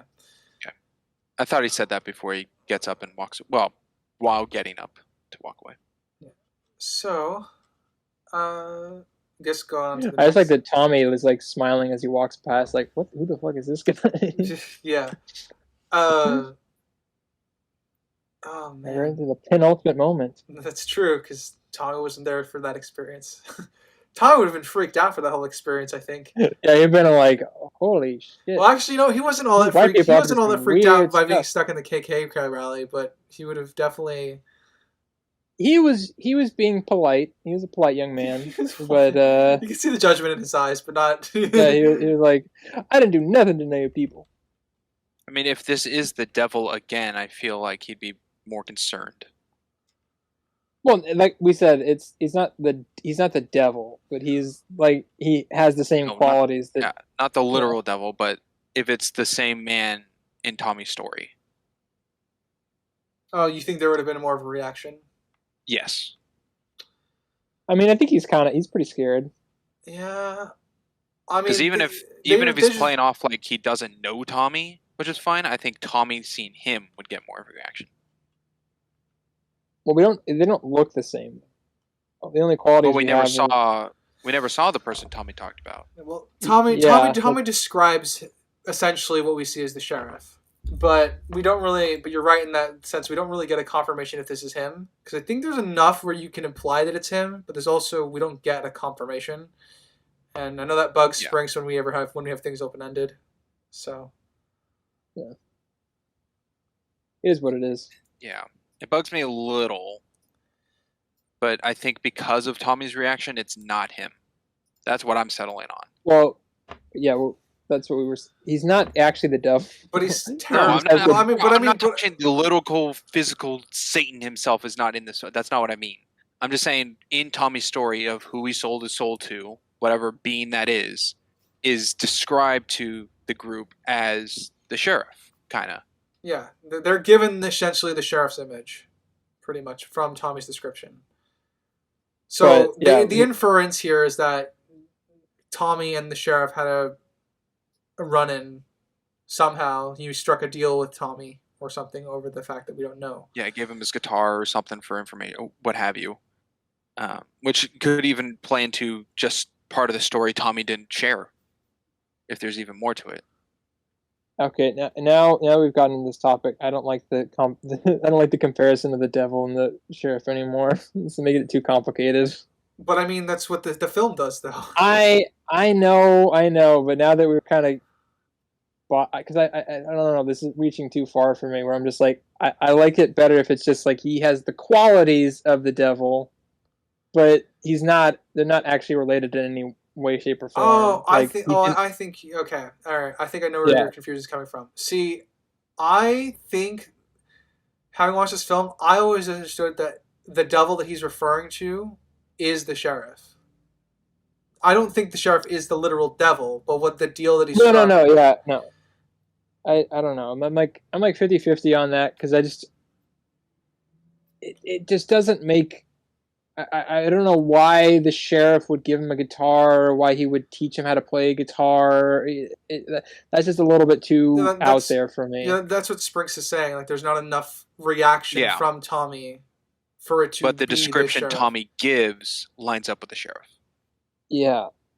Well, like I'm choosing to think of it in the way that I presented it, whereas, like, let's just say for the sake of ease and convenience, he met the actual literal devil or something. Like, we don't have any proof otherwise, or if his story is legit or whatever. But let's just say he met the actual devil. Okay.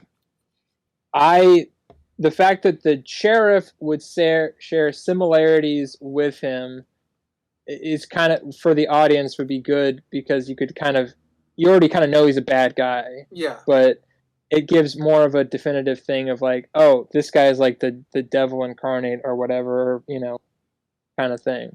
Mm-hmm. So, and I kind of like that better than that Tommy just happened to meet the sheriff twice, and one time he taught him to play guitar or whatever, which seems very odd and out of character. Okay, so you fall on the line that the sheriff has qualities that make him devilish looking, with like the glasses and the fire reflecting, and matches the description of what Tommy says the devil looks like, to give him an approach of it, versus the sheriff and the so-called devil that Tommy met are one and the same. Yes. Okay. Yeah. It's just a little bit less on the side that, I'm on the side that it's not the same person, because I think Tommy's reaction would have been stronger. I agree. Yeah, so I'm totally fine with the sheriff. Yeah, I'm totally fine with the sheriff. As I said, like, just not acknowledging Tommy. Yeah. But yeah, I agree. I think if it was Tommy's devil, in quotes, there would have been a reaction. Yeah. So it looks like we're all in agreement with what you said, Sinister. He just looks devilish. Yeah. I guess we just kind of got. Yeah, we got muddled really over each other's deep. words. Yeah. It's fine. Yeah, I can't wait for Crimson to go, no, he is the devil. Man, the one time Crimson decides to take symbology seriously. Fuck us all. Okay, so these guys, I think the guys digging the graves are the guys who did a lot of the chain gang music. Mm-hmm. I would agree with that. Oh, so okay. I think I was incorrect when I said originally they were on the chain gang. Okay, so they might have been on the chain gang and just they might have been. They just filmed this too, Yeah, possible, but I'm pretty sure. I can always resend this in the recap, but I'm pretty sure these guys are the actual guys. All right. And then we have our prayer scene and threat scene. Yeah, it ain't the law. The law. I can believe, by the way, that because of the sheriff's glasses with the blinders, that he's so focused on finding Everett, he has no clue about the flood. Yeah, I think that's kind of another. Yeah, the flood killed them all. By the way, just gonna throw that right now. The massive force and the fact that the wreckage in it. Yeah, the fact that they're all dead. It just plot armor. I'm gonna label that quickly right now so we can move on. Oh yeah. Well, I think it's plot armor that no one's injured. Like no one's bleeding, no one's whacked, no one's even impaled or killed. Well, Everyone's fine. to be fair, if this is they're putting up a dam, so or they're flooding the valley and everything. To make But way for this level of waves and oncoming would only happen if a dam broke, not if they were diverting a river or anything. Yeah. So it wouldn't be like this in real life. Yeah, obviously. Yeah. I'm just saying, what we see, they're all dead. There's no. Yeah, with how they presented it, they'd be dead, but in real life, they would probably be okay, maybe if they were decent swimmers, I guess. Yeah, they if this was if it was real life, they'd be fine. More chances to be better, but they just with how they present it. With this, you got like the force of the water and the level of the water. It would if they survived one, they would have died from. Yeah. It also just kind of checkpoints, as Crimson said, to get to the cow on the roof. I don't know about that. Well, the cow's not dripping, right? The cow's totally bone dry. Yeah. He's like Roach from The Witcher 3. He just teleports on the rooftops every now and again. Well, I'm just saying. I mean, it's one of two things. Is the cow already on the roof before the flood occurred? That's why it's dry. Or did the cow swim up to the roof for, land and just not be wet? I mean, cows can swim. Yeah, like I said, I don't have an issue with the cows swimming up there and getting up there, but I think they should have CGI'd some water coming off of him. Not that it would have made it look better, but... Yeah, I don't know. I'm just saying, I don't think the whole point of the flood scene was to get to the cow on the roof. No. Obviously it's not. That's what I was arguing against. I'm not saying that it's not strange that the cow is on the roof. I'm arguing I don't think the whole point of the flooding was so the cow could get on. No, I agree. I really like I'm going to call it the prayer shot when Ulysses is on his knees and we got a shot of all three of them underneath the ropes, the nooses. Yeah, it's very good. Like it's touching on, like I said, it's done a good job of throughout the film of just keeping up the religious commentary going on, the philosophical commentary throughout the film. We're getting the logical man submits to faith. Yeah, we're getting he bounces right back from it, but also there's that question that lingers in the back of his mind because the cow is on the roof. Yeah, like the blind man said. Yep. So it's like they're doing a good job of keeping the back and forth of it. Because taking the logical one and making him faithful is fairly common in storytelling tropes, and usually it's very hard to find the right balance between turning a character 180 to being faithful or not. And we don't really know. Obviously, he doesn't turn 180 because he bounces right back. Obviously, he's just desperate in this moment. I think the biggest thing for me here is that he wants everybody else to be spared. Mm-hmm. Because he knows it's partially his fault while they're stuck with him. Yeah. Yeah. Well, that's another, like, it's a common little trope, I guess, or not trope, but thing. And owning up to your own mistakes and stuff like that. Yeah, and most atheists are usually religious on their deathbeds. Can't wait for that. A detail I caught that I did go back and check multiple times, but we touched on earlier, I think with the sirens, if they may have been hesitant or to get Everett to drink because he had a wedding band on, and I think you brought up being in prison, that would have been confiscated or taken. That was me. That was you, Sinister. Okay. Yeah. When they're on the coffin, he has a ring on. I think, yeah. Well, I mean, he might have grabbed it or his wife got him one. I don't remember him having a ring throughout the whole movie. To be fair, I don't remember him having a ring on the coffin. But he never goes into his house. Yeah. Like he stopped outside it. Yeah, I don't. So it's just one of those things where I don't know where the ring came from. I don't remember him wearing a ring, so I'm just gonna have to defer to you on that one. I'm watching it earlier in the movie. Is it on Like, his did he right or have a left ring hand? on when he was doing the? It's on his left hand, like on his ring finger. Yeah, Um, but I don't know if he had a ring on when he was doing the fisticuffs.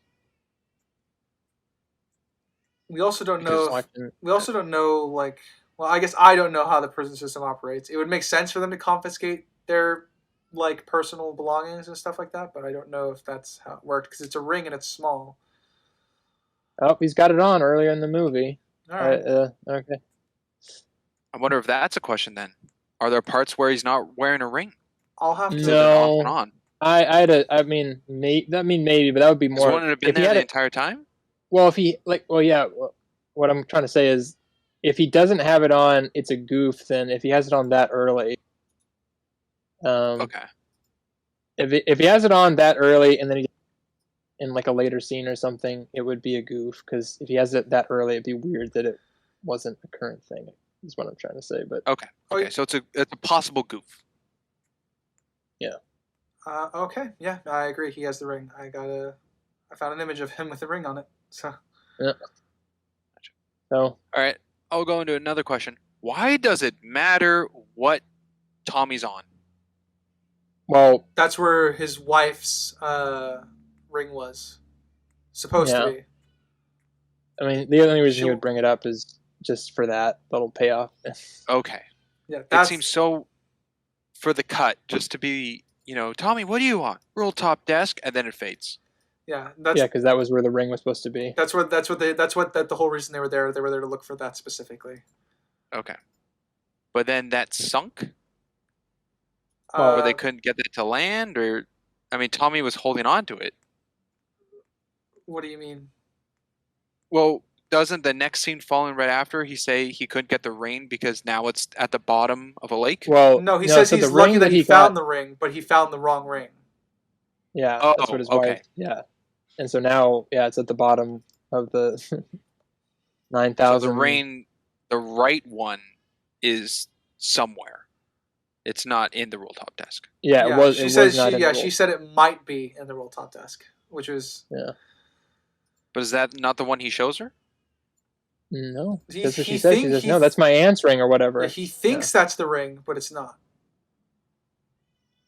Okay, I guess my question goes on to: were there more than one ring in the roll top desk? No, I mean- she said, I mean, I most- thought it was in the roll top desk, but she was like, it could have been in the mattress or And bureau or something else. Yeah. And in the other ring, of Okay. course, there might be more than one ring in there. And what do you think jewelry boxes are for? Yeah, no. I mean, yes. What I'm getting at here is, if it's not in the roll top desk and she thinks it's in something else, then yeah, it's at the bottom of the ocean or bottom of the lake, other things.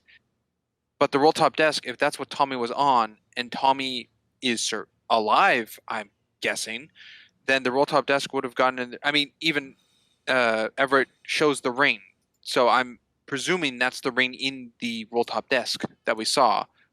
So that roll top desk, would that not be available to just go back and get all the rings if Well- there are multiple in it?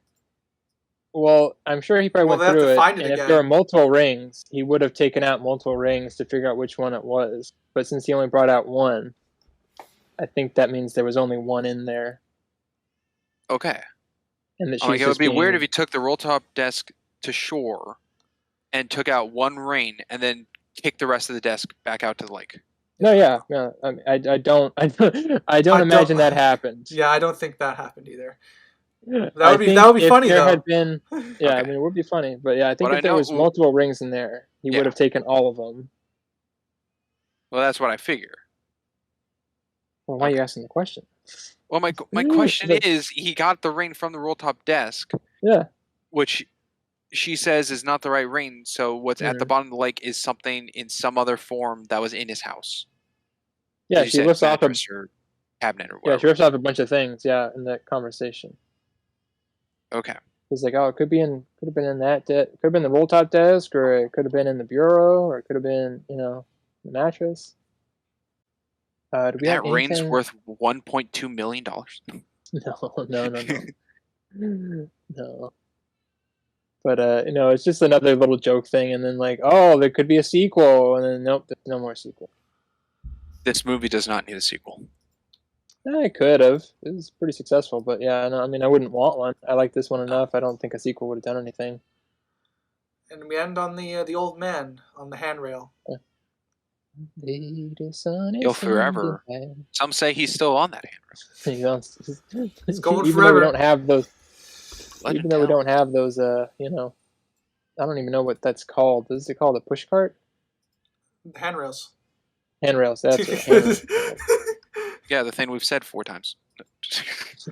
Well, yeah. Sorry, I haven't been paying attention because say It's okay. it's in so much context. And then the movie does bookend with black and white. Yep. It's a nice little editing choice. I like it. But I think that's the end of the film, right? Yeah, no, there's an after credits where Well, there's yeah. Ulysses Ever Miguel will return, and oh brother, where art thou too? The search Yeah, for he's more putting money. on scuba gear. To go hunt for his wife's ring. That's Yeah, it's adventure number actually 2. now Yeah. 1987. Pete just got out of jail. They're all in their No, 80s. they got pardoned. Come on. But yeah, that is the end of the movie. All right. So we'll do some ratings. Submarine ratings, I- classic. I am Before you choose, I'll just put it out there real fast. We did get a message from Crimson. He actually changed his score from the time he left to now. yeah. So his objective is now a 7.5. Yeah, That is objective, true. 7.5. Put it on the banner. Just so that's out there. Yeah. Yeah. I was gonna. Whoever went first, I would have brought it up. So with mine, or so. Yeah. All right. I am gonna call on Sprinks. You get to go first this time. Oh, sweet! That's crazy. What do I begin? I'll begin with my objective because that one was set in stone when I finished the film. I think the cinematography in this film is very good. I think there's really good shots. I think there's some questionable little things here and there, like the camera shake of the doors, but I think it's stronger if it is the doors erupt versus someone throwing something at the camera, which is how I took it. The blurriness on when they exit, I liked. What other shots were there? A lot of panning shots, things coming into frame to move the story along versus the camera going somewhere to do something. When they're on the handrail at the very beginning and it shows Pete and Dalmar together as kind of like a pairing, Ulysses by himself because the story's kind of focused on him and what the oracle or the blind old man is telling them of this story because it fits in the situation of what's happened to Ulysses on his tail to go get the quote unquote treasure, which is the ring, and following that, and then an upward angle of the sky of the handcart wise man to fit all 3 of those angles into one scene. I think very well cement the depiction of each character. Let's see. There's probably other angles, but I can't remember. I guess I do like the angle of Ulysses on his back in the morning of the siren, and how it's angled to Dalmar's feet, and then the water behind, and then the trees. Thought that was framed nicely in thirds.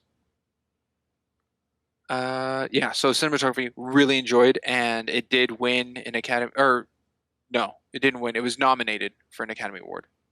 That was it. It probably won an award in some other award show or award thing. But the acting, I think all the acting was really good, done by all the characters. I think the lighting was really well done for the practical usage and the filtration over it for that yellow tone. Not many films do it, but it is very identifiable when a film does do it. I think probably the most well known is Matrix. For color filter. Yeah, but for like success. Like everyone jokes on Twilight. Joke is like the picking, like, why is it so blue? Why is it so sad? Like that's the pokey one. I think Matrix is the successful one. But this film does that with the color yellow. And what else? I think the clothing all depicts the time era well. The setting works well. The big questionable things is story connections. I think the transitions used in film for like the wipe or like that Porky Pig circle I talked about earlier, those transitions are fine and used.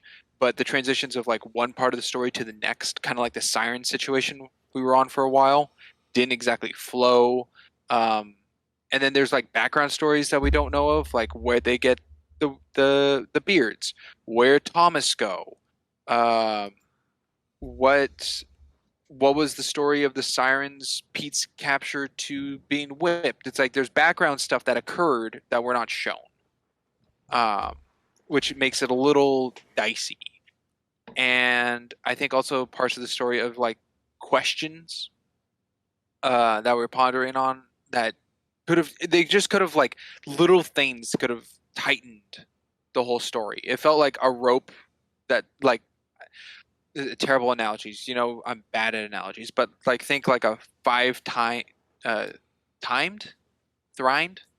What's a rope that has like multiple like little ropes in it? What's that called? Twine. Yeah, Is it it twine? might be twine. Yeah. Okay, Yeah. like a twined rope is like the whole film, but there's little parts where it's cut. So it's like there's parts where it's like all 5 ropes together strengthened, and then parts where like 2 of them are cut. So it's not as great. Like the very beginning when we talked about the chain being hit, like if it just panned showing the feet during the beginning song and just one of the hammers hitting the chain showing like, hey, that's how they got out. Or like the beards is like, oh, we need disguise, and they look, or behind them is a costume shop or something like that, or a mannequin with a beard or something along that line. Even something like real silly, like a school play, or well, probably not for that era, but like production stuff being outside that we could see in the background of a shot to film. That part was a little weakening.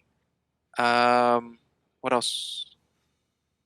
Which kind of goes into the writing aspect of it, because that's how it was written out. But then again, being based on something of the Odyssey, it was adapted, which I think they adapted very well. I'm not very familiar with the Odyssey, but what I do know, I think they did well.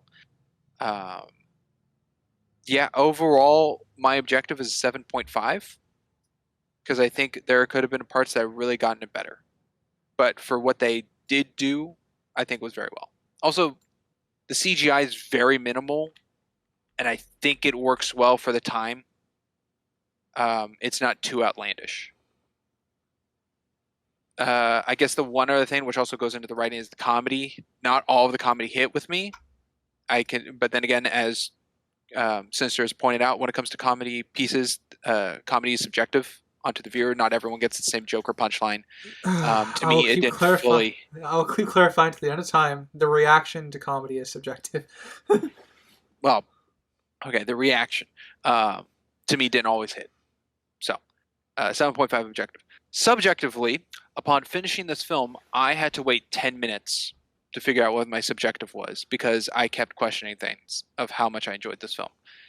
I have landed on a 4.5. I think one of the big instances that has it at a 4.5 is I've become more, over the past few years, more appreciative of Wild West or old American tales for Westerns. And my enjoyment playing Red Dead Redemption 2 has definitely been a factor into that. So I think that plays into being a stronger subjective than if I wasn't. For instance, like, I don't know, 7 years ago, you showed me this film. I think my score would maybe be a 3 or less, but subjectively 4.5. All right, thank you, Sprinks. We will go on to Ryder. Oh boy. All right. I'm also, for once, going to start with my objective, because I always typically like to leave that second, but it's going to be very similar. It's going to be a very, very close day today, from what I'm gathering. So I guess my thing going to this was the thing that for me was the beginning, which was giving my bias up front. I'm a huge fan of mythology and Iliad, the Odyssey, La Morte d'Arthur, Gilgamesh, all the old classical epics that are referenced to in academia and stuff like that, and things that influence storytelling as a whole. With I guess, the tales of their heroes and stuff like that, and all of that comes from oral tradition. So it definitely muddied, I think, some of the waters for me in trying to separate my objective and subjective going through this film. That being said, I think the plot is probably the weakest aspect of the film. And to be fair, that's what a lot of oral traditional storytelling is based off of. But that being said, it's still a flaw attributed to this film. We talked about how the transitional going, as Crimson said, because we're just going to keep touching on that. It's checkpointing. You're going from checkpoint to checkpoint in the story. What it feels like, it doesn't flow very well. I'm willing to agree with that. Even though that what it's based off of, being the Odyssey, is also comes from that oral tradition. It's still it's a problem. And I find myself having to contend with those transitional pieces being I guess the biggest issue, one of the major issues in the story, because it's when you're trying to craft a story or you're trying to modernize a story, you have to do it for a modern audience. And while they add a lot of modern context, they put it in the tail end of the Depression era. So it's history that is more familiar to a lot of the audience. It's still lacking the, I guess, the quality of that you would expect from a good adaptation. Because a good adaptation is not necessarily one-to-one, but it still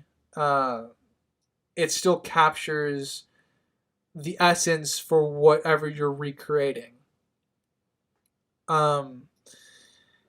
As for characters, I do think that's one of the stronger points in the film. It took me a while to get into it, but now that I've had time to sit on it, I think more so.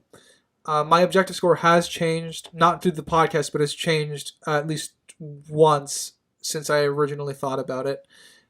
But after that, it's pretty much stayed the same. But the characters are all very strong, and I think that's kind of where the strength of the film is found. And the world building is obviously contextual in that sense of, like, it's the post-Depression era and stuff like that. Man, I'm rambling today. Today's not a good day for me. So, yeah, I think I'll cut it there. I'll probably go into more depth about it in the recap if I can recall what I wanted to say. But objectively, I also am at a 7.5. Subjectively, I had to think about like Springs had to think about this one. Didn't come easy to me. But I think I've settled on it. There's a lot of philosophical stuff in here that they pay off really well in terms of the core writing aspect, and it doesn't really break anyone out of character. But I also like a lot of philosophy in my art, and that's what really kept this from going lower. I hate country music, very famously. So it was very painful for me to get through this film because country music occupies a lot of this movie. And it's non-traditional storytelling, so it takes a little bit for me to get into it. But I think my subjective is at a solid 4. I would watch this again, but I would watch it with family, friends, with booze. I don't think I would choose to watch this on my own, but I would be willing to watch it with someone else. All right, I'm going to pretend I'm not getting deja vu to American movie, and I'll give my my rating. Yeah, so I prefaced the intro with the fact that this is kind of a big childhood movie and movie in my family, and so I definitely have, I think, rose-tinted glasses for a little bit of it, and I'll admit to my bias, which doesn't make it much less biased, but so I genuinely have a big soft spot for this movie. I am able, though, to admit there's a couple, parts that story-wise that don't really add up, unfortunately. And I think it's very unfortunate because I think the Coen brothers are, usually very up on making sure everything is right where it should be. And I think they still do, even though this is kind of, I think, a little bit on the lesser side of that, I think the focus is mostly on the characters. And the story is just kind of it's kind of around when they stopped doing, I think, very intensive writing and was kind of doing more casual stuff. So that kind of plays into it, but still got to call it out. Roger Deakins definitely does a subdued job in this one, like I think most of the Coen brothers stuff. It's not like the things he would be more known for later, but you can see little glimpses here and there of certain things. And I think his eye is definitely very much there of making sure everything is kind of in the shot when it needs to be. Costuming is great. I love the music. It's probably one of my favorite soundtracks out there. A good mix of some updates and some original, 1930s old-timey music stuff. I did a few problems that one of them wasn't same.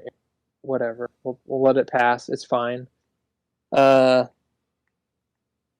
acting is pretty phenomenal. I don't think there's really the only kind of okay-ish one out of all of them, I think, is maybe one of the store clerks that talks to the lady about getting their record. I think that's kind of the flattest acting scene I can think of in this movie. For the most part, I think everybody does a fantastic job. John Turturro, Tim Blake Nelson, George Clooney, John Goodman, of course, and Holly Hunter, and on and on and on. It's this phenomenal cast. So I think most of the problems stem just from the indebtment to the Odyssey, and kind of how that tends to make things a little bit more vague, unfortunately, and you have to fill in the blanks here and there. But like I said, when first talking about this, watching it was very, very easy for me to kind of look past those things because I just enjoyed the story, and I enjoyed that I could get lost in that world. Honestly, I kind of like that depression. Not that I like the everybody's poor and everything, but I like that depression era kind of aesthetic of yeah. I like that. It's kind of like the last era for adventure and that kind of thing in America, I feel. But so all in all, with accepting some of the faults and glazing over some of the other ones, I feel comfortable giving this an 8 overall. For me, I think it's probably my popular favorite Coen Brothers movie, up there with the other 3 that I genuinely like, hold up pretty high, and I think it's definitely, from a character perspective, one of the best ones. And that's it. We're done. Yeah. Well, did we figure out where is our brother? Where art thou? Funny you should say that. That goes into straight one thing I wanted to say before Ryder goes down with the wrap-ups. What does the title mean? It's a reference to a Preston Sturges movie whose name escapes me right now, from the 40s, and the main character of that movie is trying to adapt a fake book that's called "O Brother, Where Art Thou" into a movie. That was another fun fact that I forgot to mention in the beginning. That's where the title of this film comes from? Yeah, so that's a good cut, Jeff. And it's supposed to, and the book is supposed to be about the Depression era stuff, and so they decided they would make the movie that they thought that the book would be about. Okay. Because sorry, that was just a confusion to me a bit. Like every Yes. movie's titled for a reason. Throughout this whole film, at the end I questioned, why is the film called this? Well, there we go. We got the answer. We now Thank know you. where our brother is. I guess. And it was the friends we made along the way. Yeah. I guess with that, shall I read us out, gentlemen? Yes, now that the Please question's do. answered. All right. Well, audience, thank you for listening, whether it be Spotify, Anchor, Amazon, Castbox, Google Podcasts, Pocket Casts, and Samsung. And if you're on the YouTube side of things, enjoying our PNG Tuber slideshow, feel free to like, comment, subscribe everywhere, and tell us how much you hate our opinions or how much you love them. As always, I have been a geeky writer. I am a character called Sinister Boy. We had a Crimson Maroon, and I'm Sprinks. And we will catch you next time. Later, everybody. Goodbye. Toodaloo.